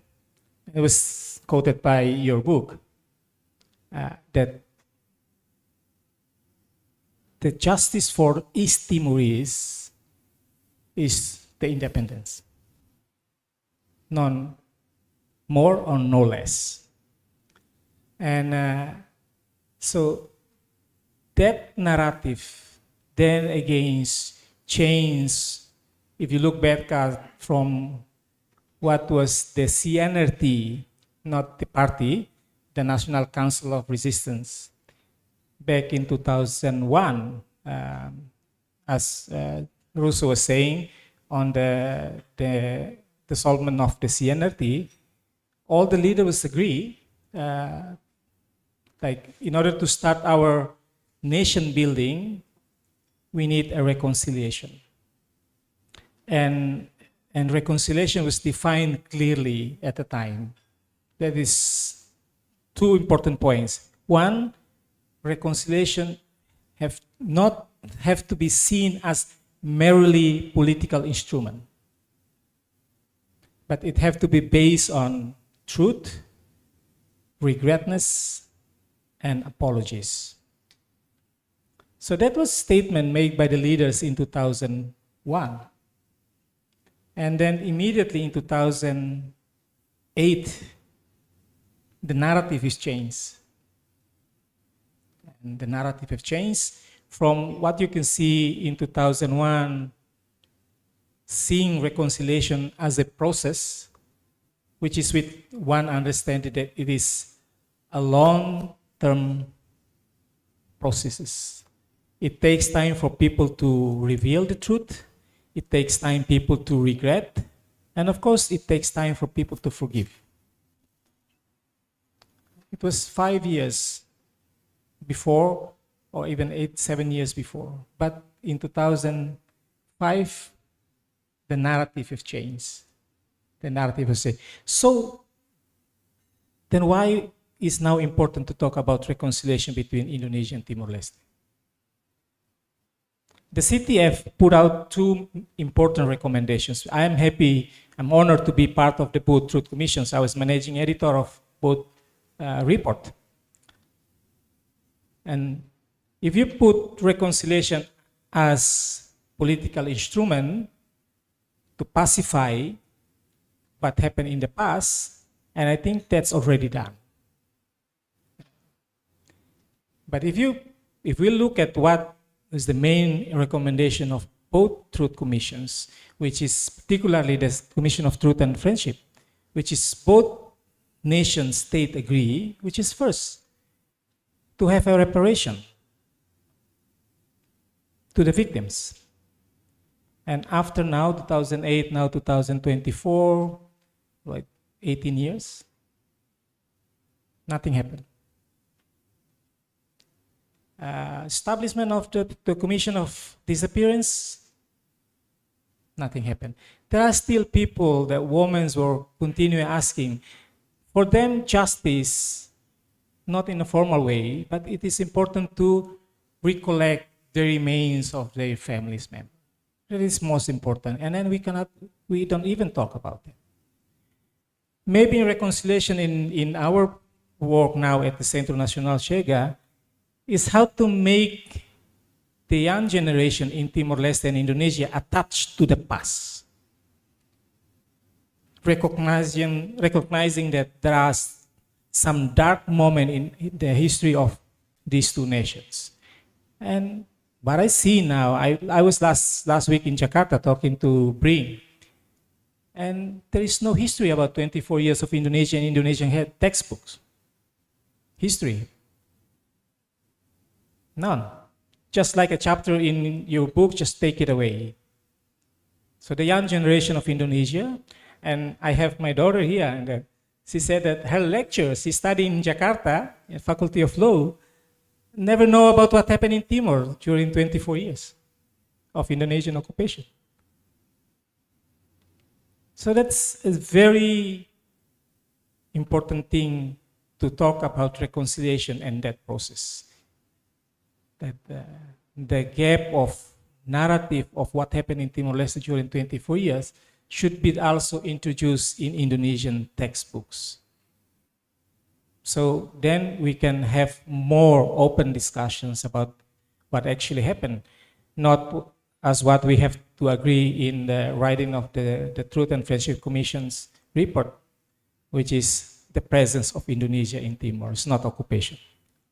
Thank you.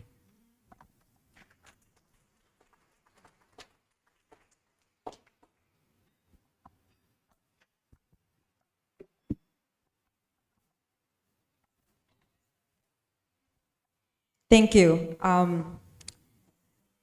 When we talk about reconciliation, it's not something as easy. However, the time is given is only 5 minutes for something that takes generation to heal. So when discussing about reconciliation, as I said, it's not something easy as flipping our hands. Across various post-conflict regions, the lingering scars of atrocities often endures for generation, presenting profound challenges to communities striving to heal. In Timor-Leste, the brutal use of rape as a weapon of war during Indonesian occupation stands as a stark reminder of how deeply conflict can devastate a society. This tactic not only assaulted physical integrity, but also sought to undermine very foundation of future generation of liberation fighters, heavily targeting women's body. However, following the independence, the narrative began to shift. Despite the crucial roles women played in the struggle of independence, their contribution were reduced to mere quotas and political representation. In Dili, the capital, if you have visited, the predominance of statues, primarily honoring male heroes, become the dominant narrative. Glorifying male heroes not only dominating the political sphere, but also influencing how the resources are being unequally distributed. Every year, there is more than 100 million USD dollars given to the veterans' pension, while subsidies targeting vulnerable women are being removed from the annual state budget. The legacies of war often elevate certain old male figures while neglecting women and the rest of the people, shaping the societal structures in a way that perpetuates inequality. Back again to the reconciliation topic. The journey towards reconciliation in both Timor-Leste and Indonesia is multifaceted, marked by resilience and ongoing struggles. Reconciliation in this context necessitates for both countries to confronting their shared past to prevent repetition. Educational, like Mong Ugu said, will play a vital role in acknowledging the realities of occupation. Both nations must take responsibilities not only for acknowledging the past, but also recognizing it as a painful history with commitment to preventing its recurrence. This by including the history in the curriculum and not just to put it under the desk and forget about it. Reconciliation means the invader and the colonizer needed to admit what they did wrong. The Netherlands will need to recognize the bitter colonization to Indonesia, including the Portuguese needed to also recognize the cost of colonization that caused to the Timorese people. Despite these challenges, Timorese society demonstrates a maturity in confronting its past with nuance and complexity. Initiatives like CAVR reports and other reconciliation efforts since the early 2000s have been instrumental in promoting narrative that distinguish between the responsibility of the broader Indonesian populace and that the military regime at the time.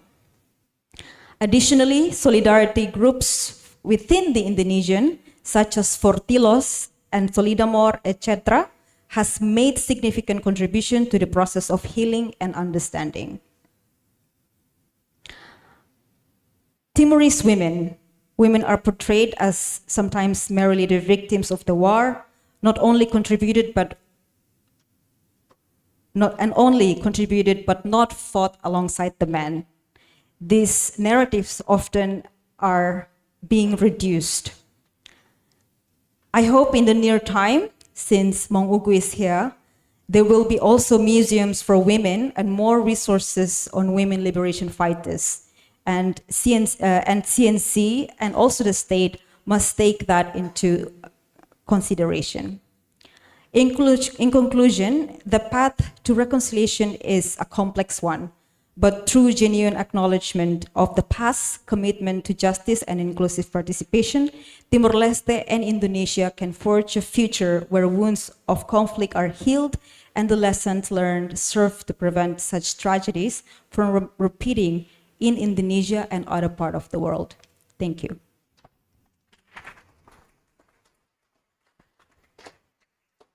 Okay, thank you for your very limited time.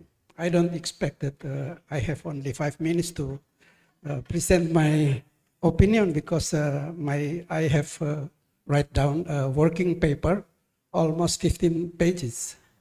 So I will read only some important section in my paper.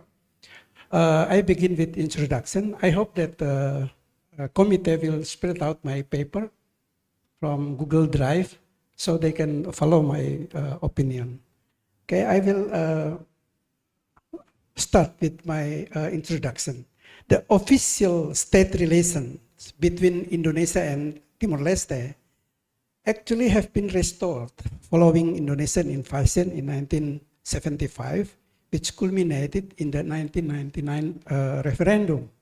Formally, both nations have acknowledged each other's sovereignty and consider the bilateral issue recovered.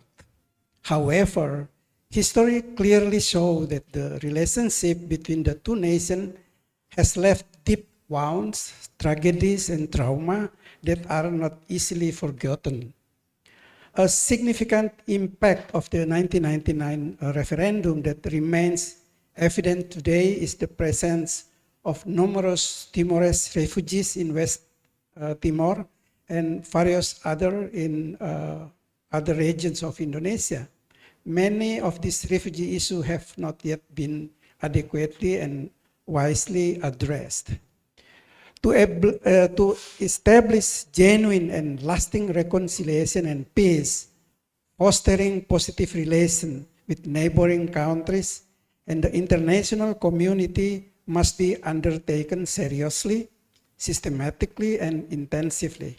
In this context, the relation with Indonesia is very crucial, as the former ruler of Timor-Leste for 24 years.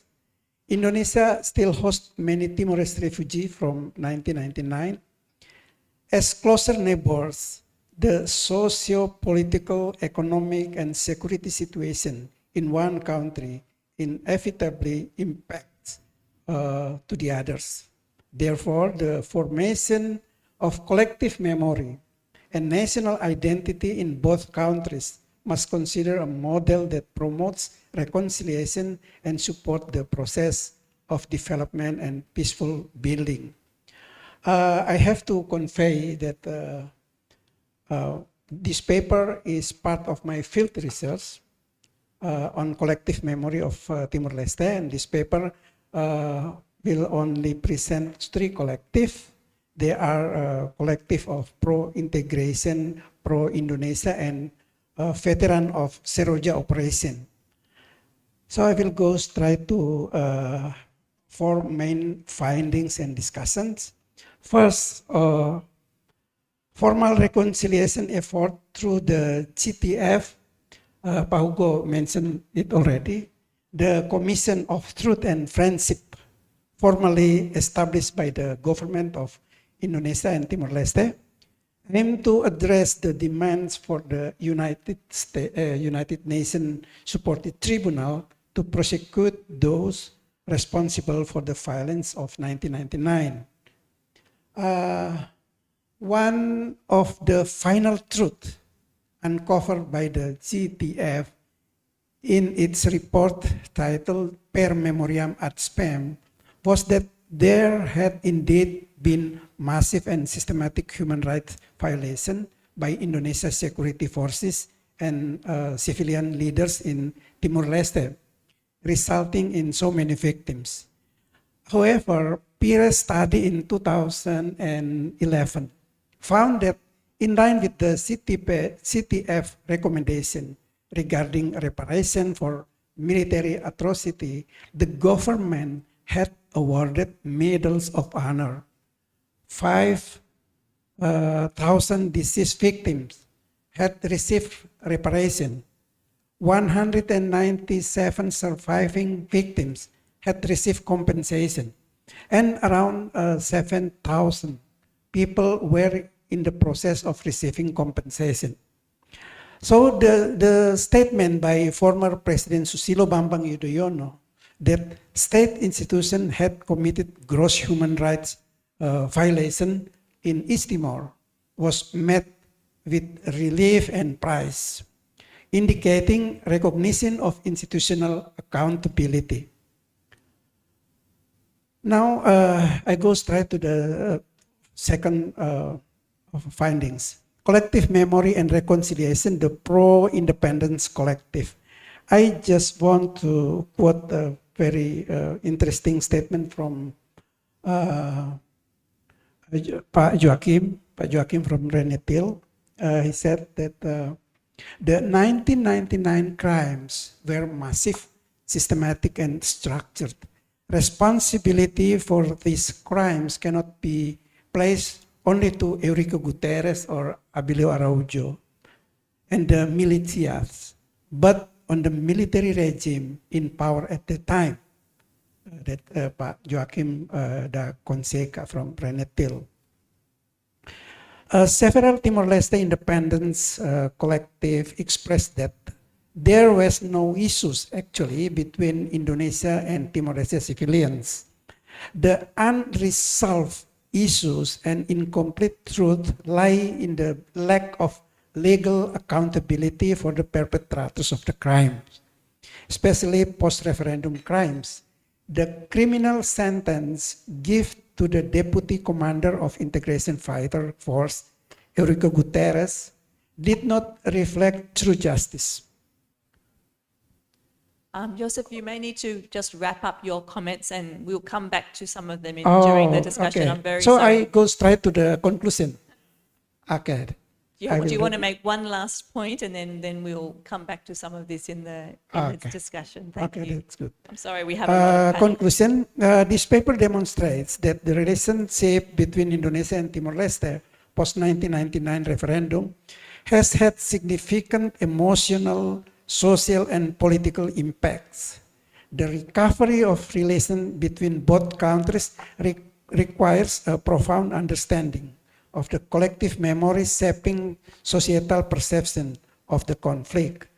I have formulated 4 strategies for the Timor-Leste and Indonesia reconciliation. Firstly, the root of the conflict in Timor-Leste dates back to 1975 period, marked by a power vacuum following the departure of Portuguese Governor Lemos Pires and his delegation to their homeland. Subsequent 5 parties emerged with differing political orientation. The event of 1999 can be seen as consequences of the diverse choices made in 1975. Sharp conflict and even war are acknowledged to have occurred in Timor-Leste. Secondly,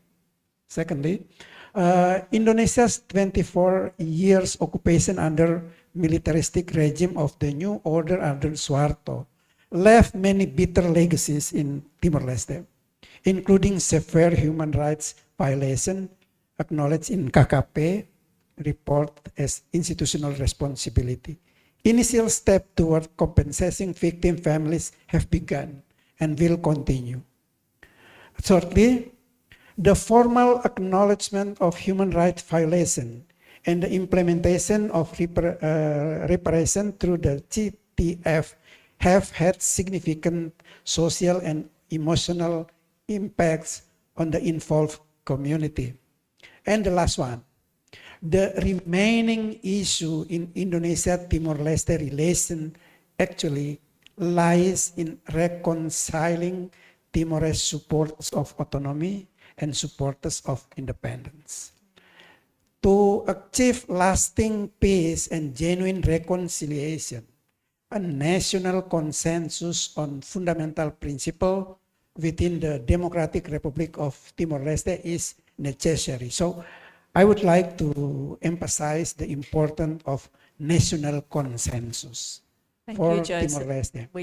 Just like youth pledge in Indonesia, Sumpah Pemuda, through the system of deliberation to consensus or musyawarah untuk mufakat. That's all. Thank you for your attention. Thank you. Over to you, Fidelis. Yes. Good afternoon, boa tarde. Thank you very much for the opportunity.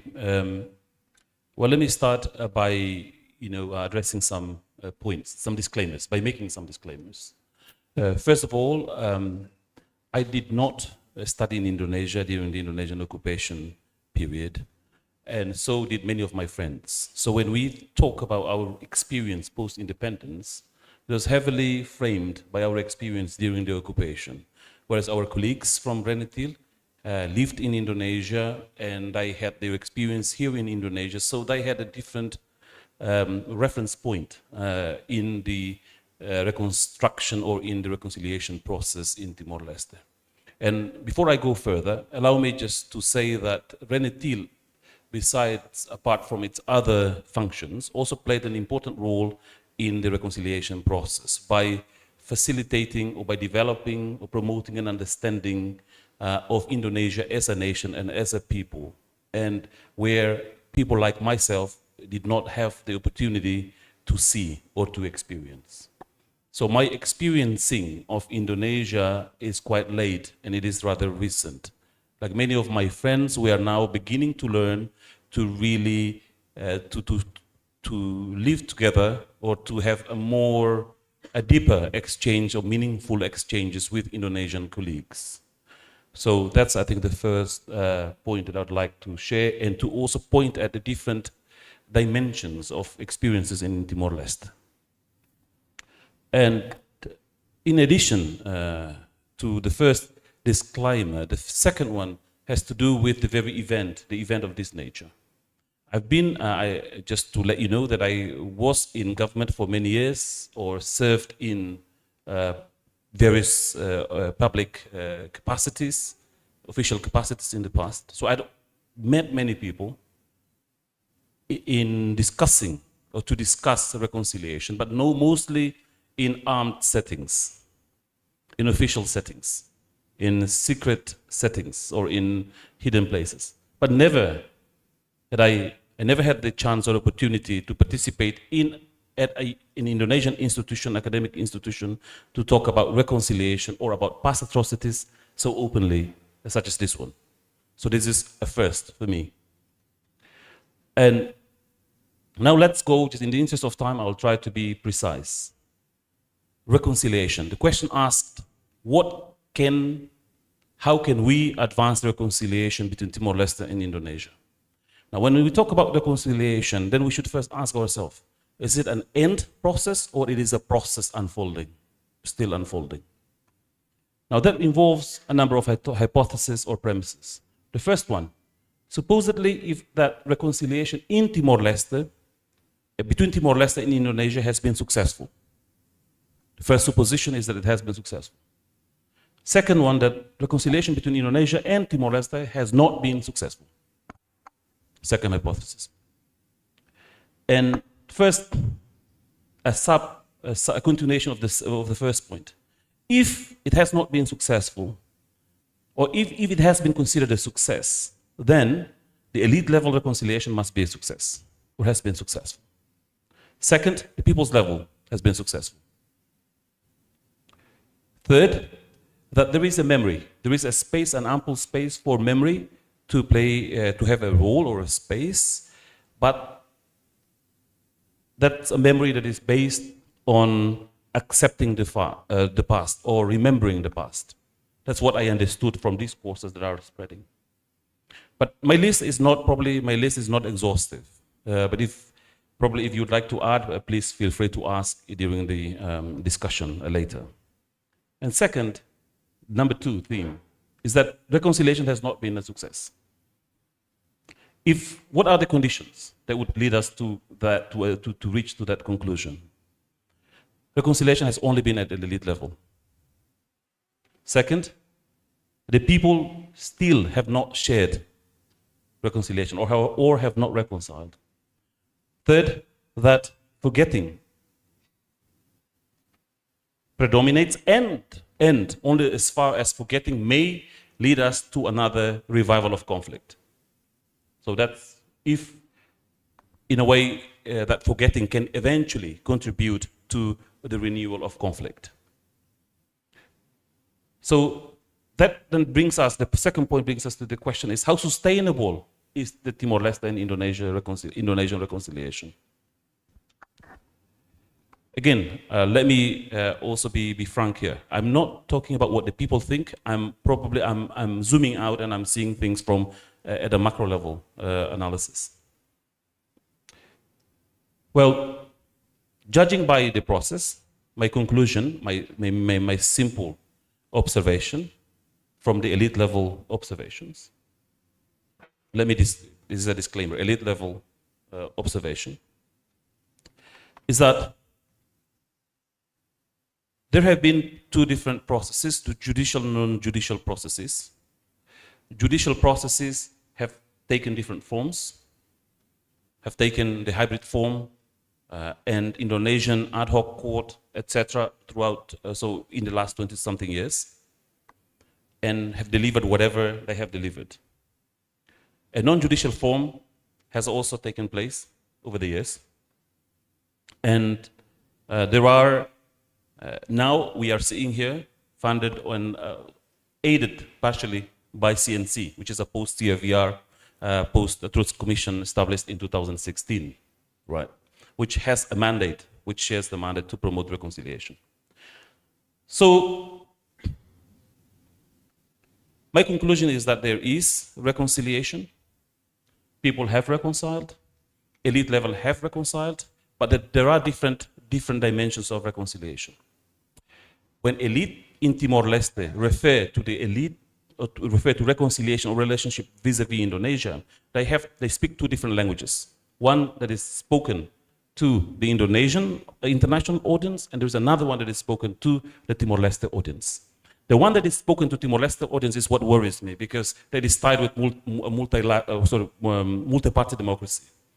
Because at elections or during electoral periods, that would then, fire up inside highly aggressive rhetorical discussions about the past that is antagonistic towards reconciliation, a policy which they openly promote.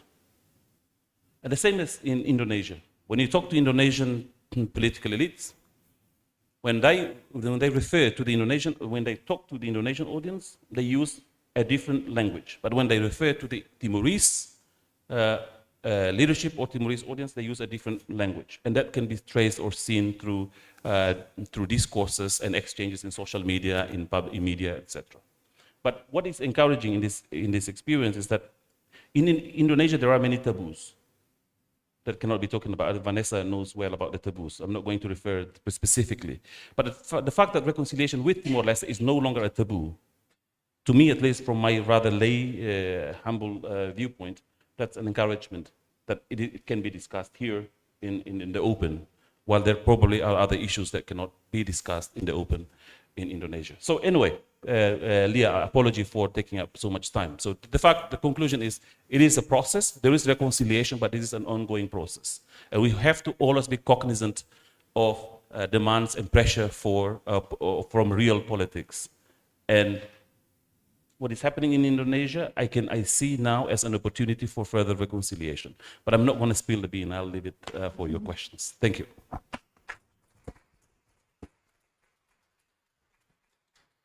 Hito.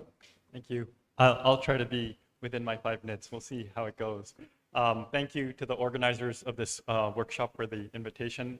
I think I mentioned earlier, I'm from the University of Hawaii at Manoa. I'm in the political science department. And we've also had many Timorese students that have come at the undergraduate, master's, and PhD level, including my neighbor right here. So it's been very invigorating to have this reconnection. We've talked a little bit about positionality and remembering, and I just want to say that as an undergraduate, when I was an undergraduate, I became aware of the issues around East Timor and the human rights movement there, and worked with Amnesty International and Human Rights Watch and East Timor Action Network and some of these groups that internationally had been engaged with the movement and the students as well. And as was mentioned earlier this morning, had participated in things like APSET and those sorts of things. And I've since moved more to doing research around transitional justice in the context of more within Indonesia in particular, and haven't spent as much time closely in Timor-Leste. But I did want to just talk about a few small things that have come up that I think echo the other things that have been mentioned in the other remarks that have been made. First and foremost, I think it's largely accepted that within the context of official transitional justice measures in Indonesia, it's been very limited in terms of their success. They've been derailed, it's been intended to fail. Different kinds of terms have been used to characterize the initiatives. Many of the researchers, I think, in this room have documented this. And these include, I think, what Fidel has talked about in terms of the judicial and legal measures, the ad hoc courts and so on, but also the non-judicial measures, the KKR, the national apologies and things like that. There have been recognitions and acknowledgements, but in a very limited fashion. And again, when we talk about issues of memory, I think one of the challenges that people cite is this idea of 25 years after democratization. Within the larger public collective memory, many people simply don't remember or know about the issues of the past. And I was part of a research team that, normally I'm doing more sort of qualitative interviews and things like that, but I was part of a process where they did a survey, and they did a national sort of survey. And one of the things they did is let's just ask people what are the kinds of things that they do remember and around human rights issues. And I think less than 40% of the respondents in these particular large surveys said that they remember even more recent things like the 97-98 activist kidnappings. I think a third said that they had knowledge about the violence and the killings around the PKI. 30% said that they knew issues around Petrus, and a quarter, or so were saying that they had memories or knowledge about the regional issues, the Acehs, the Papuas, and the Timor-Lestes. So I think there's a lot of evidence to suggest that issues of memory are challenging. On the other hand, I think what's also important to note is that collective memory or social memory doesn't necessarily fade away correlated with time. It's not necessarily that more time means more forgetting. It can really wax and wane. And in other instances in human rights issues in East Asia, the issue of comfort women of World War II, I think the collective memory of these kinds of things hasn't really necessarily decreased over time. In fact, in some ways, you could argue that it has actually increased, and that even people that didn't necessarily experience what happened have that same collective memory. The other quick point I'll make is that I don't necessarily think that legal or judicial solutions should be ruled out in the context of understanding reconciliation. One of the things that, one of the narratives that gets planted is that maybe the legalist structures are sort of Western and therefore inappropriate culturally. But when we asked a question on this survey, what in theory, how should perpetrators of human rights violations be dealt with? A majority of those in Indonesia really argued that they should be brought to justice, right? And there was a smaller group that also emphasized the importance of reconciliation, and even a third, a smaller group that talked about forgetting. So all of this is to say, I understand the reality of where we are in the context of Indonesian politics and diplomatic relations, but I think at least in principle, meaningful and deep reconciliation doesn't necessarily have to exclude judicial mechanisms, and in fact can be an important component of it. I'll end my remarks there. Thank you. Thank you.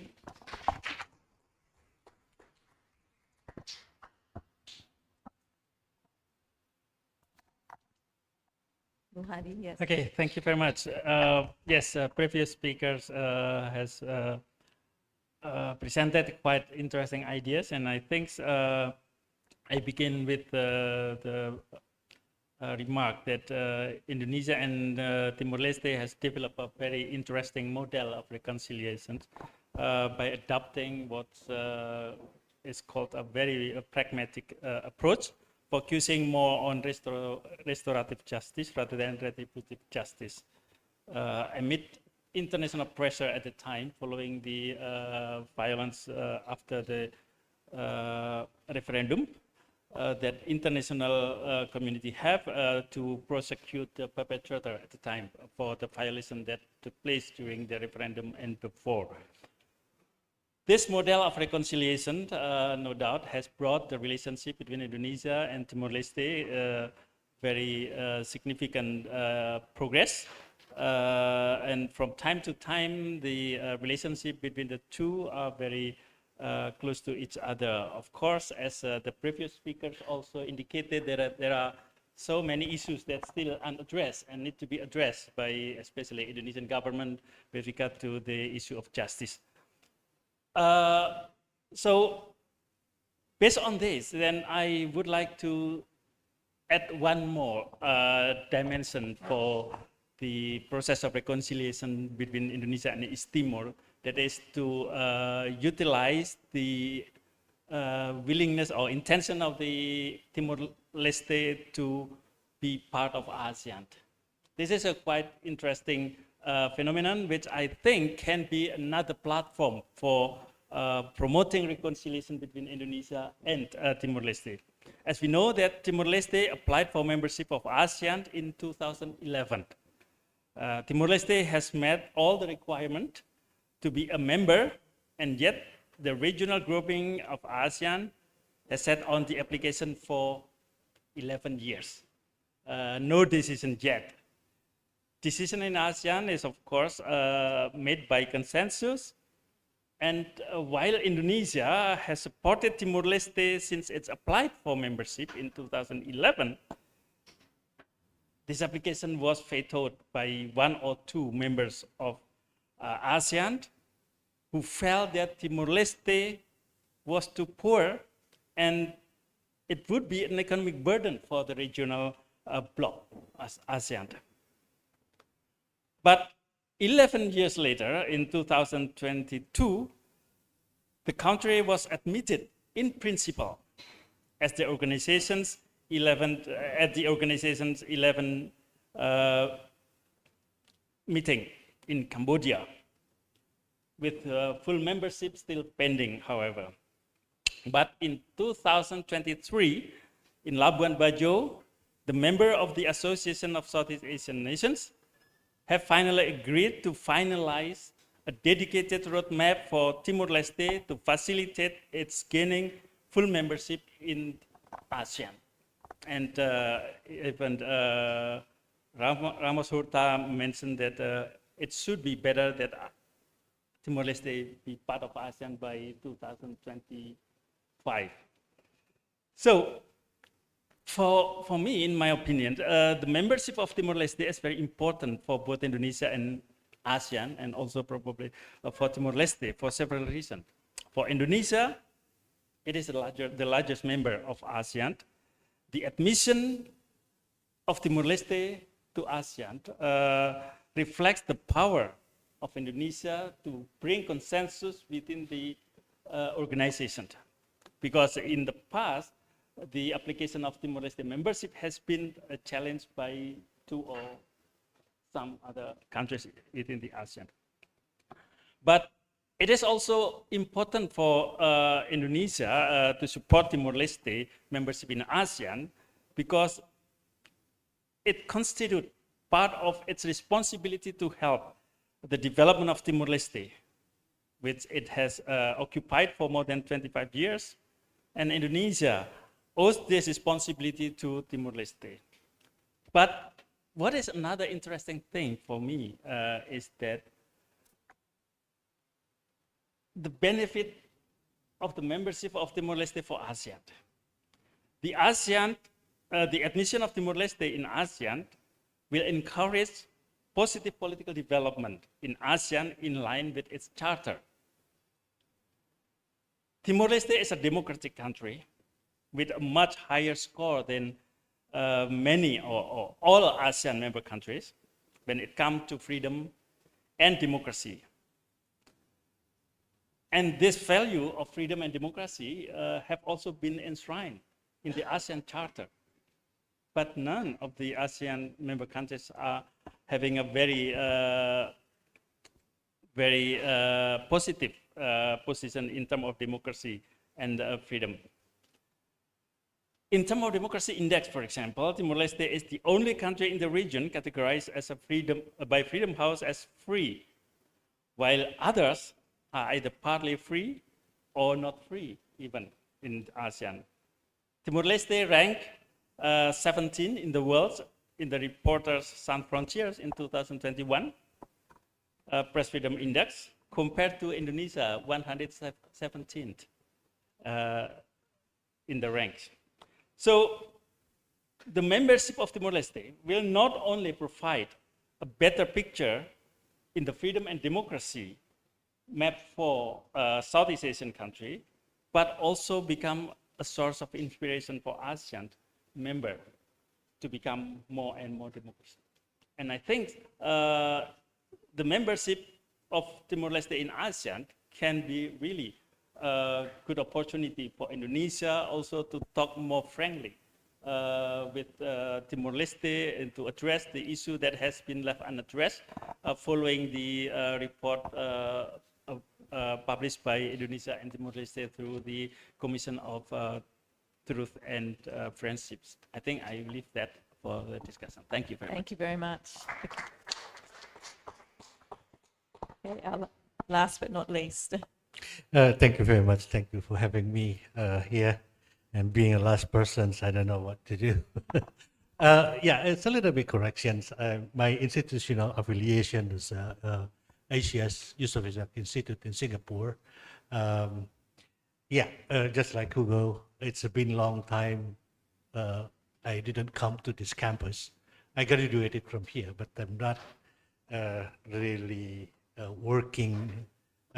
Well, I worked here for a little bit for 3 years next door at the Faculty of Social and Politics. And yeah, let me start by referring to my friend Hugo. It's about truth and reconciliations, the findings and the something. And also some people are talking about Hito, talking about transitional justice.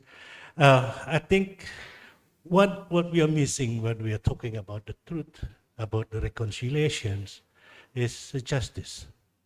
The truth has been uncovered. Yeah. The truth is there, well documented by Chega. When the process was going on, I'm anxiously waiting for every development from abroad. I was living in the US at that time. And then very excited because I was very involved in the movement before. I'm researching things about Indonesian military. That's my expertise. And then, but then the truth was uncovered, but the justice hasn't served. Yeah, the perpetrators are still there. Yeah, and we are not. When we are talking about reconciliations, it's almost impossible for not talking about the 11 in the rooms, which is the military and the Indonesian security forces. Yeah. And they're still there. And they didn't get the justice. All of the perpetrators are still there. And the saddest thing is that from Indonesian side, those who were involved in all of this past, in 24 years of occupations, will be a person who will assume the highest power in this country, the highest power in the office of the country. So, what's going on? Why are even us not eager to talk about this? Even us, either we are from Timor-Leste or from Indonesia, try to erase our collective memory that this is the biggest thing that we need to handle. And I don't know why. But from the political side, because I'm studying politics, I know the answer. Indonesians become a democracy. And that's a civilian take over the power. The military cannot enter politics anymore. But against what we expect as an activist in the 90s during the New Order, when the civilians assume power, we thought that they will reform the military and the Indonesian security forces. Yes, there are reforms, but it's a very dismal reform. Yeah, the biggest one is still there, and the worst thing is that I think I'm very interested, and I think it is so much truth in there. The study by Marcus Misner about the behavior of the Indonesian politicians when they are doing the reform of the military and the Indonesian security forces. When they have the full legitimacy, especially after the election, they got the landslide majority in the elections, they will be reform-minded. But then, along the way, when they start to face challenges from the opposition especially from other parties, they start looking for alliance. Where did they go? They go to the military. It just like, take for example, let's be honest, 2014, I'm all for Jokowi. Jokowi is the first activist president. All of the activists goes for Jokowi. Because of what? Because we are afraid of Prabowo, right? And then after the first a couple of months, he did so many things fabulous. He even eager to dare to have a symposium on 65. Yeah, but then it failed, and he knows that it's not the way to become a politician in Indonesia. So where did he go? He goes to the military. He appointed Wiranto, one of the biggest human rights criminals. He's still, I'm not making it up. His name is still in Interpol, I guess. That's why he cannot go abroad. Yeah, this one, after they have divisions and they go to the military, they take the military as their protection, as their allies. And it's going over and over and over like that. So that's why we don't have justice. And nobody can break this rule. And the consequences is that the culture of impunity that will hamper all of the reconciliation process. No reconciliation without justice. That's my principle. And that's why I think it's not only beneficial for East Timor, it's also beneficial for Indonesia too. Indonesia has to pay a huge consequences for this culture of impunity.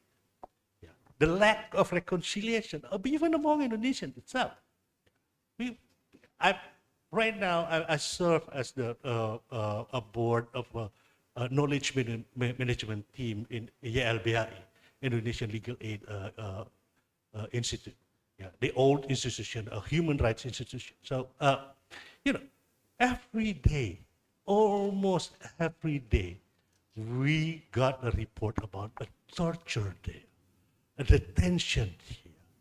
So, disappearance in there's so many cases because this happened over and over and over again. Because of what? Because of the culture of impunity. We are not talking about Papua here, yeah, which is experiencing a similar situation like East Timor for 24 years, and even worse right now. When to talk about what's that, Renatil, which is, I'm still regarding myself part of it, even though so many people don't know that I'm part of it. But in Papua, it's just worse. Take for example AMP, Papuan Student Movement Student Alliance, which is basically just most like Renatil. So many people don't realize that one by one, all of these activists just died. We don't know why. I once postulated like this. In Papua, age is very short, but suffering is very long. Yeah. Because of what? Because of this culture of impunity. Yeah. Nobody, if you are in the military, if you are in the Indonesian police, if you are the militia, then you will have a pass to violate human rights. Mm-hmm. I think that's all. Thank you very much.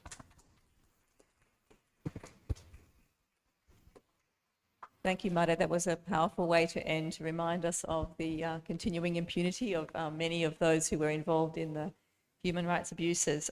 So I will open the floor to questions, but just before I do, I just wanted to point out a few things that I found really interesting about this panel. First of all, I think we kind of learned that reconciliation is an ongoing process. Most of you have sort of talked about it as something that is continuing. It's not something that is it's an end point. And that there are different narratives of reconciliation promoted in different spaces. Fidelis, I got that particularly from your presentation about how certain narratives can be promoted to certain audience, other narratives to different audiences. The issue of intra-Timorese reconciliation, Joseph, thank you for raising that in terms of pro-autonomy and pro-independence. From my observation too in Timor, this is actually sometimes perhaps a bigger issue for many ordinary Timorese than the issues of the Indonesian military. Berta, thank you also for introducing the gender dimension and reminding us also of another important intra-Timorese issue, that is that the male Timorese are promoting their version of history, which is, you know, not allowing Timorese women to have, to be recognised. I think recognition is sometimes understood as an important component of reconciliation. And I guess the final point that I would just like to put out there when we open up to questions is we haven't heard a lot from the panelists here yet about the kind of everyday dimensions of reconciliation. And that's something I'd be interested in hearing from you. One of the things I've noticed in my work is that given the inability of the official processes to meet many people's needs, ordinary people are engaging in their own kinds of forms of reconciliation. For example, searching for their children that were taken to Indonesia through social media and other ways of building those links.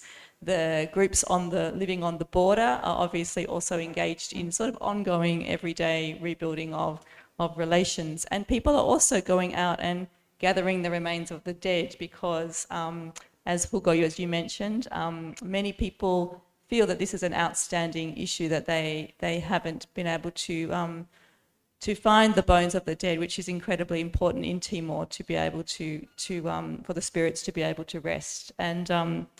And actually, I've initially started out my own work focusing very much on your perspective, Mare, which is that we really need justice for reconciliation. But I've realised that for many ordinary Timorese, it's actually finding the bodies of the dead and reburying the dead that is perhaps more important, I think, than prosecutions. But prosecutions is obviously important for different kinds of reasons around culture of impunity, as you mentioned. So these are just some preliminary thoughts to put it out there, but I will open the floor now to questions, and I think we have around 45 minutes or so for questions and answers. Yes, one over at the back. I might gather 4 or so if there are 4 people. Vanessa?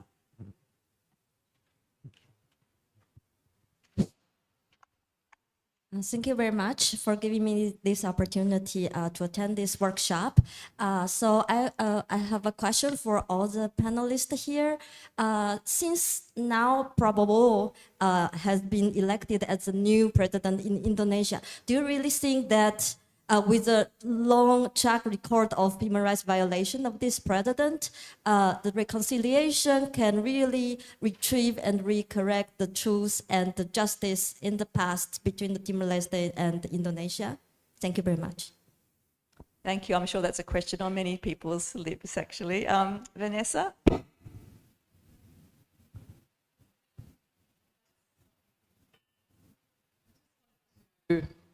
I just wanted to find out a little bit about where the panel thinks that reconciliation is at today, because I think I'm getting a really diverse range of sort of a sense that who are we talking about in terms of reconciliation, and where is the process at, whether it's at the formal, official or grassroots settings, because I think the term itself is subject to a wide range of interpretations. And I wanted to ask a question of the panel, but maybe specifically of Berta, about the role of pro-integration women, because I think that when we talk about women's histories and Timor-Leste, women's involvement in the struggle, we don't often think about the range of protagonists, of participants in the struggle for, you know, what is the political future and the political status of Timor-Leste. So some women who are on the pro-integration side played important roles within the intellectual and other contributions they made into thinking through what it would look like for East Timor to continue to be part of Indonesia. And those women have then played important roles in independent Timor-Leste today. So I'm interested in you know, the roles played by those who were before in the pro-integration camp, either as women or men as well, today in Timor-Leste in politics as well. Is that a form of reconciliation in the view of the panel? Thank you.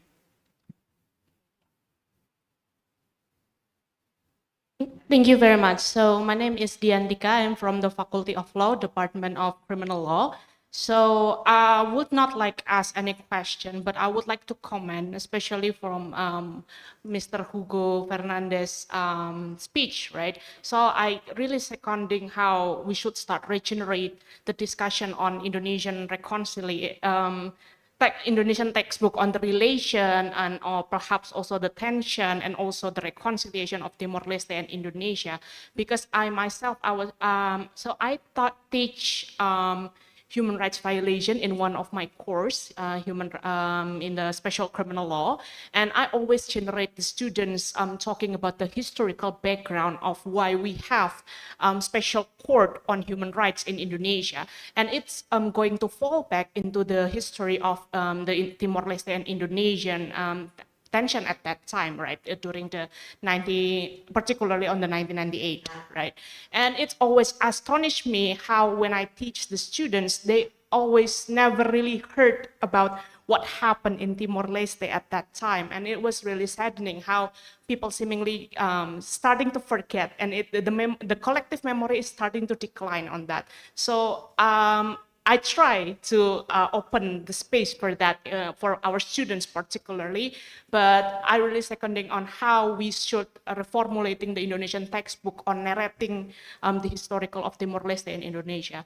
And secondly, I also seconding on how when we talk about the reconciliation, we should never forget on how the narrative of not to disregarding impunity, right? So we should always generating that, because it's like going a full back circle. I'm not a historian, I'm a lawyer, and I am really keen on how history can also impact on how the legal justice in the future. So that is my comment, and perhaps you have also an opinion for that. Thank you very much, and I really enjoyed the session. Thank you. I think we might just take those three because they're three very big questions. So the first one is obviously to the whole panel about Prabowo, and the second one was specifically to the panel and also to Bertha. Yeah. And then the third question I think is directed to Mount Hugo. So who would like to go first in the curly question about Prabowo? Thank you. Maybe I forget to introduce Centro Nacional Chega. Probably most of you here didn't hear before. So Centro Nacional Chega is a national center of Chega. It's a public institute established by government of Timor-Leste. And our mandate is very ambitious. Is to implement 225 recommendations made by the two truth commissions. So Chega is the Commission of Truth and Reception and Reconciliation of Timor-Leste, and also the CTF. So in total, 225 recommendations. And if you put into the thematic areas, it's talk about reconciliation, talk about reparation, education, institutional reform, and of course justice. So that's a little bit about Chega. So it's for every Prabowo was mentioned 19 times at Chega report. I count because I'm managing editor of the report. So 19 times Prabowo was mentioned at Chega report, related to all of tour of duties during the period of late 70s and early 80s. And yes, I think it's become a public discourse about all the atrocities happen in the Indonesian in the period of occupations. So now he is officially elected as Indonesian president. Well, I think first to be blamed is the Indonesian activists is not really working on that. So after 20 years of reformasi, we started here in this campus with Made, Joachim, and it looks like it's coming back. So what's wrong with Indonesian society then? That's the questions we should ask. Not looking at how he's been appointed and then now he become president. What is the relation with Timor-Leste? Because if Indonesian well reform-minded, and then maybe they are not electing him as a president. So, but this is how the political cycle, I have many discussions with colleagues from Myanmar. I say that learn from Indonesia. Don't come to Timor because you will have the same experience in Indonesia. Those who informally wearing in Indonesia military uniform, they are now become politicians. And they have access to all resources, political, economic, financial resources. So that is my answer to Lily Chan's questions. I think this is reality, and that should not only impose a problem for Timor-Leste-Indonesian relation, but also, as Pamade said, it's the continuation of impunity. The culture that if you're looking at the transitional justice pillar, if you want to transform the community, transform the conflict, ends the impunity. That's the reality of how the things happen. Now, Shege recommend in terms of reconciliations in treaty to answer Vanessa's questions. Who we talk about here? We have to acknowledge that Timor-Leste's conflict starting with the internal conflict. The political parties also committed crimes, committed human rights violation.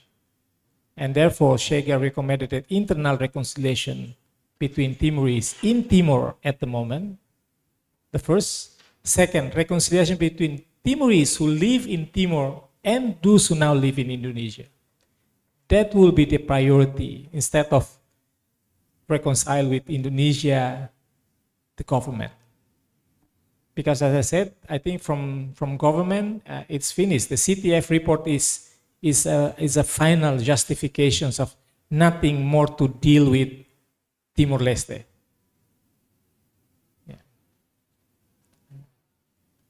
We don't have any problem with Indonesians as citizens. As I always answer to international scholars, say that why Timorese and Indonesians so quickly to become friends? I said that remember, we only have 24 years under Orde Baru regime. The Indonesians have more than 30 years. We suffer in the same regime, they are longer. So when the regime was outed into 1998, 97, and we done. We don't have anything with the regime, but we still working with the Indonesians. Many crises in Timor, 2004, 2006, non-single Indonesian been targeted in Timor. They sell baso, tukang sepatu, tukang none. They operate 24 hours in Dili, but during this crisis, not single Indonesians been targeted. So that's how to show that the Timor-Leste society, it's really mature on sees how the relations have to be built after the colonial or the period of time. So that's what reconciliation, of course, with Indonesia, I said the political reconciliations that Mount Fidelis would say that it elites, it's pretty much seeing reconciliation as an objective. You must. And sometimes the reason is very simple. Oh, we have a lot of Timorese studies in Indonesia. Some of my young colleagues here, we have to be good with Indonesia because almost 90% of goods coming from Indonesia. It always sees, the elite sees reconciliation in that position. Yeah. Not sees reconciliation when people have to sit, talk to each other, and then go through all the painful process and period of time. There is always the two approach in Timor-Leste when we talk about reconciliation in Indonesia. So the elites, the politics always put reconciliation is an objective. Even if you visit Dili, one of the sadness things is like a former detention center. Well, people were tortured, people were disappeared. It was given to Indonesia to build Indonesian Cultural Center. You cannot imagine how reconciliation put in that position. So it's not only by talking, but it's show you. You go to Dili, you can see a detention center and transforming into the Indonesian Cultural Center. So this is things that people day-to-day experience. And I deal with political prisoners every day. They say, very sad to go through the Polres Dili to see that the place that we are tortured and then now become Indonesian Cultural Center. But I think this is, we have to accept it because that's the process. That's all the dynamic of reconciliation, I think. And we are currently working with Universitas Sanata Dharma, with Payapi. We're doing a collective memory research. Hopefully to have more Indonesia, Timor-Leste collaborations in doing research in terms of collective memories, in terms of how to engage with the youth. Last year we organized the first ever border festival when we bring about 75 Timorese who were born in Indonesia for the first time. Stay with us for 5 days in one of the districts. This year we're gonna do the same thing in Oikusi. So this is the process, not at the elites level, but more on grassroots, more on day-to-day how we see reconciliation as a process. Thank you.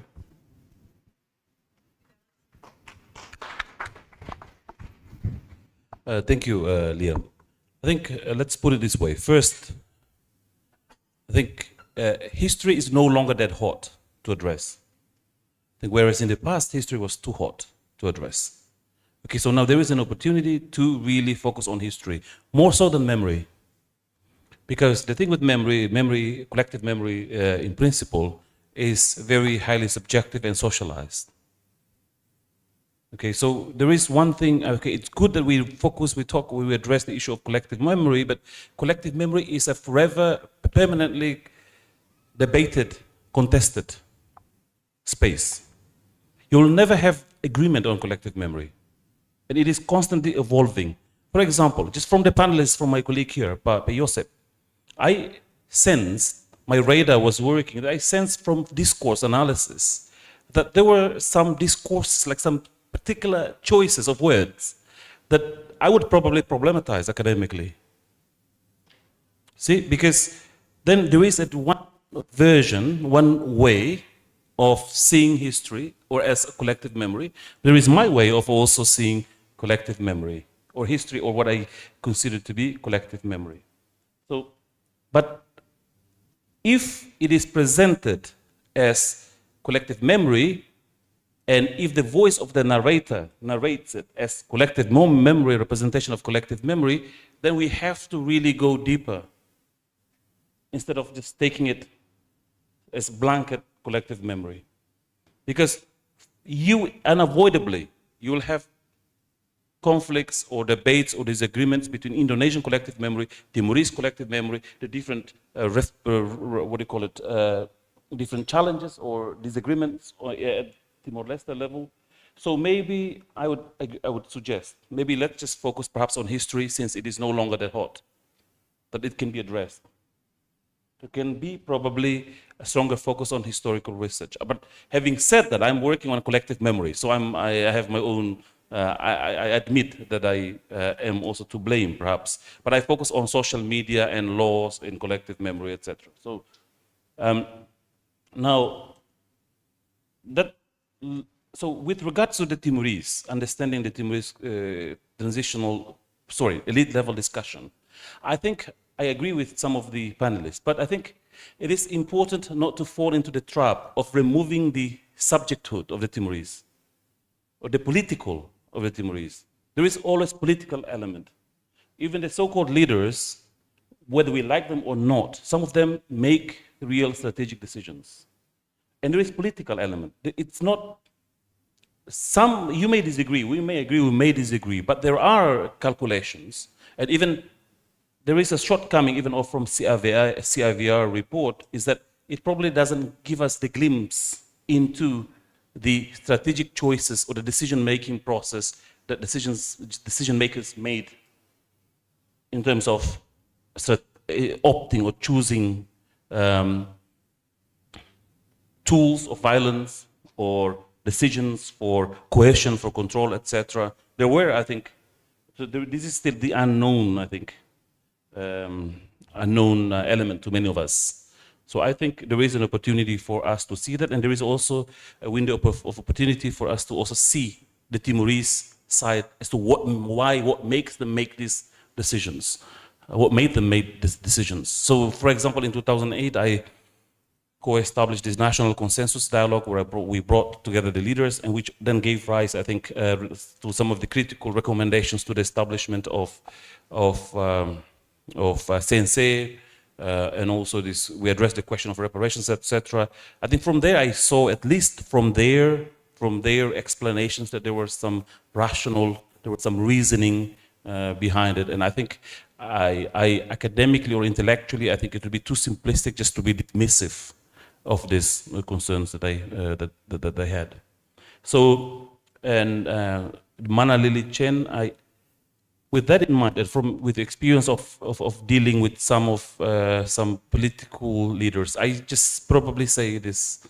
In the past, when President Jokowi was in government, there was this concern from Timor-Leste that Jokowi was not going to really pay enough attention to Timor-Leste.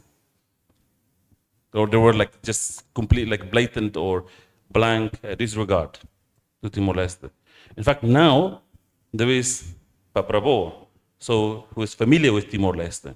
Now, with regards to discussions at the military level, I know that there have been discussions, at least open discussions, in addressing the past.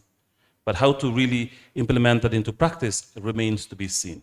But what is to be seen also with regard is the way in which the Timorese would behave at the elite level. So that's important probably to see or to read what Pat Walsh wrote about this. I think there is some particular, an interesting insight as to the wiggling room or I wouldn't say the brinkmanship, but the space in which both sides could renegotiate or to redefine our present relationship in light of the past. Anyway, sorry, I don't want to take too much time. Thank you.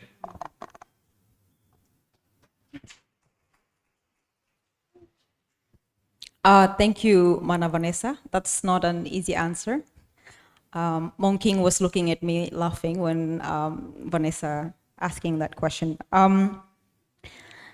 But yes, I think it's a subject of study, definitely, that group of female pro-integration. I haven't actually looked at it, look at that specific group, and it could be a thesis for to develop. But again, to answer that, I think let's step back a little bit from a geopolitical narrative. The same as the last speaker said, the culture of impunity. I think Timorese and Indonesians are very good at putting everything under the table and don't talk about it. That's how we deal with this geopolitical narrative. We haven't even speaking about how the US are funding the weapons, how the Australian government are actually funding the weapons. And here, women pro-integration living in Timor try to struggle, try to survive, and there's no way. You know, which class are we talking about? Are we talking about the women's pro-integration elitists, or are we talking about women pro-integration who that's the only way for them to survive? So it's a subject of study. It's a subject of studies indeed. It's case by case, municipality by municipality. Vikeke's case probably different from Los Palos or in Oikusi.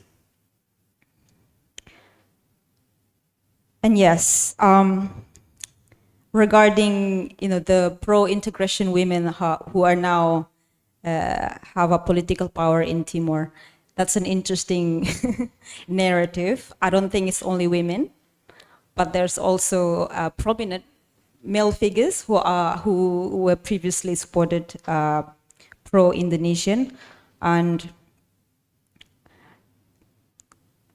the way I see it is they have accumulated good education during Indonesian time. They have also accumulated social capital, which support them later on after independence to form a political party, to join the political party, because they have first social capital and second, the capital that supports them. I'm not talking specifically on which gender, but from male or female. If you have a good capital from the integration time, land, money, supported through, in that sense, once the independence, then you have those to enter the political narrative to compete with the male. Because not all Timorese women can compete in that social 30% quota. I think it's only those women who have social capital and other capitals. Thank you.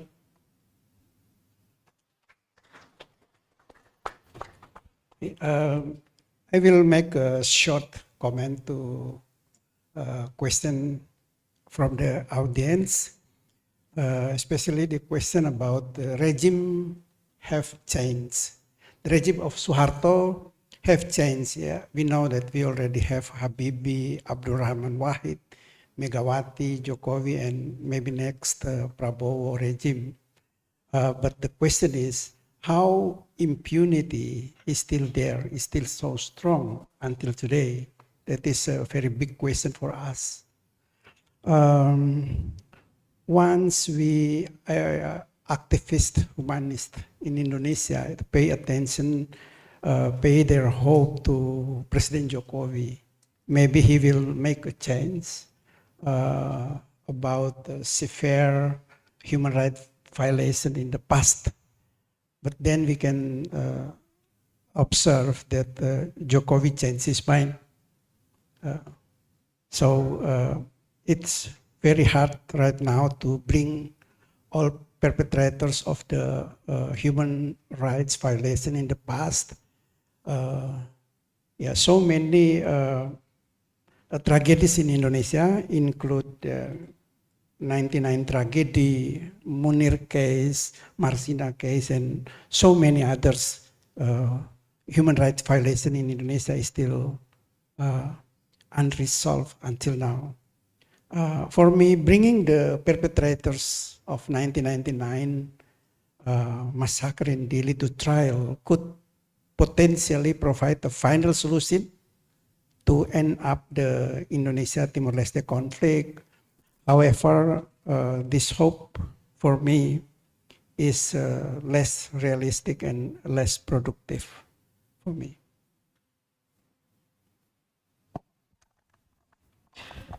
Yeah, I think many people are wondering what happened with the election of Prabowo with regard to the East Timor and other human rights violations. I would like to give you an illustration how lightly Prabowo deal with the issue of the past. It seemed to me that he does not have any burden any longer, does not feel to have burden any longer with the past.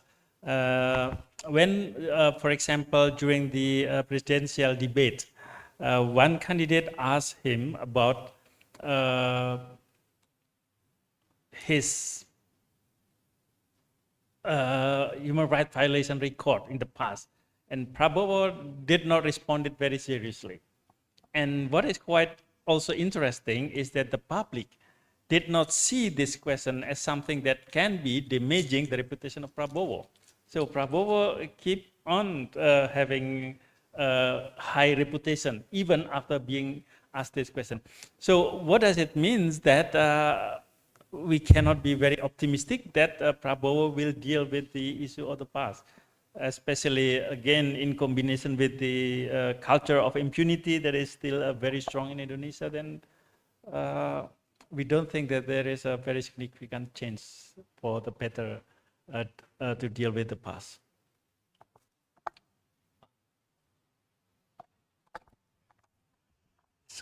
Commenting a little bit about Prabowo, I don't think reconciliation is on top of his mind right now.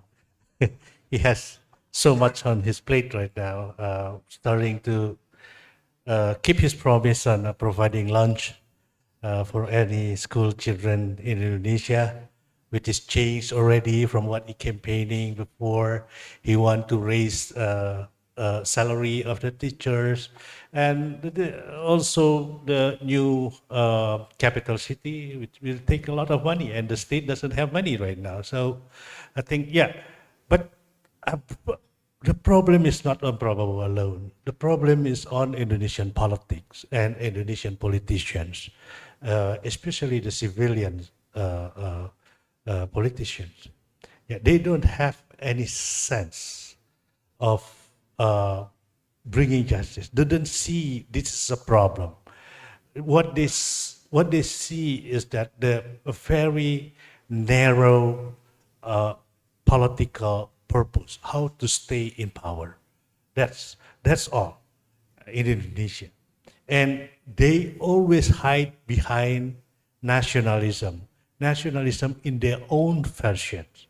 Yeah.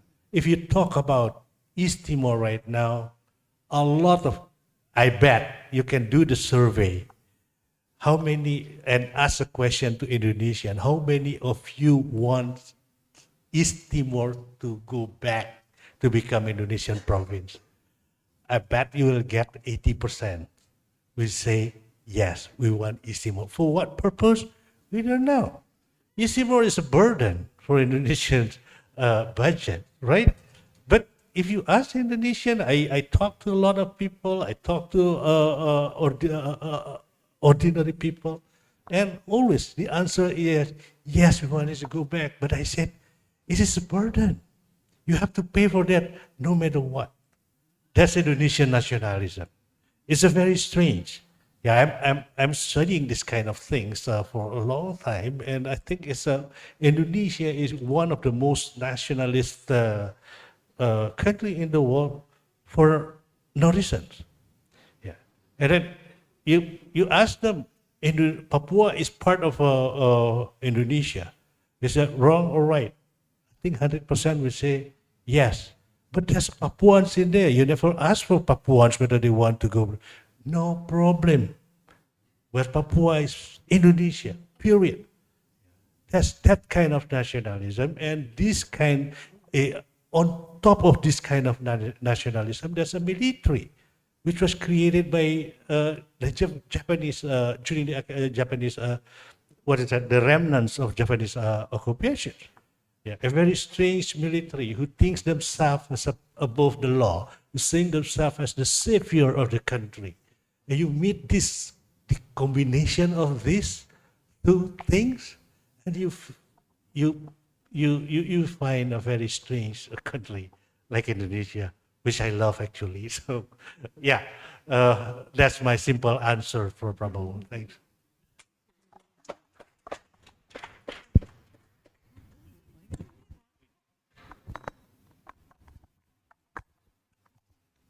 Just a couple of very quick remarks.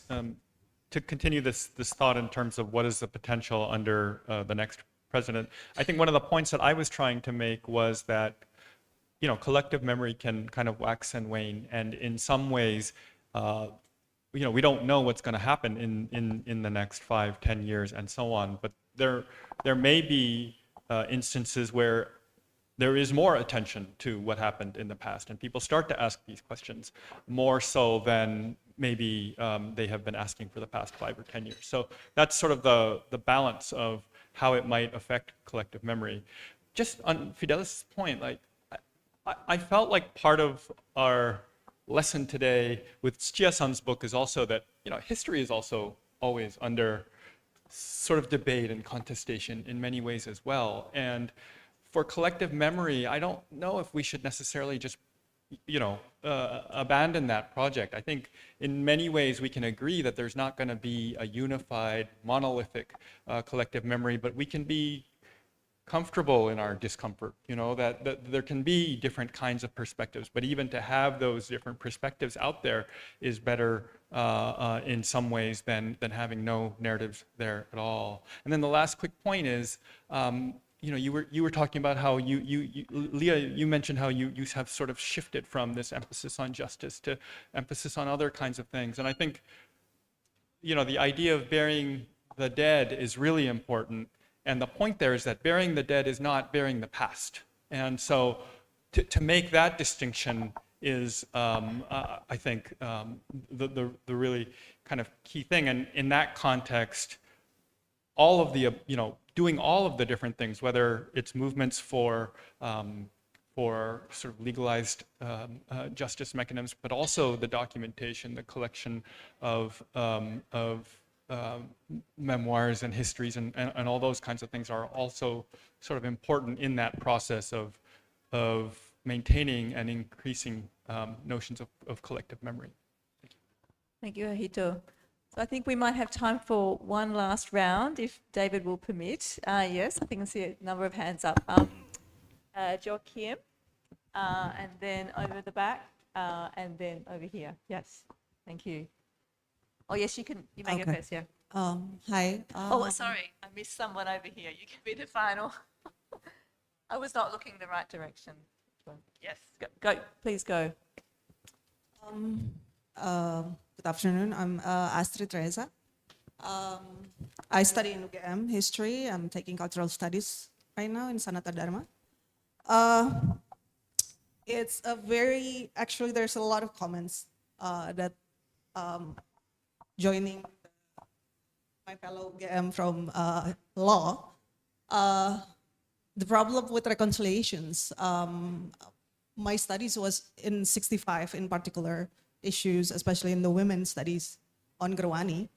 But this issue of reconciliations, I think for us, as an Indonesian scholar, when I was also a student, it has been always this history of mentality that is not changing. I'm trying to be optimistic, but I can't find that reason right now. And I think it has to be to see also the genocide of 65 as a breaking point in the Indonesian history, that we don't talk on why is the Timorese history is not in our textbook. To even change the G30S PKI to just G30S alone, it goes back and forward for like a decade or something, and we kind of lost it in the textbook fight on the legal sort of like national narrations.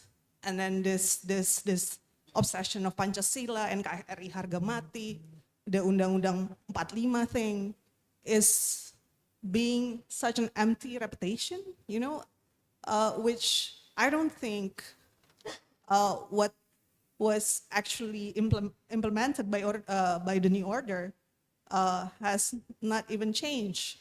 And I think with the Timorese context, we have to really see how it began to understand what happened also in East Timor, because it was done by the military regime. I mean, I remember I did my paper on the violence of women in seeing the military violence started from 65 to Timor to Aceh to Papua now, and hopefully not continuing in other parts of Indonesia or repeated. But the ignorance or the Indonesian not acknowledging the genocide itself, it becomes such a problem for us to move on anything. That's how I feel in being, nearly 20 years actually reading the scholar, when also in my department in the beginning of 2000, I can't talk about it.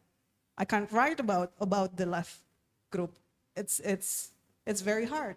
It's open now, but we reach in such an ignorance level of the past that we can't talk about it, and that become a problem. Sorry to rush you, but Yeah. would you have a question from those reflections that you would like to ask the panel? Yeah. This is sort of like more like a comment reflection kind of thing, but I think with the East Timor context, looking back again, how I sort of also use the materials from the human rights report, I think it's very important for us to also go back and work together and collaborate on seeing why we are also in this point right now. And I think, collective memories is also very important for us. At the same, I don't know, this is more like a regional cyclical process that is happening right now. Thank you. Thank you. Over here. Yeah. Hi, thank you. I'm a PhD candidate from NTU Singapore, and I'm really fascinated with all the topics mentioned today. And serendipitously, I feel really sort of resonate strongly with today's topic, and just have two questions. The first question is, what do you think is the role of culture and art in reconciliation? Because for me, I feel, the role of the museum, the writing of collective memory, literature, for example, the post-World War II, writing and post-Soviet writing in Russia and Germany, and also, role of art in reconciliation, for example, in Thailand. And I think these are very important non-traditional mechanism for reconciliation. Just wondering what your thoughts are on this, the role of art and culture.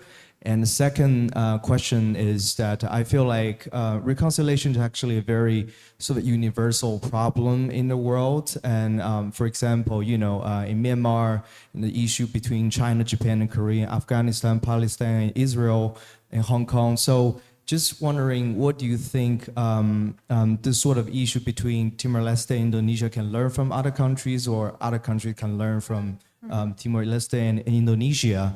And also following that, do you think democracy is a critically positive factor for reconciliation, for genuine reconciliation? Thank you. Thank you. Are your questions directed at the panel as a whole? Directly to the panelists. Oh, okay, Thank you. great. Over to Joachim.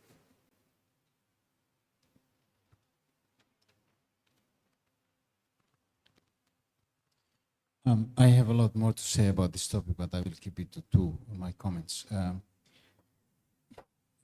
The director of CNC will, I think, instruct his staff to cancel my ticket to return to Timor once he heard what I am saying. One thing that the two commissions failed to achieve, and I think it is a big failure, is the change of attitude on the part of the perpetrators. Change of attitude which, at a fundamental level, not just shaking hands and we have big friends and exchanging gifts, not that. On a most fundamental level, there hasn't been any change on the part of the perpetrators. A change of attitude which see the victims as equals, as human, just as human as they are. This has not happened. Hasn't. I do not see it. Because if that has happened, we would see it manifested in so many different ways. The second change of attitude is change of attitude that admits that what happened in the past was wrong. What they did, the military did to the Timorese was wrong. The invasion was wrong. And that has not happened. Because if that has happened, we will see a different attitude, a completely different approach when it relates to the discussion of the boundary in Naktuka, for example. There would have been a complete different approach on the part of the Indonesian negotiation team. While our colleagues in Indonesia, Made Tony included, are complaining about the culture of impunity, we in Dili are rewarding the perpetrators. Our president is very, diligent in inviting former generals to receive state collar. When he awarded the same collar to Hendro Priyono, who,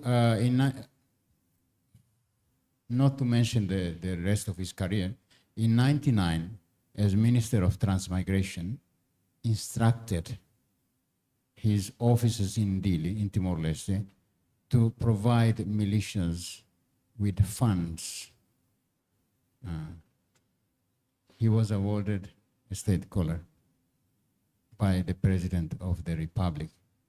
So, relating this to the remark made by my brother, Fidelis, brother, I was probably more optimistic than you are some years ago, that sometimes our leaders can surprise us.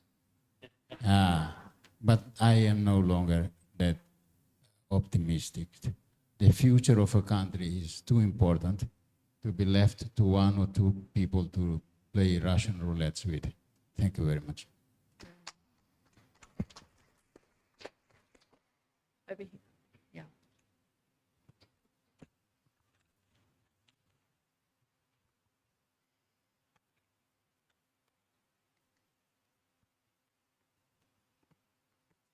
Thank you. It's a really fascinating conversation we have this afternoon. My question goes to both speakers from Indonesia, Made and the other person. Again, you probably touched upon this one sometime. It's about still, what's the meaning of reconciliation for Indonesians? Made touched upon a little bit about, bringing perpetrators to the justice. It's not going anywhere. We still stuck with that kind of conversation for almost 20 years? And a quick comment about that one, about this question, is that one thing missing from the discourse is that what kind of reconciliation means for East Timorese living across the border of East Nusa Tenggara and Timor-Leste. I'm talking about probably over thousands who are still living in dying condition.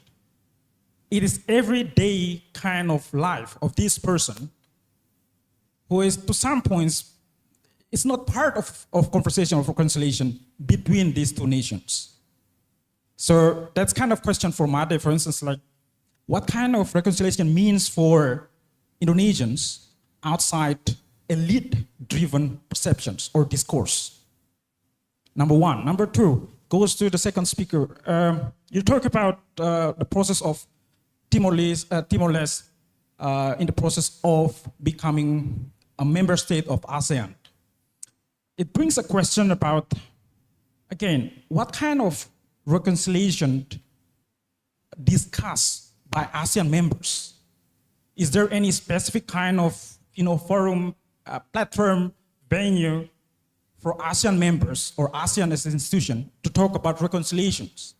We have, kind of series of cases in this particular region about reconciliation, but we still keep doing the same thing. And potential one, Made touched upon this one, is probably in the next 20 years, it's about Papua.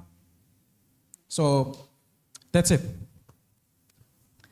Thank you. Well, we have 4 very excellent sets of comments and questions. I'll open it to, I think many of them can be answered by any of you. I think the last ones are specifically for the Indonesians in the on the panel, but I think everyone, whoever would like to answer those, feel free. I think the microphone is there for Dallas, yeah. Well, thank you. First of all, I think to carry on from what you were saying earlier, so perhaps I came out wrongly, but what I was simply saying is that collective memory studies or memory studies in this context, in this very tricky situation, really requires so we'd have to be very careful with method and methodology in working on it, because I think it can be used and abused rather easily. So that's what I was simply saying. I know that history has limitations. Archives are always political.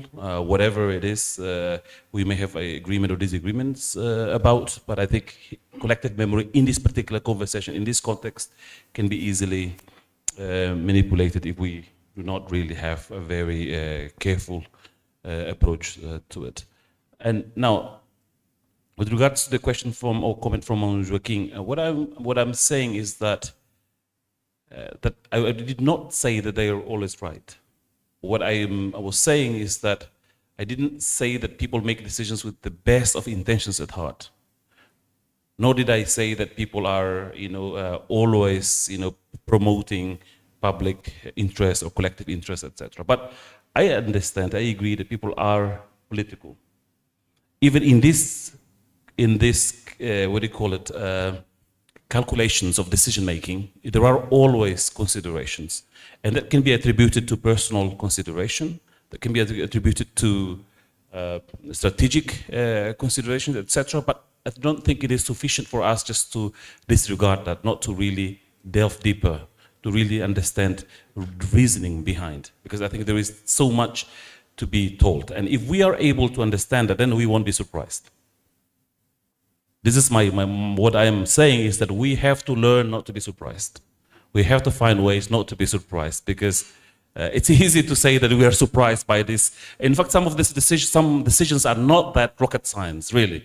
I mean, if we just follow carefully and by using political lens, a very rational approach to understanding decisions that have been made, we can probably anticipate the trajectory, the path of decisions, or where the decisions are going to. Anyway, so that's what I was simply referring to.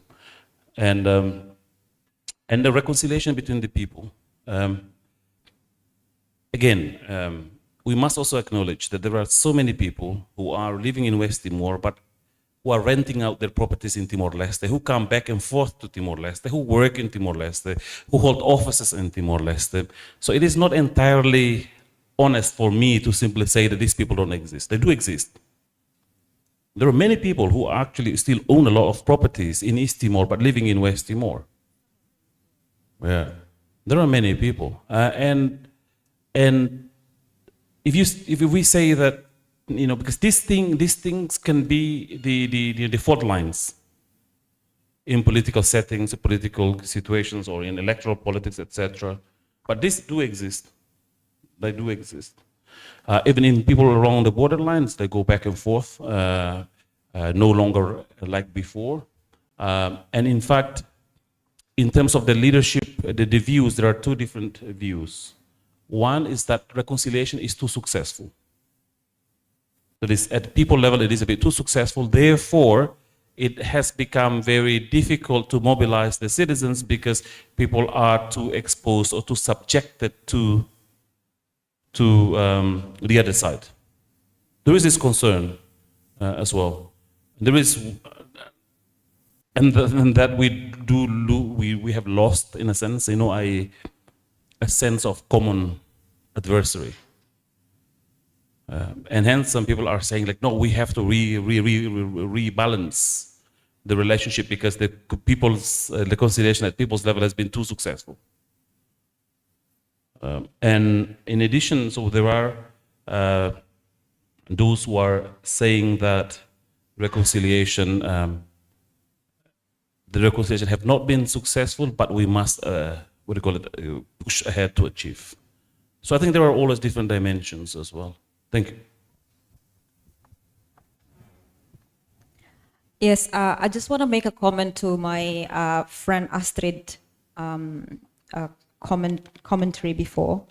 I think we forgot to actually in this panel to mention the big elephant in the room. You know, the U.S. government, the Australian government, who funded weapons to Indonesia to colonize, to invade Timor-Leste, but also regarding 65.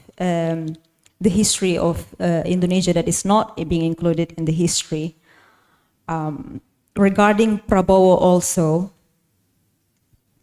but if my observation is if we don't change the military curriculum that is being used in 65, it's gonna be repeated again in Timor-Leste, and it's gonna be it's not gonna sorry, that was being implemented in Timor-Leste. If we don't resolve that, it's gonna be implemented somewhere else in the world. So even we change the president of Indonesia from one person to the other, if we don't change the systematic curriculum of the military regime, it's gonna be the same.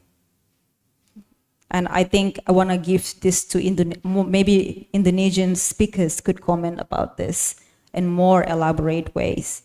And I also don't think by joining ASEAN could simply just like flipping hands, reconciliation could happen. I think it is much more complex than that. Also, ASEAN didn't speak about the occupation of Timor-Leste or advocate for that. And I think ASEAN is mostly for economic reasons.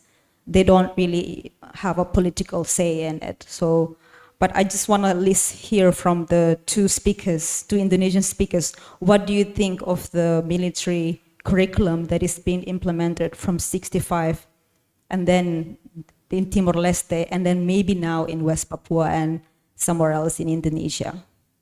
Thank you.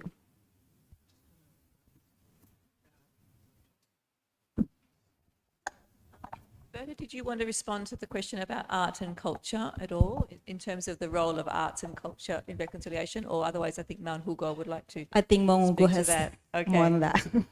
All right. Yes, I think we'll talk about how we at Centro Chega, we use a lot of arts and culture as a process of a dialogue for many things. A dialogue for healing, a dialogue for recognitions, but also for reparation, reconciliation.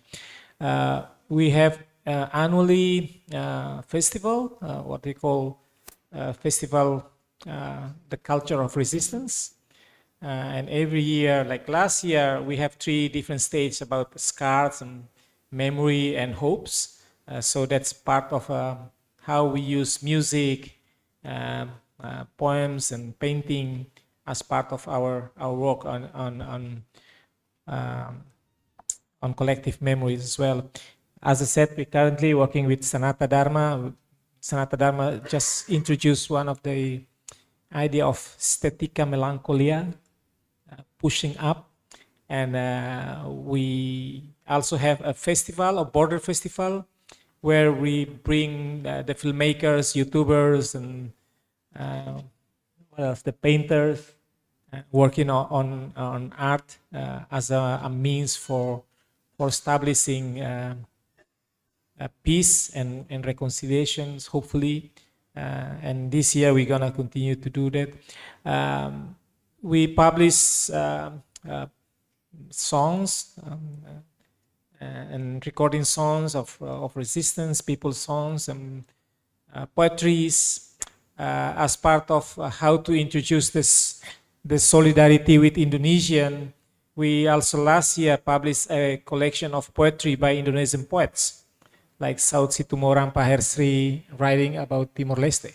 So we introduce those kind of things to our young generation in Timor-Leste. So I think for us at Centro Chega, culture and arts are very important as a means to moving the things forward. It's not only for reconciliation, but also for healing, for reparation, and also recognition. So I think that's I agree with Fidelis regarding that currently about 80,000 Timorese who live in Indonesia, and they are actually free to visit Timor. Only 130, 150 of them are, if they're crossing the line, they will be arrested. But the rest of them, they just, if they want to visit their family, they are free. No one arrested them. But particularly, of course, 130 or 150 of them who are included in the list of Interpol, the list of, they were indicted by the special panel for serious crime. If they cross the border, they are subjected to be arrested. So, but the rest, they are feel free to visit. We just organized a festival last year in one of the border districts when we bring about 80 Timorese who never visit Timor-Leste to meet with Timorese, particularly from Timor-Leste side, those who involved in resistance. For 5 days, they can talk to each other, they can share their contacts and things like that. So that's things that we actually organize to move towards the reconciliation. It's all the process, so we don't talk about. And I think maybe just to stress the Truth and Friendship Commission is not a reconciliation mechanism. Yeah. Why? Because if then agree as a reconciliation, they should check the name should be the Truth and Reconciliation. It's not the Truth and Friendship. From Timor-Leste perspective, always is a friendship. It's to build trust. So don't mistake seeing the CTF as a reconciliation mechanism. It's a friendship. It's a process. So. Thanks. Thank you, Hugo. Do our Indonesian speakers have any final comments? I'm conscious we need to draw this session to a close. Is that right, David? We should have a break, I think, before. Yeah. Sorry. All right. Okay. Thank you. Thank you. First is the role of culture. I think it's become two sides. Yeah. One is as I saw in other countries, including in Stega. Yeah. When I went to the torture chamber, it just really it's a painful memory. Yeah. Even I, who didn't experience that, can sense that this is really, really cruel, inhuman condition. In Indonesia, we have that too, especially in the 65. I think the new order government used this kind of things. They create a movie, really, really good movie about the what they call it rebellion, was initiated by Indonesian Communist Party. And all of it's a manipulation. They have a museum, Lubang Buaya, and the purpose is totally different from Museum of Chega and the Museum of Lubang Buaya, for example. It's very, very different.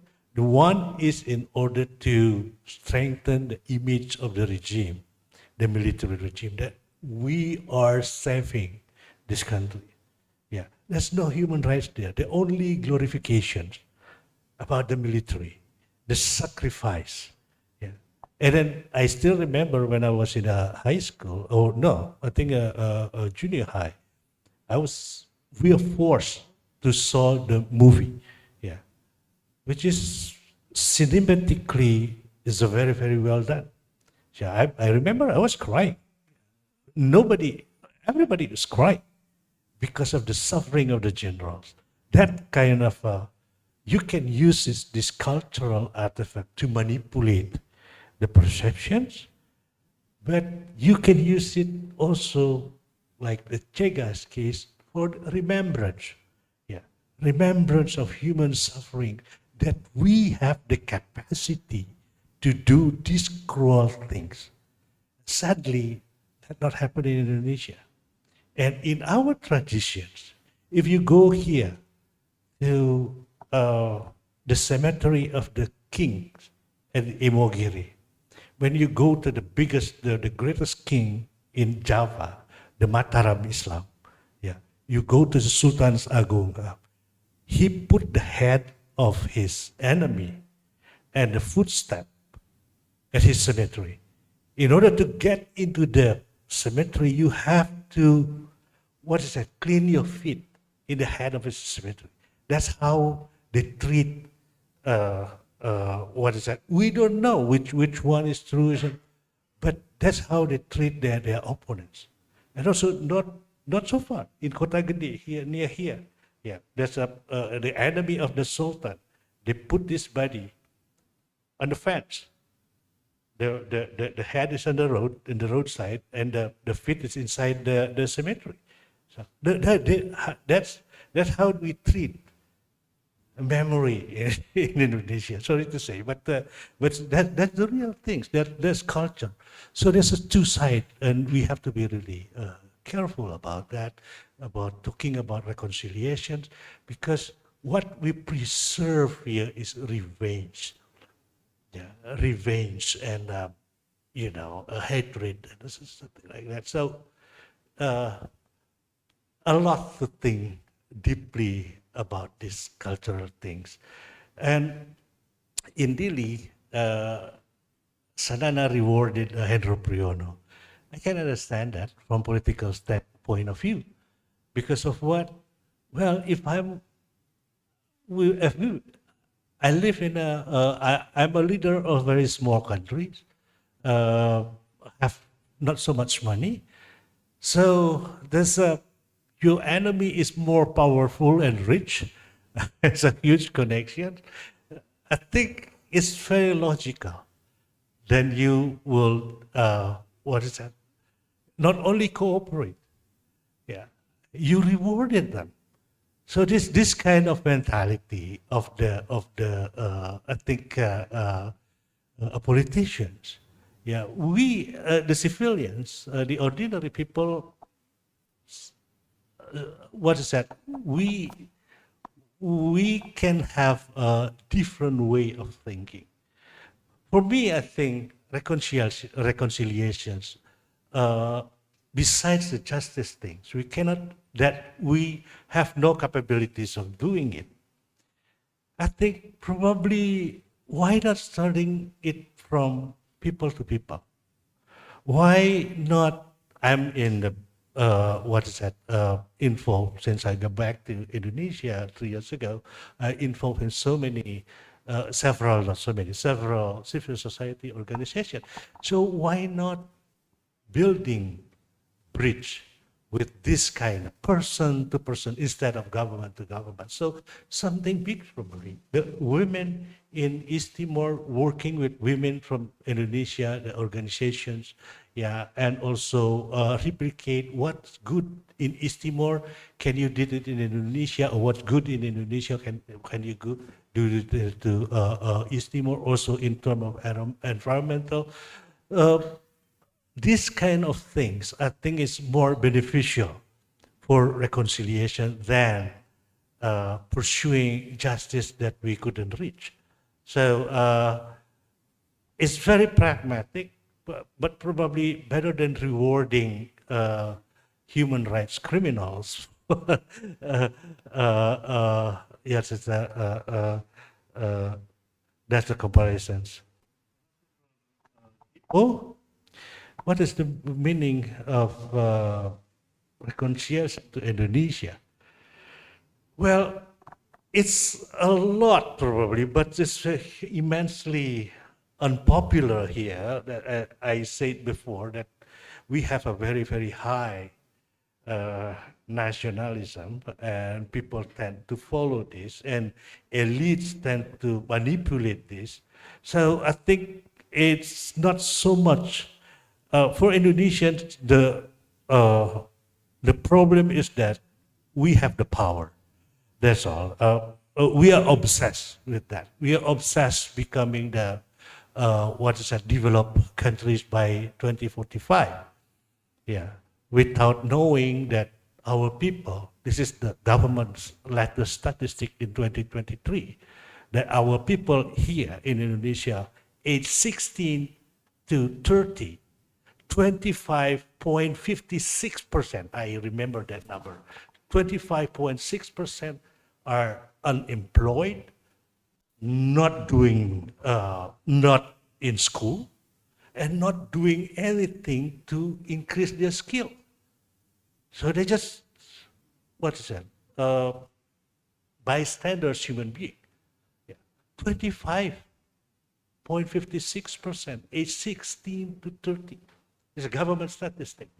So what do you expect from this kind of situations? It's very easily to manipulate. You get a little bit nationalism as the spice of your life, and then you become, you believe in anything. Yeah. And these people are responsible to elect the next administration. Yeah. So a little bit pessimistic, but I think, again, I encourage the reconciliation, but probably not reconciliation, but a cooperation in order to heal the wounds between two countries, among people to people. Just increase that. Probably that's the only thing that we can do. Thank you.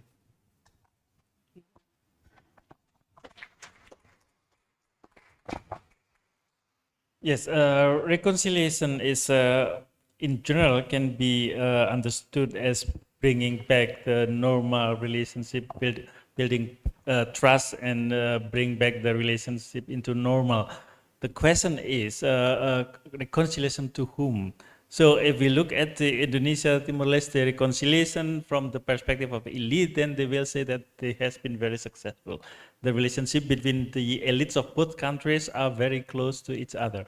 But when it comes to the meaning of the reconciliation for the people, as we learn from the different speakers, there are a lot of problems that are still unaddressed. So this must be addressed in order to give a real meaning of reconciliations. So this is what I think. So with regard to ASEAN, yes, of course, admitting Timor-Leste to ASEAN will not automatically solve the problem of reconciliation. But what I think is that the admission of Timor-Leste in ASEAN can help the development of culture of democracy in ASEAN stronger than in the current situation, in which most of the ASEAN member countries are non-democratic. So we can count, for example, only Indonesia, the Philippines, and even those two countries are not considered as a perfect democracy. And the East Timor, as a member of ASEAN, can help to develop the culture of democracy after ASEAN has also adopted the values of democracy and freedom in its ASEAN Charter. So by the development of culture of democracy, then the problem of the past, which led to the violation of human rights and etc., can be prevented. Especially, remember a couple of months ago, Sanana Kusmo said that we will rethink our application for membership in ASEAN if ASEAN cannot solve the problem in Myanmar. So this is also one way in which East Timor can assist the development of the culture of democracy in ASEAN. Thank you. Thank you. Anyone else on the panel like to make any final? Did you have a response or? I agree with Pak Hugo explanation about the role of culture, art, literature, and music in creating reconciliation. We know that after the Holocaust in Germany, there were emerged a kind of writing, a genre of writing. They said it, gegen das Vergessen, don't forget the past, don't forget the past. So we collect already so many literature, poetry, novels, music, all the narrative about Timor-Leste, their past. And I believe that the power of this kind of writing is very powerful to touch people's heart. So we will publish many more collective memory, many more literature, music in these two countries. Thank you. Thank you. Hito, did you have any final? I wasn't going to say anything, but just when you raised this question of Germany in the past, there was this question of what other lessons are learned in other kinds of places. And what I suggest in my remarks also is, while there hasn't necessarily been a culture of impunity, I think in some ways, when I look at the context of a place like Japan, and it's often compared to Germany, that Germany has had less of a culture of denial than Japan has. And that has led to difficulty in terms of reconciliation in terms of its neighbors. And there's a whole geopolitical context to that as well, I think. But I just wanted to mention that in terms of the question about other examples.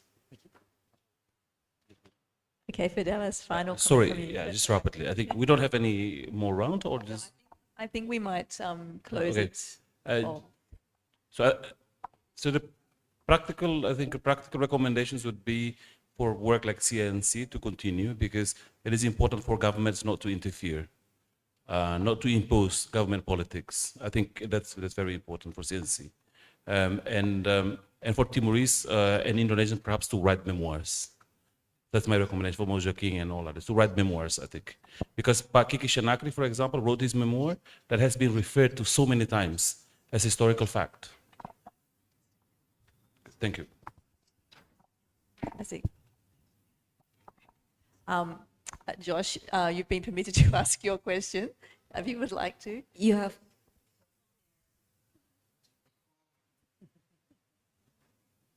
Just something quickly, comments that Indonesia and Timor-Leste, what is that, relations, I think exemplary to the world after what we've been through, but we managed to reconcile. Not many countries are like that compared to countries like North and South Korea, Sudan and South Sudan, India and Pakistan. What we are showing now, I think, despite all the problems, all the remaining issues that we need to work on, but I think what we've achieved so far, I think is exemplary to the world. Thank you. Thank you, Josh. Can I? Bertha, yes. Just want to quickly adding on what Monjos said. I think Timorese society have this sense of maturity in a way to look at the past conflict. When you ask people on the street, they said, we don't have a problem with the Indonesian people. It's the military regime. So the word military regime is quite clear. It's the Suharto regime. But when you said, oh, I remember when my Indonesian friends visiting, and then my US friends said, why you guys are friends? I said, I don't have a problem with them. It's the military regime, which is, I think, I agree with Monjos, what Monjos has said, that I think this sense of looking at things constructively and specifically uniting the people.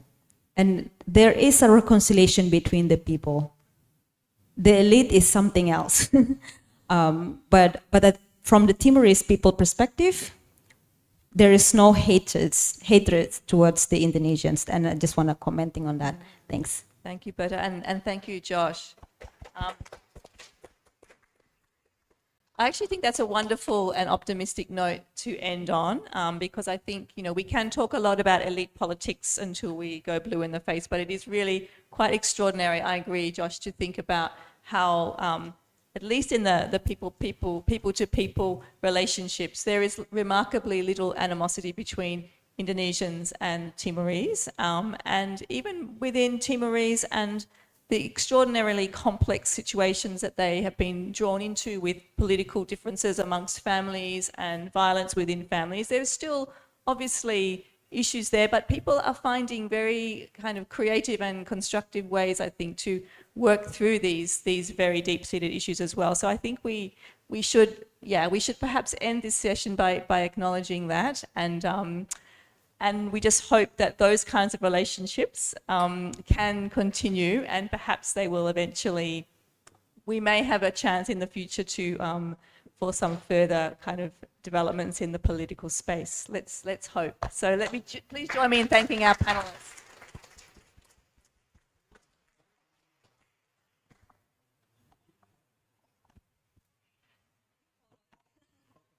Thank you to the moderator and speakers for the insightful and optimistic discussion. Now, the moderators and speaker will have a photo session.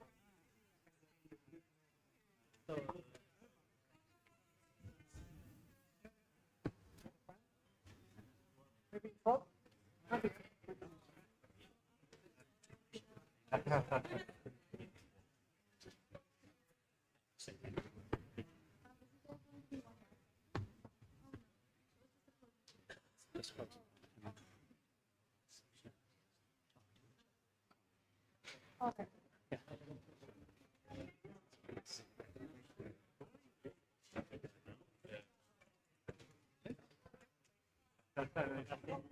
Ladies and gentlemen, that was the end of session 3. A short announcement beforehand. For a Mr. Martinho Rogerio Lafo, if Mr. Martinho Rogerio Lafo is here, please report to the registration desk outside.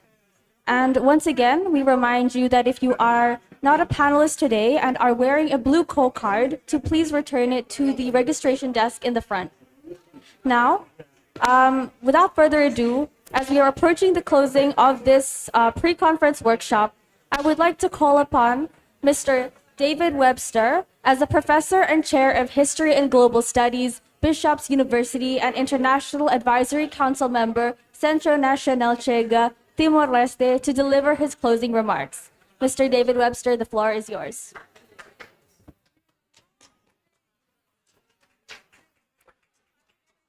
Hi.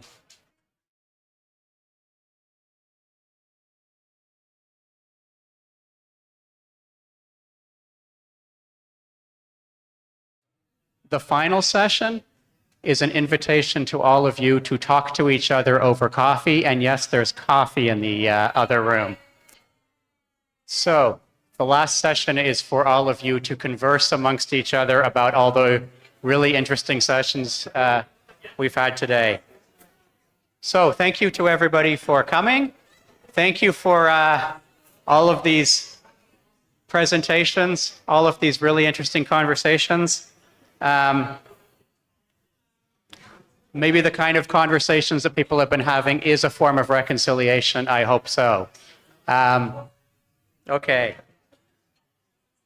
Since no one's listening, I still say, for the record, thank you to the Association of Asian Studies for allowing this to happen. Thank you to AFIS. Thank you to the Centro Nacional Chega for all the wonderful work it does. If only there was a counterpart for it in Indonesia. Thank you to Faculty of Law at Gajah Mada University for providing such wonderful hospitality today. I know Ibu de Antica is working very hard on this for a while. If I can get her attention for just a second. Thank you for the work you've been doing, and just a small gift to you, and thank you on behalf of your team for everything you've been doing. From Delhi from yesterday. Okay, So have some coffee, have some conversation, reconcile.